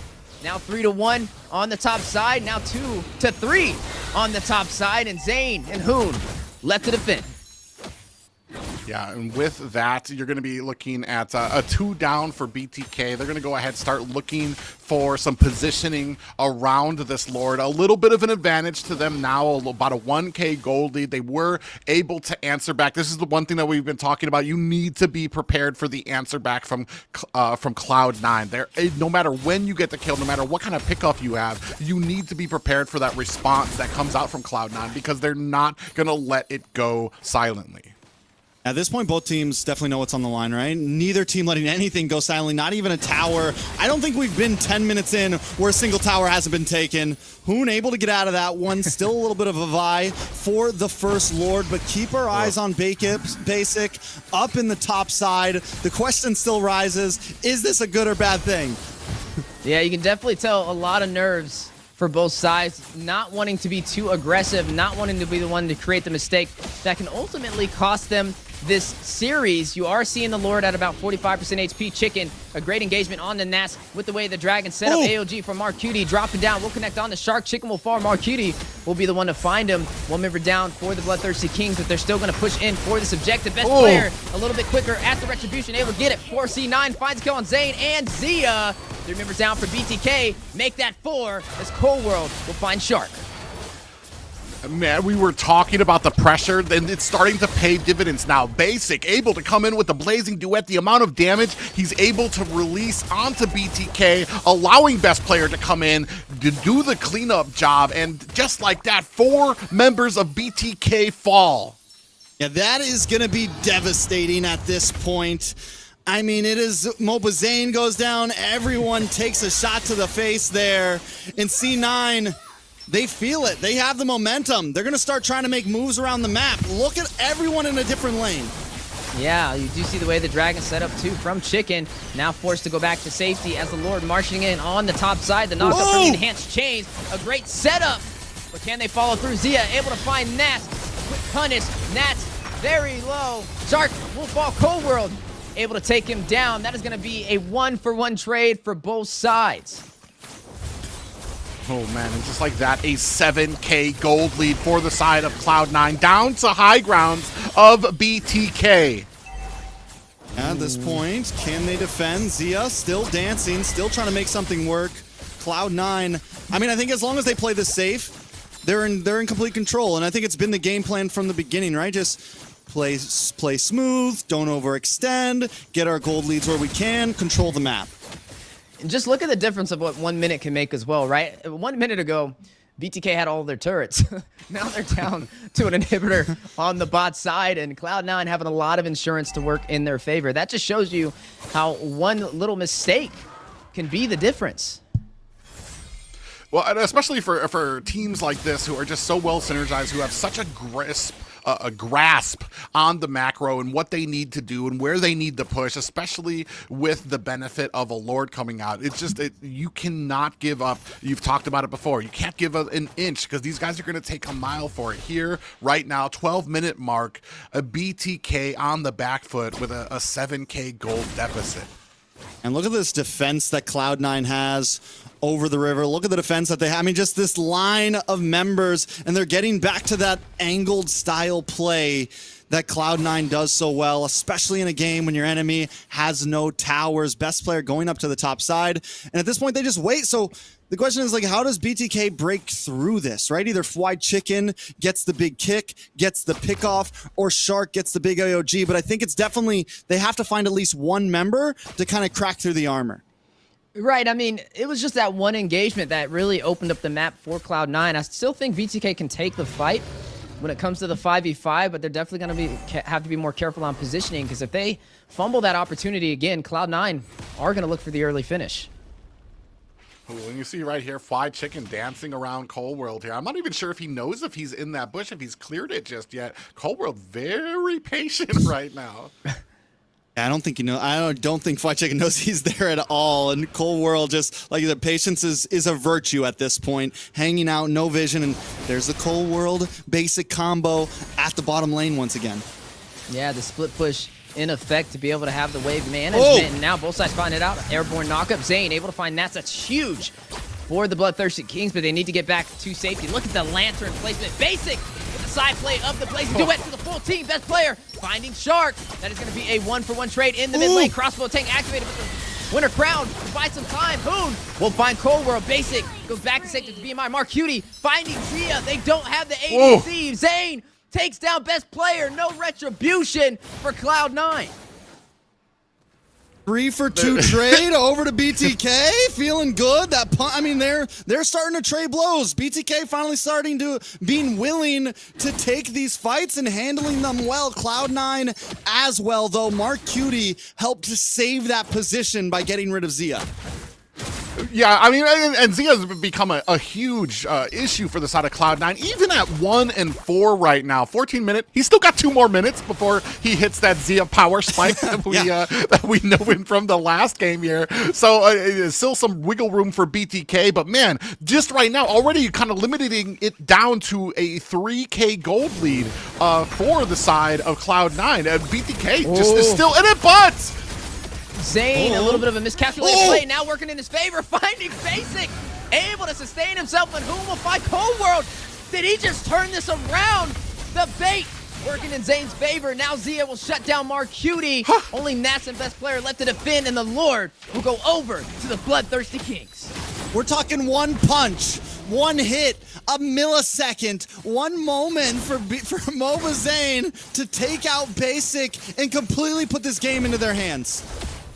And just like that, turned it around with one hit. Takes down Basic. 3 down for the side of Cloud9. BTK have, at least a short answer just now and a 2K gold lead in their favor. Yeah, but there's still a lot of turrets to go through. Even though they were able to get that objective, they still got to do a little bit more work to get to that base crystal. But effectively, that is a massive victory in terms of objectives, right? It's going to keep them on the playing field and force Cloud9 to be on the defense. But as the Lord marches in on the bot side, BTK will look for a possible punish, but they're going to go and try and burst down this Lord. But I'm standing, I'm pacing in front of the monitor right now. Anything could happen. I think Cloud9 needs to do what they've been doing. Take it slow, right? They can't rush this. I think when they overextend themselves, when they go for these big plays, that's when the mistakes start to come in. They cannot underestimate BTK at this point. I think they really just need to let BTK come to them, and there it is. Yeah, the initiation on the way. Zane able to find best player. Oh! Be able to get another. Zia finding Nets. That's 2 down for Cloud9. Blazes went into the heart of the battle. Shark falling for the BloodThirsty Kings, but not going to stop BTK on the push. Minions in the mid lane. AOG Chicken finding Mark Cutie. Moments away with one final strike. Cloud9 will be shut down by the BloodThirsty Kings. The thread of fate has been severed, and they reclaim the crown as North America's champions. The whispers laid to rest. The doubts laid to rest. Cloud9 laid to rest as BTK reign victorious. We said 4 games in a row would be hard. Every year, they do the impossible. The odds are stacked against them. But MOBA Zane with the pop-off, BTK with the pop-off right now. NA North America. I cannot right now. I'm speechless. I think Zane just got the clip of a lifetime. I mean, the man just ran straight up. Bro, he got to that camera faster than BTK got to that base crystal. Man, and he was ready. Did you see that room explode? Was Hoon still laying down though? Did he even get up there? He stood up. He stood up. Hey, he's standing on business. Standing on business for sure. BTK, man. I mean, that's two-time reigning champions back-to-back right now. They're going to M6 for the redemption of North America. Man, what a series from both of these teams. 4 games, 3 games down. You can see here, I mean, man, this one was a nail-biter. What a last game for this series as well. Well, I'll tell you what. I mean, I've seen Zayn pull off the impossible. We've seen BTK do the unthinkable. We have never seen a team in a grand finals come back from a 3-0 deficit, and they have done it. The possibilities are endless when it comes to the comeback kings, BTK.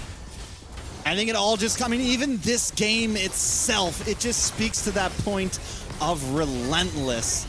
The unforgivingness of BTK, man. Even this game, they were behind, all of their towers down, under the crystal, just looking for a moment, a thread, a rope, anything. And even here, I mean, this is one of the moments where they finally start to get a little bit of space. The pop-off starts to happen, and finally, they find that moment and take it. Yeah, I mean, an amazing match coming from them. They were behind. You have it exactly right. And this was the point of turnaround here. Mobazane out of nowhere cleans basics clock, turns it around, survives, and then his team is able to get the Lord and turns this completely around. No towers. They had the threat of the Rafaela and basic that we had seen before win the game for them. And here, I mean, BTK, what more can you say about this team? Yeah, definitely some top-tier gameplay at its finest. The Bloodthirsty Kings yet to disappoint, and I'm sure the BTK fans are out there going wild. I mean, we were going wild. Trex is standing up, pacing back and forth. Me and Private at the edge of our seats wondering which way it's going to go and who could have asked for a better ending all the way to a Game 7. And it's not just us over here, right? We got to see how Liz feels about the grand finals. I'm just fixing my hair for the last minute, but oh my god. I think all the viewers share what we feel at this moment. We had our doubts at the very beginning. I mean, I kind of rooted for BTK the whole season, but still, before tonight, everyone was like, oh, we can't support the team we want to support, but, you know, at the end of the day, we felt like Cloud9 was coming in stronger. But that 4th game, starting from that 4th game, what happened, guys? They just powered through. They knows what makes a great show. And it seems like BTK just wants to give us that great show. Haters will say it's scripted, but man, it's just North America and the shows that our teams can put on and that never die attitude. Man, just that single play is gonna probably be clipped 1,000 times. Is basic going in. He had so much success with the Blazing Duet every single time before that. This time, bites off just a little bit more than he can chew, and Mobazane like turned it around on him, and then after that it was all BTK all the way down to the core.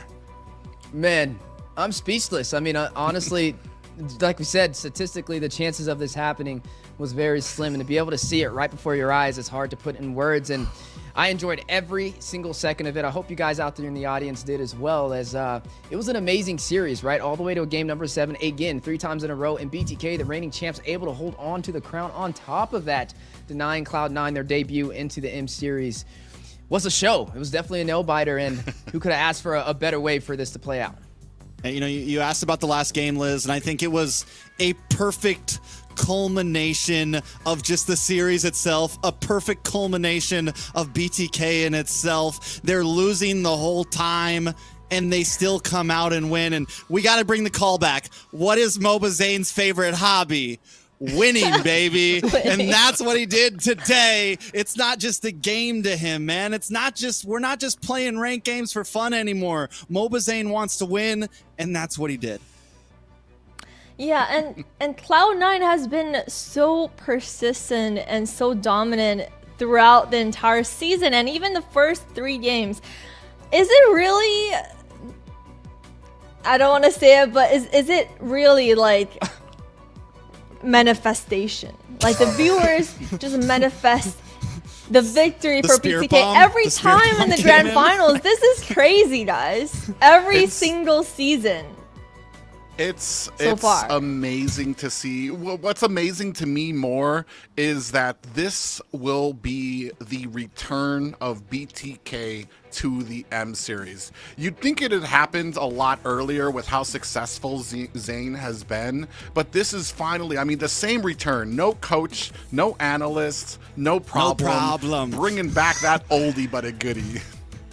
Man, I got to figure out what's in the water in Oklahoma because, man, what a turnaround for the side of BTK. And, yeah, it sends Cloud9 back with their heads low. I mean, that's definitely a hard loss right there. But nonetheless, we got to shed some light on Cloud9 as well. I mean, they had an amazing series, right? Throughout the regular season, even throughout the playoffs, they had the best record.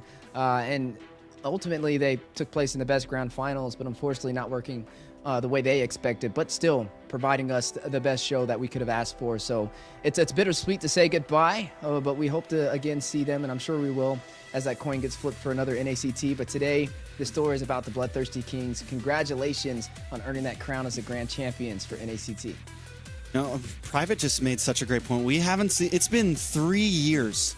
3 years since BTK has been at an M series. Yes, Mobazane's been there. Yes, Hoon's been there. Yes, these players have been there. But it's been 3 years since the name BTK has been in an M series, and there's just something special about that, man. There's just something kind of hype about that. So I'm excited for it. And Wheezy, you said it great. Cloud9 played amazing, and it is still heartbreaking to not to get to see Cold World on an international stage, not to get to see Mark Cutie go to the M series. G the Ico, we love you, man. I'm sorry I had to go down this way, but that's just the way it goes sometimes, man. And NACT, man, I know why I'm here. I love it.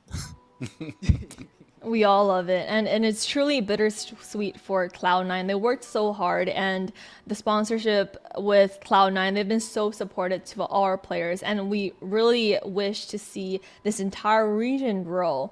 But at the end of the day, both teams tried really hard, and it just shows that both teams are neck to neck at the level that they play and their performance, and it's just at the end of the day, which team, their mental fortitude as well, sometimes luck even, can turn the tide around. So it does seem like BTK has that grand finals buff, and they were able to come up on top today. So great job to both teams.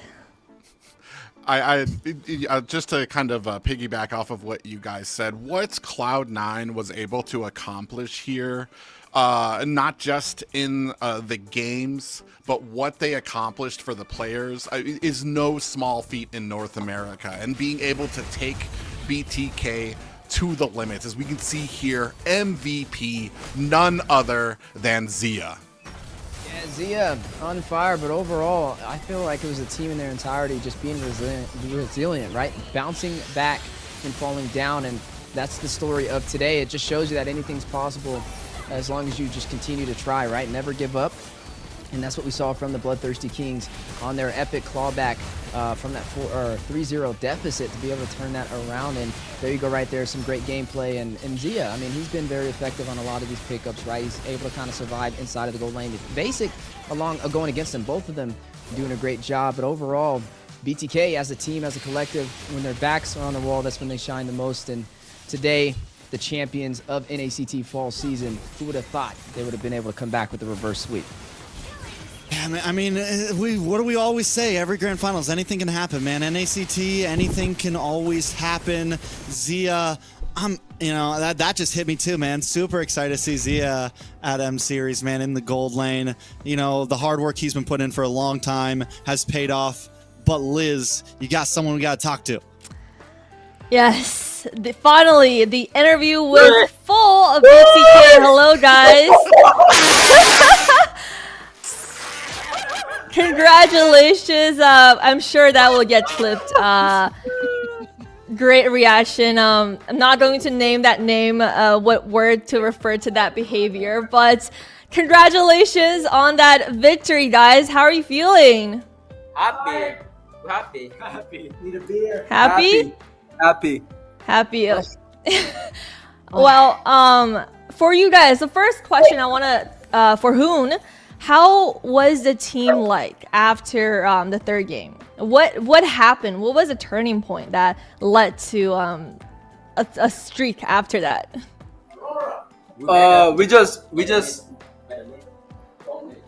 We just found out the problem. We never gave up.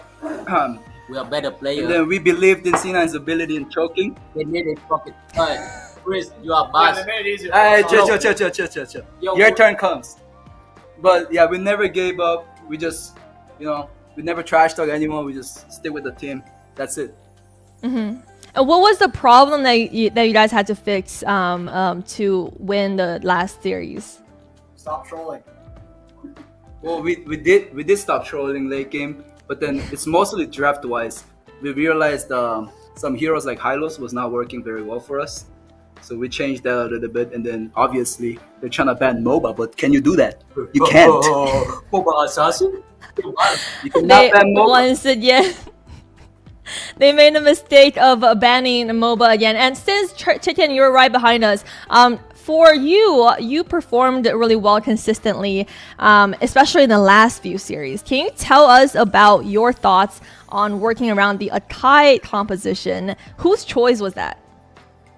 That was probably the rest of us telling Zane to. Zane didn't really want to. He didn't have any own faith in his own tank jungle. We were all telling him just to go in anyway because Cloud9 were clearly just focusing Zane only. So if we put him on a tank, what are they going to do about it? Yeah, and it worked so well for you guys. And for you consistently actually improved this season. Your team had a little doubt on you in the beginning, but it seemed like this bootcamp really helped you out. How is your day-to-day life now with ML and other stuff that you're doing? I mean, we were literally waking up and playing ML like all the way tonight. And I think that's a very big reason as to why we're able to win. And something we also noticed is that it almost seemed like C9 was overconfident. They didn't grind really as much as we did. And even our total star count, I'm pretty sure, is like higher than them, despite them being in a boot camp for like much longer. Yeah, so you guys finally pulled through. And now can you grab your teammates, Shark, Zia, and MOBA for their interview? We want to hear their thoughts after the games. No, it says everyone come here. Wait, what do you want us to do? Well, there's his thoughts. For Shark, I want to know, Shark. You made it to the boot camp finally after last week. How was the boot camp for you? It's alright. We start losing when I'm stay home, but I think they near me that bad, so I have to come to the boot camp. So the battle, score battle. Hey Chris, if you need to Ruby, hit me up. I tell you how to play Ruby, okay? Chris, hit me up. You proved yourself that you are if not the most important block in the BTK synergy, and with you being with them, obviously it really showed how well you guys did today. Nice hair, by the way. Is that a new hairstyle? Oh yeah, I'm trying to look like you, so I dyed my hair. See, we are twins now. You're trying to look like me. Okay, I think you need to go a little bit more blonde then. Yeah. And now for Zia, is Zia with you guys? Zia! Where is our MVP? The fat boy right here. It was good. Hi Liz. Zia! I don't know. I'm more shocked about your hair than Shark's. But I like it. Now, with today's MVP and your performance, I mean, you really carried BTK in some of the games. You have established yourself as the #1 marksman position in North America. Are there any secrets to how you play Gold Lane? How I play E-Lots. I never said that though. I didn't say that. But it's baby gold. Yeah. Enough said. I mean that. Yes. Enough said. Last but not least, can we get the one and only MLBB Zane to join us for some last thoughts. We love the players excitement. I mean, What up? what up? How are you feeling? I mean, I saw you make that face, some taunting after the games, but you did it. You made it back again. Yeah, I feel tired. Yeah. Need a beer. Feel tired? Need a beer. Anything you want to say to Cloud9 after that series? No, I don't want to say anything to them, to be honest. Yeah, you've shown them what you wanted to say with that performance. Anything you want to say to your team? I think, yeah, I'm proud that we were able to keep ourselves together. And after we got one win, we just kept getting another and another and another. It's probably one of the most intense tournaments that I've ever been in. I've never done a reverse sweep ever.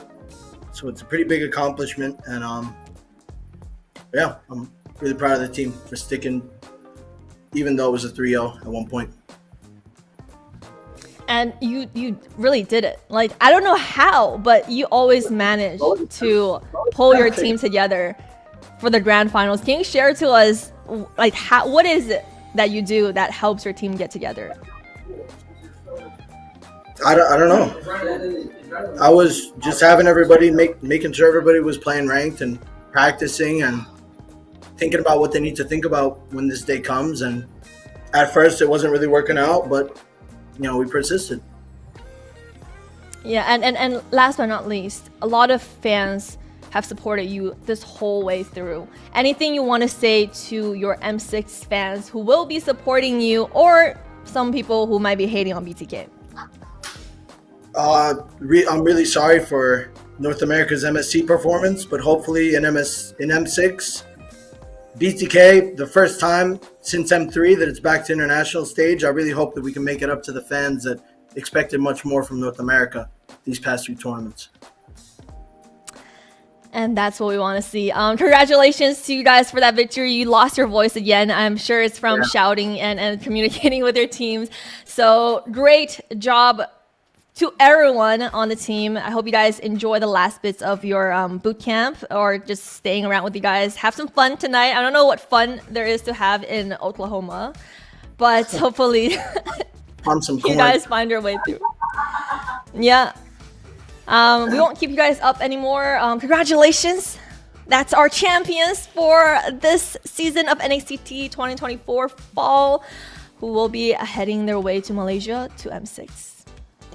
Yeah, a lot of emotion coming out from that team. A lot of well-deserved emotion coming out from them, and it's great that they were able to make those adjustments. It's amazing to me that it's just the players, and maybe that kind of adds something when it's not a coach having to feed something to you, when it's just the players naturally kind of talking amongst each other, realizing this isn't working, that isn't working. What do we need to adjust to make it to make this a success for us, and then stick to those guns throughout. Man, I'm not gonna lie, I'm wiped right now, emotionally, physically right now. What a series.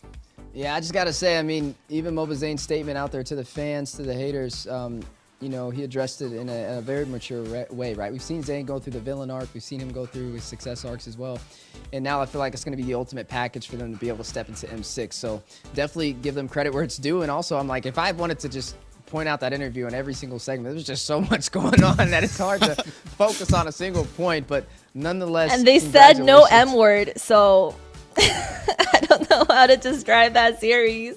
There you go. Yes. Oh yeah. I mean, listen, you know, another great NACT, another best of 7, man. It's time to rest. It's time for the, BTK, get some rest. M6 is around the corner in December. We got some time to hang out, but there's a lot ahead. So keep our heads up. Let's go NA. Yeah, let's go NA. Let's go NA. This is the team that a lot of people in North America has been waiting for. See them unite in the international stage. Let's see Hoon and Zane come together. Now for our casters, you've been also wonderful this entire season, keeping the energy up to every last beat. What is your last thoughts of everything? I know you've shared a lot about your excitement. Anything else you want to say to all the fans out there? Whether you're a BTK fan, whether you're a Cloud9 fan, I'm kind of hoping that we can quell any type of hate for either of the teams coming up in the next few months and kind of join together as North America to support our representatives going out to that M Series. That's all I really kind of care about.